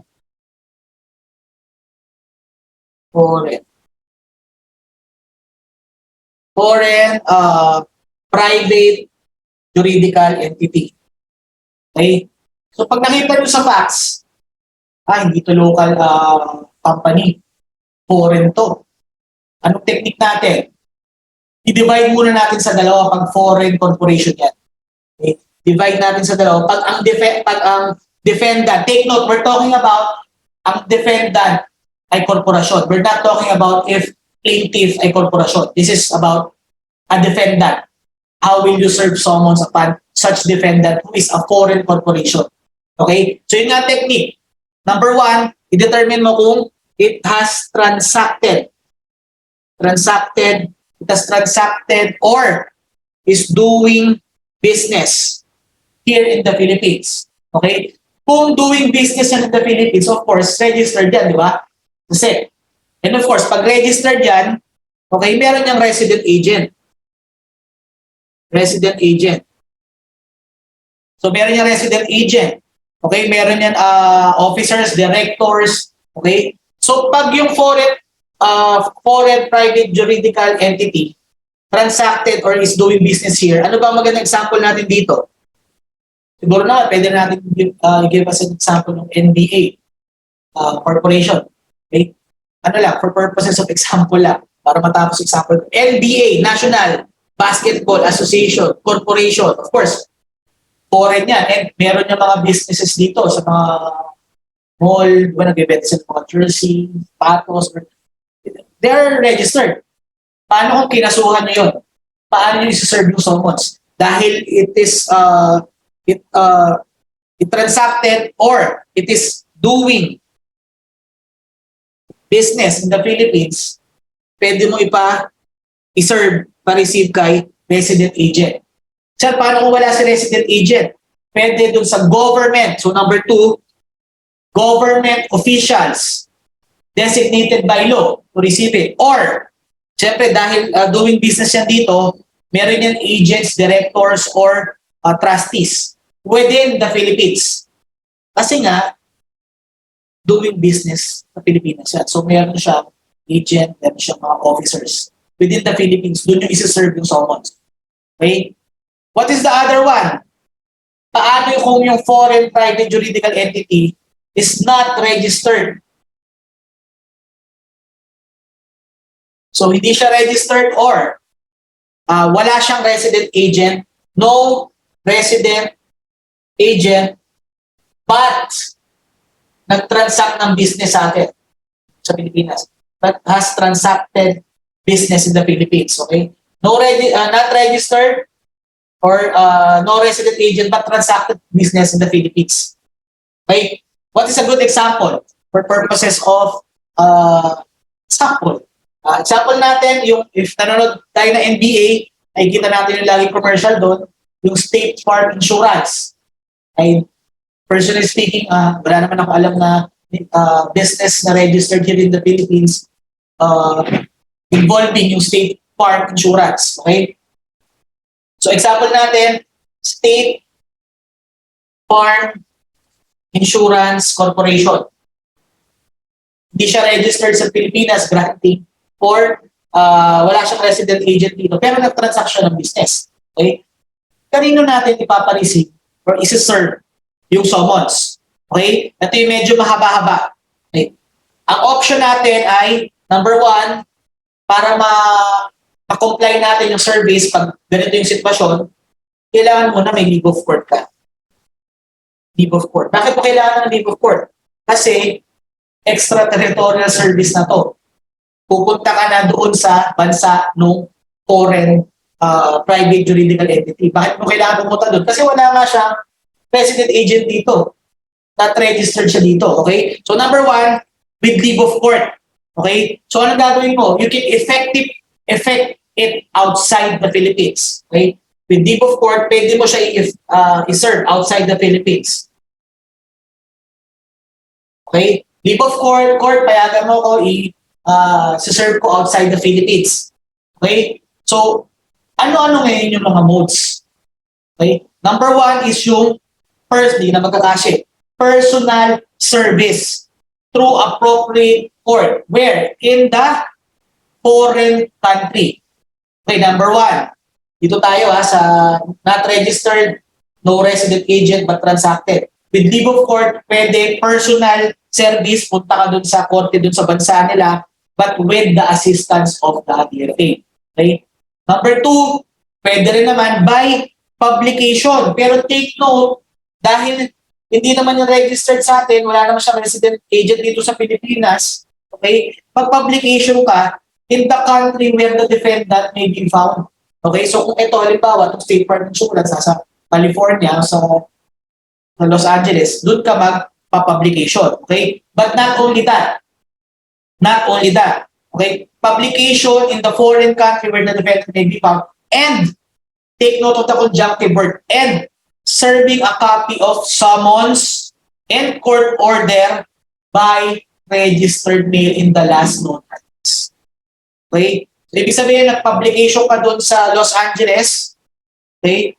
And then nag-serve ka ng copy of the summons and court order by registered mail in the last known address. And ano pa yung iba? Madali na tandaan. Facsimile, electronic needs with proof of service, and other needs. Okay? So yun ay pag ang defendant ay foreign private juridical entity na hindi registered sa atin or walang resident agent pero nag-transact business sa atin. Okay? So this is the slides. Okay. Service if the plaintiff is a juridical entity. Ito nga sinasabi ko. So, pag plaintiff ay korporasyon, notify ni plaintiff corporation in writing. Ano yung notify niya? Yung name ng authorized representative, i-attach niya doon sa written sa notification niya or sa notice niya yung board resolution, ilalagay niya doon or secretary certificate. Nakalagay dapat doon sa SECSER or sa board resolution na yung representative na yon is authorized to serve summons on behalf of the plaintiff. If the defendant is a juridical entity, yun, wala. Anyway, if summons is returned without being served, okay, the court shall order the plaintiff to cause the service of summons by other means available under the rules. It's self-explanatory. Failure to comply with the order shall cause the dismissal of the initiatory pleading without prejudice. Okay, let's talk about this alias summons. Ano ba yung alias summons? Nag-issue na yung court ng summons, and for whatever purpose, may mga ibang lawyers dati, nag-a-apply pa nitong alias summons. So, tumatagal. Now, under the present rules, under the 2019 amended rules, yung effectivity ng summons, wala na siyang expiry date. Okay? Yung summons natin will continue until duly served or unless it is being recalled by the court. Kailan lang, sir, nag-i-issue ng alias summons ang korte? Kung yung original summons was lost or destroyed. Pero kung hindi naman nawala, hindi naman nasira, nabasa, hindi ka pwede humingi ulit ng alias summons. Okay? Summons shall remain valid until served unless recalled by the court or unless duly served.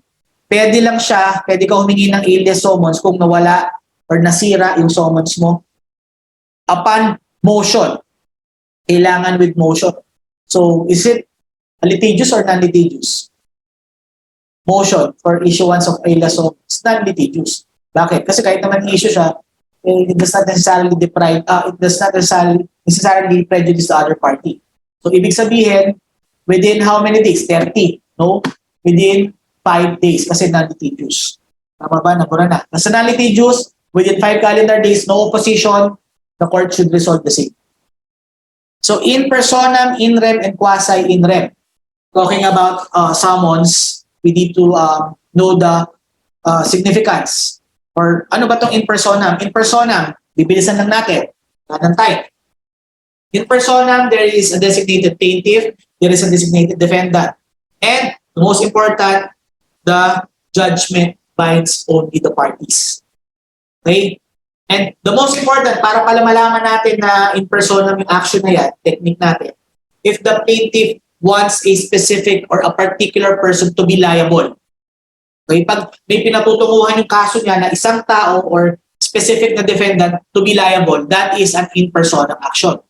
Collection of sum of money, gusto ko maging liable si debtor. Damages, gusto kong naging liable yung the one who causes damages in personam.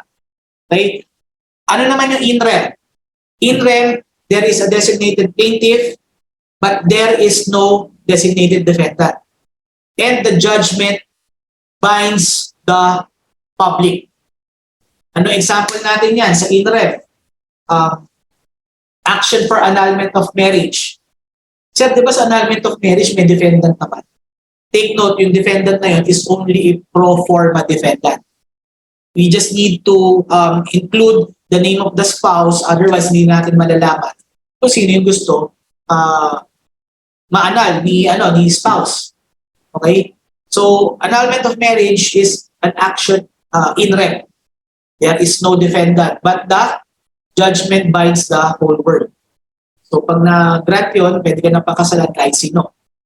Now, another example of in rem is yung sinasabi ko lagi sa klase, very easy to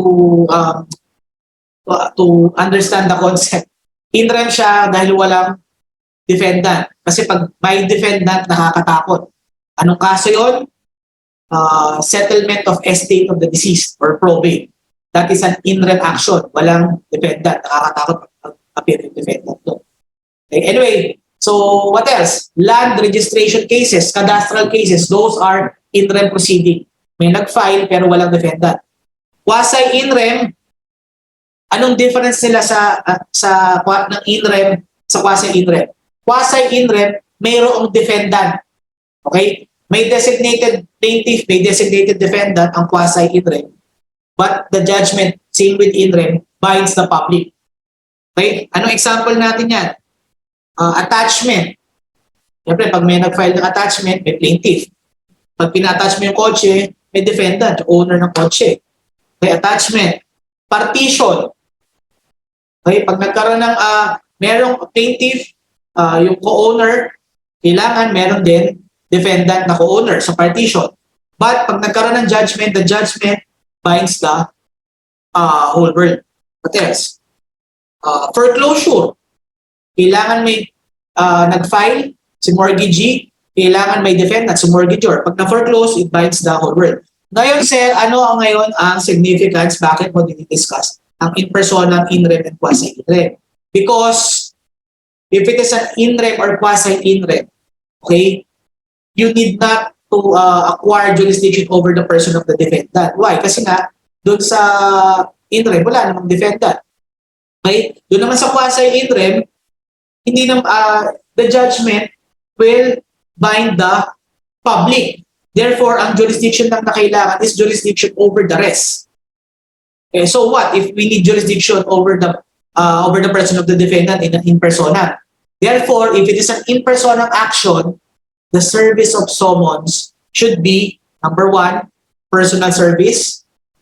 Or number two, kung nandun si defendant at ayaw na tanggapin, provided that the defendant in his presence and in the view, pwede i-tender, or substituted service, or pwede naman by publication, yun lang exception, pag nag-fall siya sa Rule 14, Section 16, or Section 18.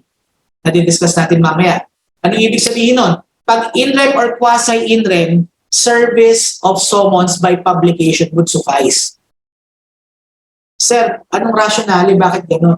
Kasi nga, di ba, ang summons for purposes of complying with the constitutional requirement of due process, you want, di ba, as we have discussed kanina, in persona, you want that specific, that particular defendant to be liable. For purposes of due process, madalan mo naman siya lang summons and copy of the complaint. Okay? So, dapat personal, tender, or substituted. Pero pag in rem or quasi-in rem, take note, the judgment will bind the public. It is not feasible, it is very impossible that you can give each and every person in the world copy of the summons. So that's why rules natin is logical. Service of summons by publication would suffice. Okay? So yun yung rationale. Now, yun yung overview. Definition, example, na-discuss na natin. Ways to acquire jurisdiction over the person of the defendant in an in persona. Basic outline, voluntary appearance, alam nyo na yan, yung implied submission to the authority of the court. Kahit mali yung service of summons, in personam siya, collection of sum of money or damages or specific performance, pero anong ginawa ng court? Service of summons by publication.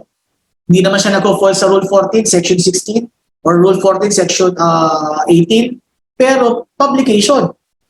Anong ginawa ni defendant? Nag-file siya ng mga motions or pleadings, basta asking for an affirmative relief. In such case, there is a voluntary appearance. Service upon the person of the defendant, wala tayong problema. Tender of summons. Pumapasok ang tender of summons if the defendant refuses to receive the summons. Ayoko tanggapin. Okay? Anong gagawin ni sheriff? Tender. Paano iti-tender? In the presence and within the view, iiwan niya. And then, state that in the return. Pero pag substituted service, okay, wala talaga si defendant doon sa residence niya. Okay, as compared to tender. Substituted service, pwede lang ang substituted service pag may tanong sa inyo sa bar, perhaps you can mention yung impossibility of prompt personal service.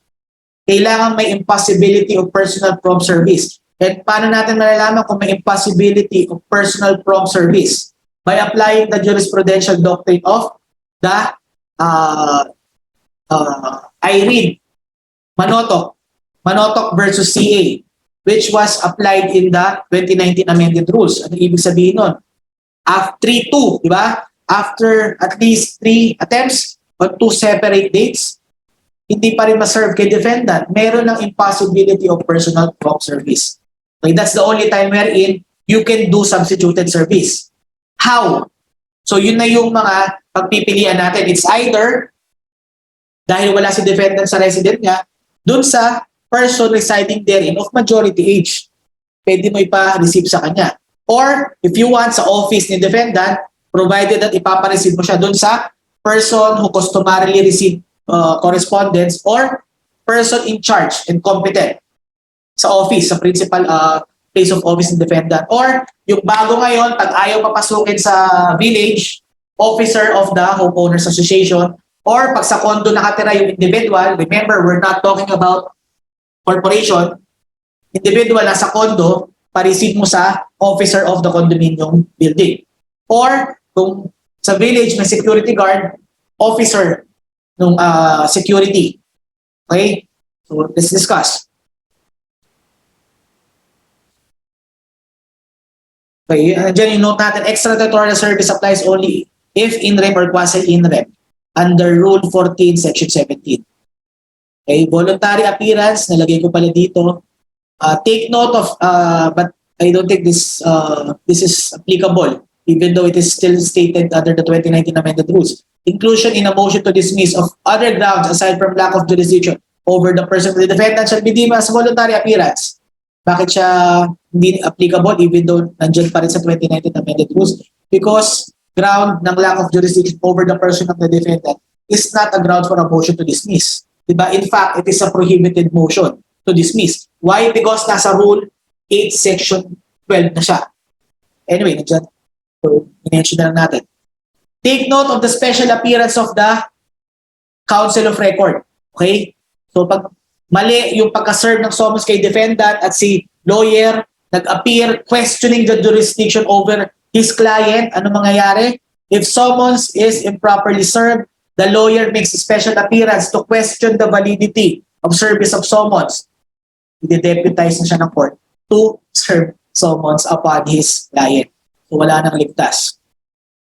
Service in person, self-explanatorian, handing a copy and informing that he is being served. Service in person. Tender of summons, keyword, leaving a copy within the view and in the presence of the defendant. Substituted service of summons, natural person. Substituted service of summons sa corporation, ito lang ha. 3-2, di ma-serve dito sa mga tao to. President, managing partner, general manager, di rin pwede sa wherever they may be found, tinataguan ka. Yung secretary, ayaw din tanggapin. Yung person customarily receive, ayaw din tanggapin.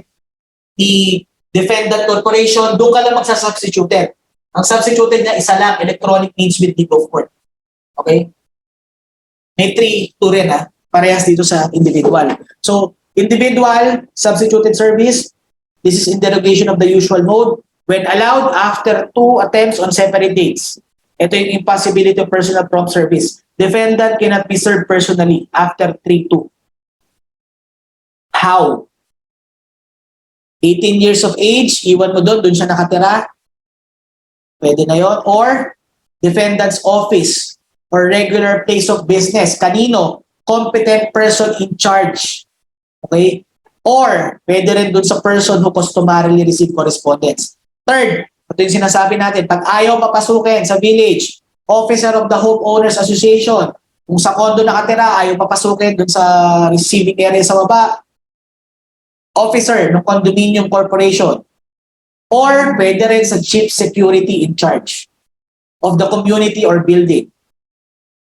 And ito, pang-apat, parang ito rin, electronic mail if allowed by the court. Okay, so 4 sa individual ang substituted, isa lang pag corporation ang magsasubstituted.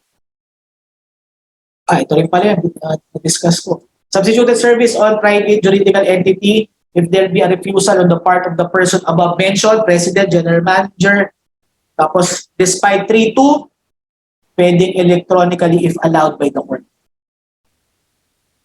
In personam, where service of summons by publication may be allowed, hindi ko na i-discuss, pero pag Rule 14, Section 16, the defendant is unknown or pwedeng kilala mo yung defendant but his whereabouts are unknown despite diligent inquiry, di mo talaga mahanap, pwede by publication provided that with leave of court. Okay? Section 18, resident defendant temporarily outside of the Philippines, pwede ba by publication? Pwede, basta with leave of court. Okay, ito pala, defendant's identity or whereabouts are unknown. Ito yung diniscuss natin kanina, within 90 calendar days from filing or commencement of the case. Pwede i-effect mo yung summons by publication provided by leave of court. Tapos ito yung 60 days, kung naalala nyo kanina, 60 calendar days after notice, the defendant must file an answer. Yung Rule 14, Section 18, temporarily outside, diniscuss ko na, temporarily outside of the Philippines. Baka mamaya temporarily outside lang ng kanyang bahay or ng Luzon. Basta within the Philippines, hindi mag-a-apply yung Rule 14, Section 18. Extraterritorial service, discuss na rin natin. Under Section 17, nag-a-apply lang siya sa defendant who is outside of the Philippines. Ang tawag ko nga dyan, negative. Bakit? the defendant is outside of the Philippines, non-resident pa siya. Tapos ang mas mahirap pa dyan para mag-apply, kailangan in rem or quasi-in rem yung kaso. Kasi pag in persona, don't use this extraterritorial service.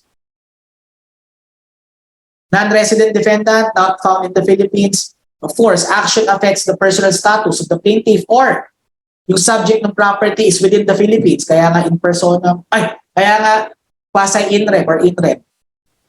Property of the defendant has been attached within the Philippines. In-attach. So, magiging quasi-in rem yan.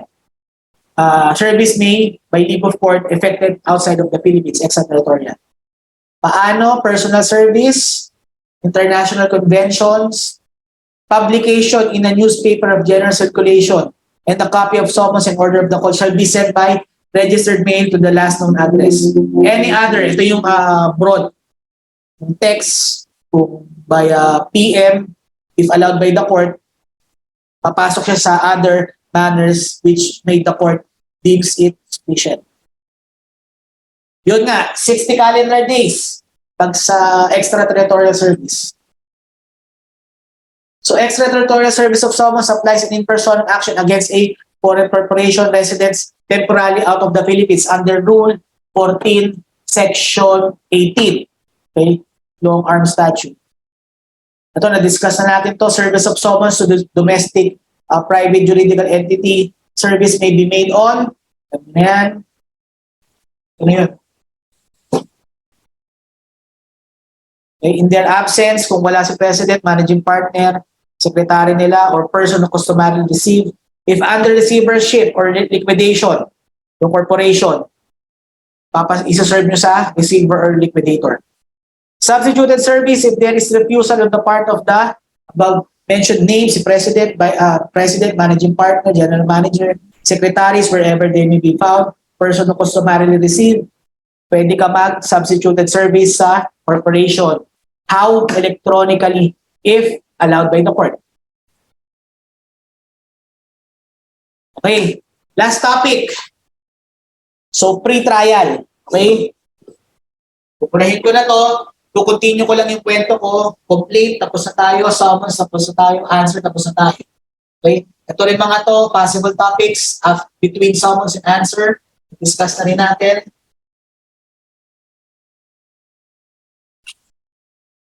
Okay, let's see if you still remember our basic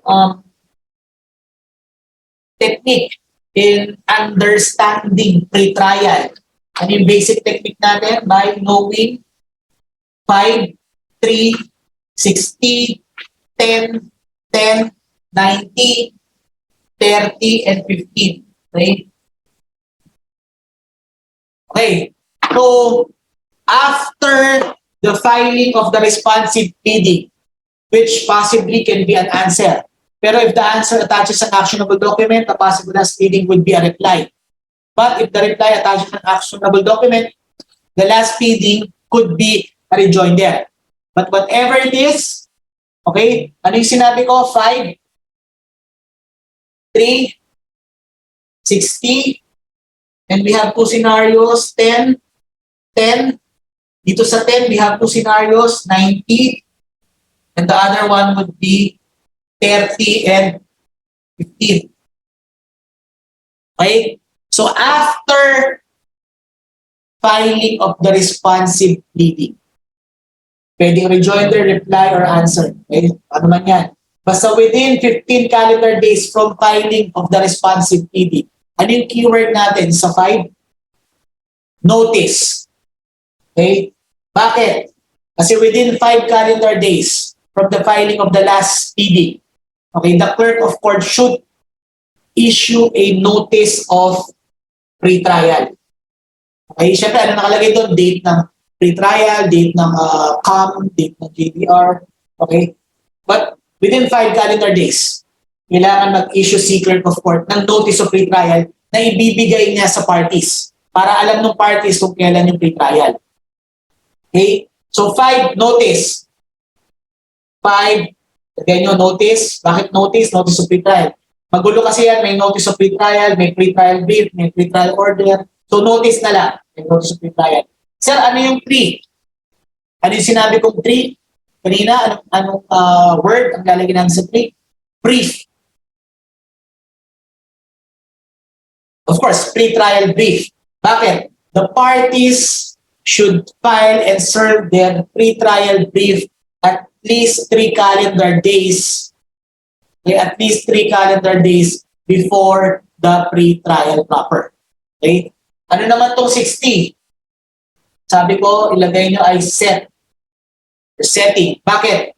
Sabi ni 2019 amended rules under Rule 1860, after the filing of the last pleading, answer, reply, or rejoinder, kung ano man yan, within 60 calendar days, kailangan ma-set na yung pre-trial. Okay? So within 2 months lang, dapat iset na yung pre-trial. Okay? So kung ito na, let's say 68 day, kunwari lang. So at least 3 days, dito, kailangan mag-submit na ng pre-trial brief yung parties. Okay? So we have no problem with that. Pag na-set na yung pre-trial, nagkaroon na ng pre-trial proper, talking about pre-trial proper, 2 scenarios may come into the picture. Number 1, kung may absent na party. Number 2, kung wala namang absent na party. Okay? So kung may absent na party, number 1, kung si plaintiff ang absent, siyempre adverse sa kanya yung magiging legal effect. Dahil siya ang nag-file ng kaso, madidismiss yung kanyang kaso. Generally with prejudice. So kung absent si plaintiff on the pre-trial, during the pre-trial, okay, the case will be dismissed with prejudice. Generally. Okay? Paano naman ngayon kung si defendant ang absent? Ay, take note pala ha, may word tayo dyan na end under the present rules. Dati kahit isa lang. Pero ngayon, si plaintiff and counsel or si defendant and counsel. Okay, so kahit isa lang ang wala, same effect ang mangyayari. So kung wala ngayon si defendant, ano ngayon ang legal effect? Doon papasok yung 10. Bakit? Kasi pag wala si defendant, the plaintiff will be allowed to present his evidence ex parte within 10 calendar days. Ito yung, let's say, termination, pre-trial. Okay, kumari lang, dito yung termination pre-trial. Within 10 calendar days, dito absent si defendant. Okay, within 10 calendar days, pwede mag-present ng evidence ex parte si plaintiff. Okay, so yun yung 10 calendar days, sinasabi ko. Kung absent si defendant. Okay? Second scenario, present naman si plaintiff and counsel, present naman si defendant and counsel. Ano yung second scenario? Itong number 10 na to, lagyan nyo ng order. Why? Because of the pre-trial order. Pre-trial order. Sinong gagawa niyan? Si judge. Sinong gagawa ng brief? Parties. Sino magseset? Within 60 calendar days? Si clerk of court. Sinong bibigyan ng notice? Si clerk of court. Okay, so yun yung difference. So let's go now to the pre-trial order. Bakit siya submitted? Sabi kasi ng rules, within 10 calendar days, record from the termination of the pre-trial, within 10 calendar days, kailangan mag-issue na si judge ng pre-trial order. Okay? Mamaya discuss natin kung yung pre-trial order na yan. Enumeration lang naman yan. Okay? So kung may pre-trial order na siya, as we have discussed, 2 possible scenarios may come into the picture. Number 1, 90. Number 2, 30 and 15. Okay? Ano sa yung 90? Pag tinignan mo yung pre-trial ni judge and nakastate doon na magre-render siya ng judgment on the pleadings or summary judgment, papasok tong 90 calendar days. Why? Nakita nyo dyan na magre-render siya ng summary judgment or magre-render siya ng judgment on the pleadings. From the termination of the pre-trial, meron siyang 90 calendar days to render judgment. Okay? In short, magkaiba yung pre-trial order niya kasi yung pre-trial order niya, sinasabi lang naman niya doon na magre-render siya ng judgment on the pleadings under Rule 34 or summary judgment under Rule 35. Iba pa yun dun sa judgment mismo na kailangan niya i-render within 90 days record from the termination of the pre-trial. Okay? Ngayon, second scenario natin, 30-15, kung wala naman dito sa pre-trial order na magre-render siya ng summary judgment or judgment on the pleadings. Second scenario tayo. Anong ibig sabihin nun? Continue with the court annex mediation, not more than 30 days. Or if the court deems it necessary, JDR, not more than 50 calendar days. Okay? Then after that, trial, na hindi ko na madidiscuss. After the trial would be the next stage or kwento ng civil procedure para lang matapos ko. After the trial, of course, judgment. After judgment, of course, we have the one of the most important, our favorite, post-judgment remedies. Then after post-judgment remedies, in order to understand these post-judgment remedies, tingnan mo kung final judgment or final, ganito na lang. Tingnan mo kung yung post-judgment remedies para malaman mo kung anong gagamitin mo. Kung final judgment pa lang or final executory. Why? Pag final judgment pa lang, ang judgment remedy mo ay either motion for reconsideration, motion for new trial, or appeal under Rule 40, 41, 42, 43, and 45. Pag final executory, meron ka pang dalawa, petition for relief from judgment, and the last one would be the petition for annulment of judgment.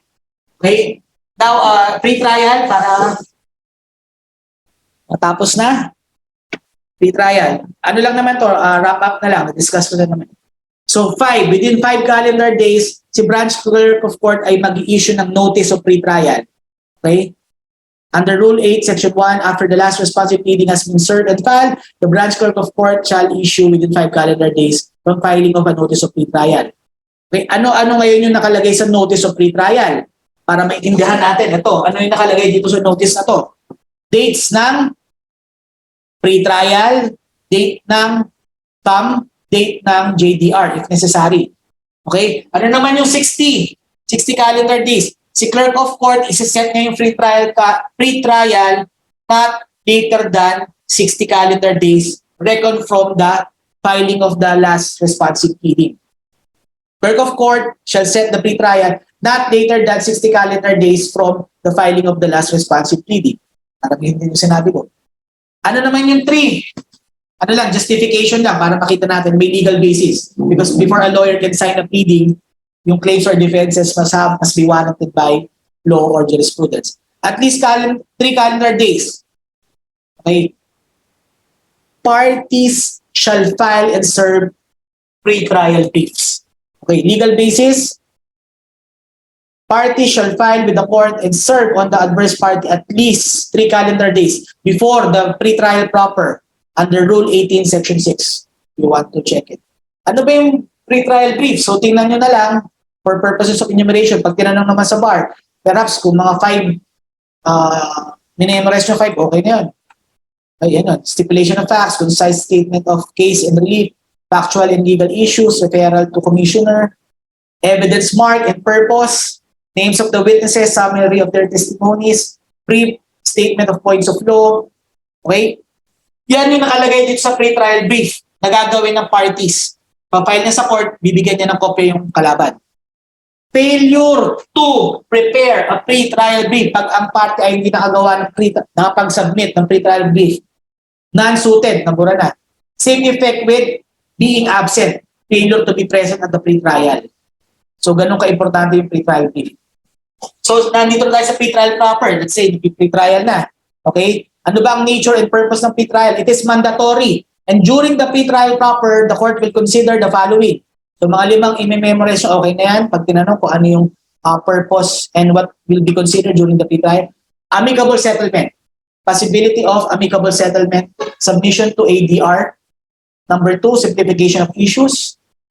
Number 3, stipulation of facts. Limitation and identification of witnesses. Reference to a commissioner. Propriety of rendering judgment on the pleadings or summary judgment. Okay, marking of evidence, comparison of evidence, stipulation regarding the faithfulness. Ito, importante, reservation of evidence. Okay, not available at the pre-trial. So, pwede ka magkaroon, you can have this remedy kung during the pre-trial, hindi pa siya available, ito yung remedy mo. Rule 18, Section 2. Ano yun? Kung wala pa sa'yo yung testimonial evidence, pwede mo ipa-reserve yun, reservation of evidence. But for testimonial evidence, you should give the name, Number 2, the nature of the testimony of the proposed witness. Kung yung evidence naman ay object or documentary, hindi pa siya available during the pre-trial, reservation. How? By giving a particular description of the evidence. Okay? So no reservation shall be allowed if not made in the manner described above under Rule 8, Section 2. Failure without just cause of a party to bring evidence. So iba pa yan, during the pre-trial, hindi mo nadala yung ebidensya mo. Sinabi mong dadalhin mo. It's not failure to appear, ha? Iba yung failure to appear. Nasa pre-trial tayo ngayon, hindi mo nadala kung ano man yung dapat mong daling evidence. It shall be deemed as a waiver of presentation of such evidence. Simple as that. Dahil hindi mo siya dinala during the pre-trial, waiver of presentation of such evidence. Appearance of parties. Take note, so nandito na tayo. And duty of the party and the counsel to appear. Okay, during pre-trial, court administration, JDR. Okay, may word na end. Non-appearance of a party and counsel may be excused. Ano exception natin dito? Acts of God, force majeure, physical inability. So yun ang exception natin dito. Pwede nito na tayo. Okay, acts of God, tatlo lang, acts of God, force majeure, physical inability. Representative may appear on behalf of a party. Pwede ba representative? Yes, pwede. Fully authorized in writing. Okay? Nakalagay doon sa written statement na yon na you are allowed or you are authorized to enter into amicable settlement, to submit to ADR, alternative modes of dispute resolution, to enter into stipulation and admission of facts. So pwede representative basta may SPA and explicit na nakalagay itong mga to. Rule 18, Section 4. Effect of failure to appear. Dito tayo. So yun na yan. Failure to appear ng plaintiff and counsel, dismissal of the action with prejudice unless otherwise ordered by the court. Generally with prejudice. Pag si defendant yung absent, dyan papasok itong si number 10. Bakit? Shall cause to allow the plaintiff to present evidence ex parte within 10 calendar days from the termination of the pre-trial. The court should render judgment on the basis of the evidence offered. Within 10 calendar days from the termination of the pre-trial, the pre-trial order shall be issued. Number 1, ito na yun, yung pre-trial order. Ano ba dapat ang nakalagay sa pre-trial order ni judge? Ayan. Pakibasa na lang for purposes of enumeration.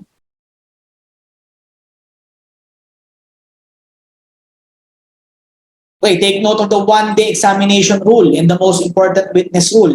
Lalagay din yan sa pre-trial order ni judge. And of course, statement that the court will render or shall render judgment on the pleading or summary judgment. Okay?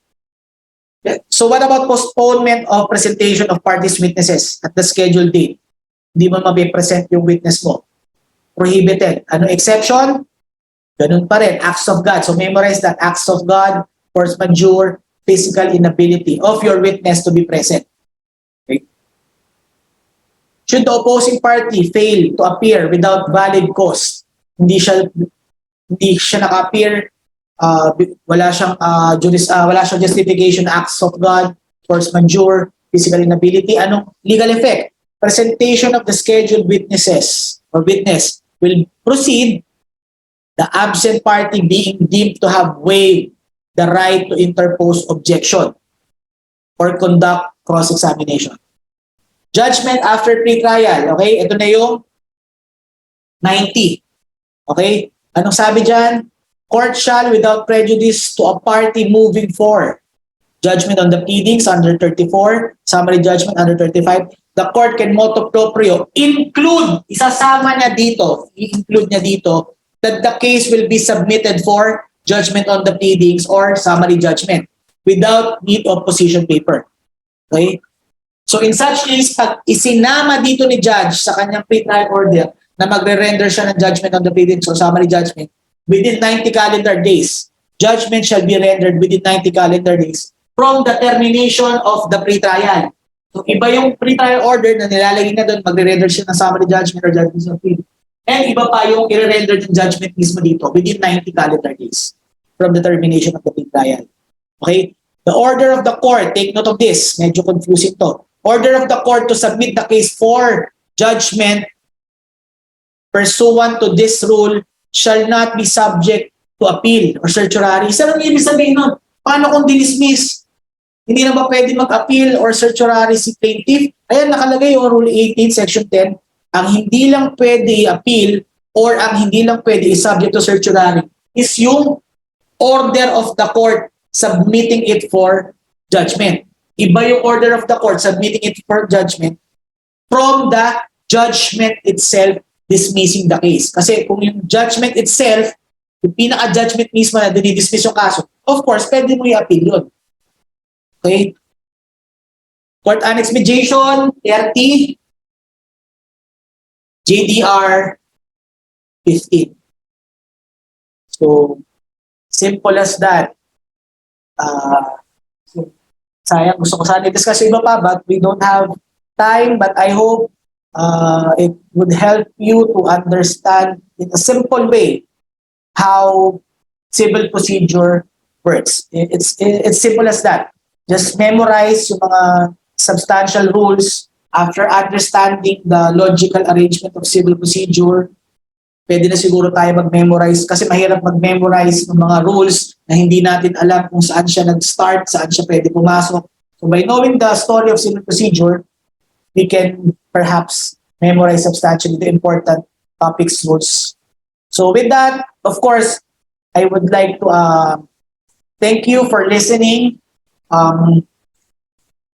Good luck sa mga magbabar this coming bar exam. So just a reminder, do not attempt to read and know everything. No one can do that. Kahit na yung mga bar top notcher, I'm sure hindi nila nabasa lahat, hindi nila alam lahat yan.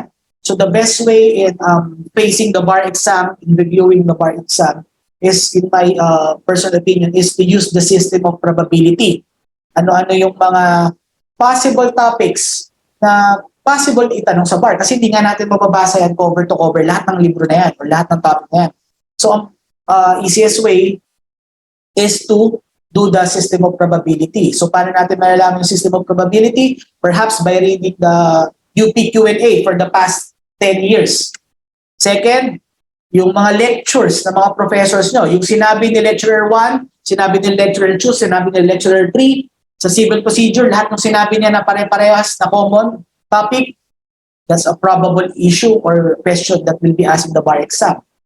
And of course, take care of your health kasi kahit na nakapag-prepare kayo na maayos pagdating ng bar exam at may sakit kayo, sayang naman yung napaghirapan. So, what do I mean by that? Take care of your health, drink vitamins, tubig, water, rest. And in resting, pwede nyo magamit yung pagpapahinga nyo in the way na nagre-review kayo. Ano yung lagi ko sinasabi sa mga student ko? Audio lecture lang ang pahinga while resting. So with that, again, thank you for listening. Thank you, Attorney Kit, for this opportunity. And good luck to our barristers. God bless. And salamat.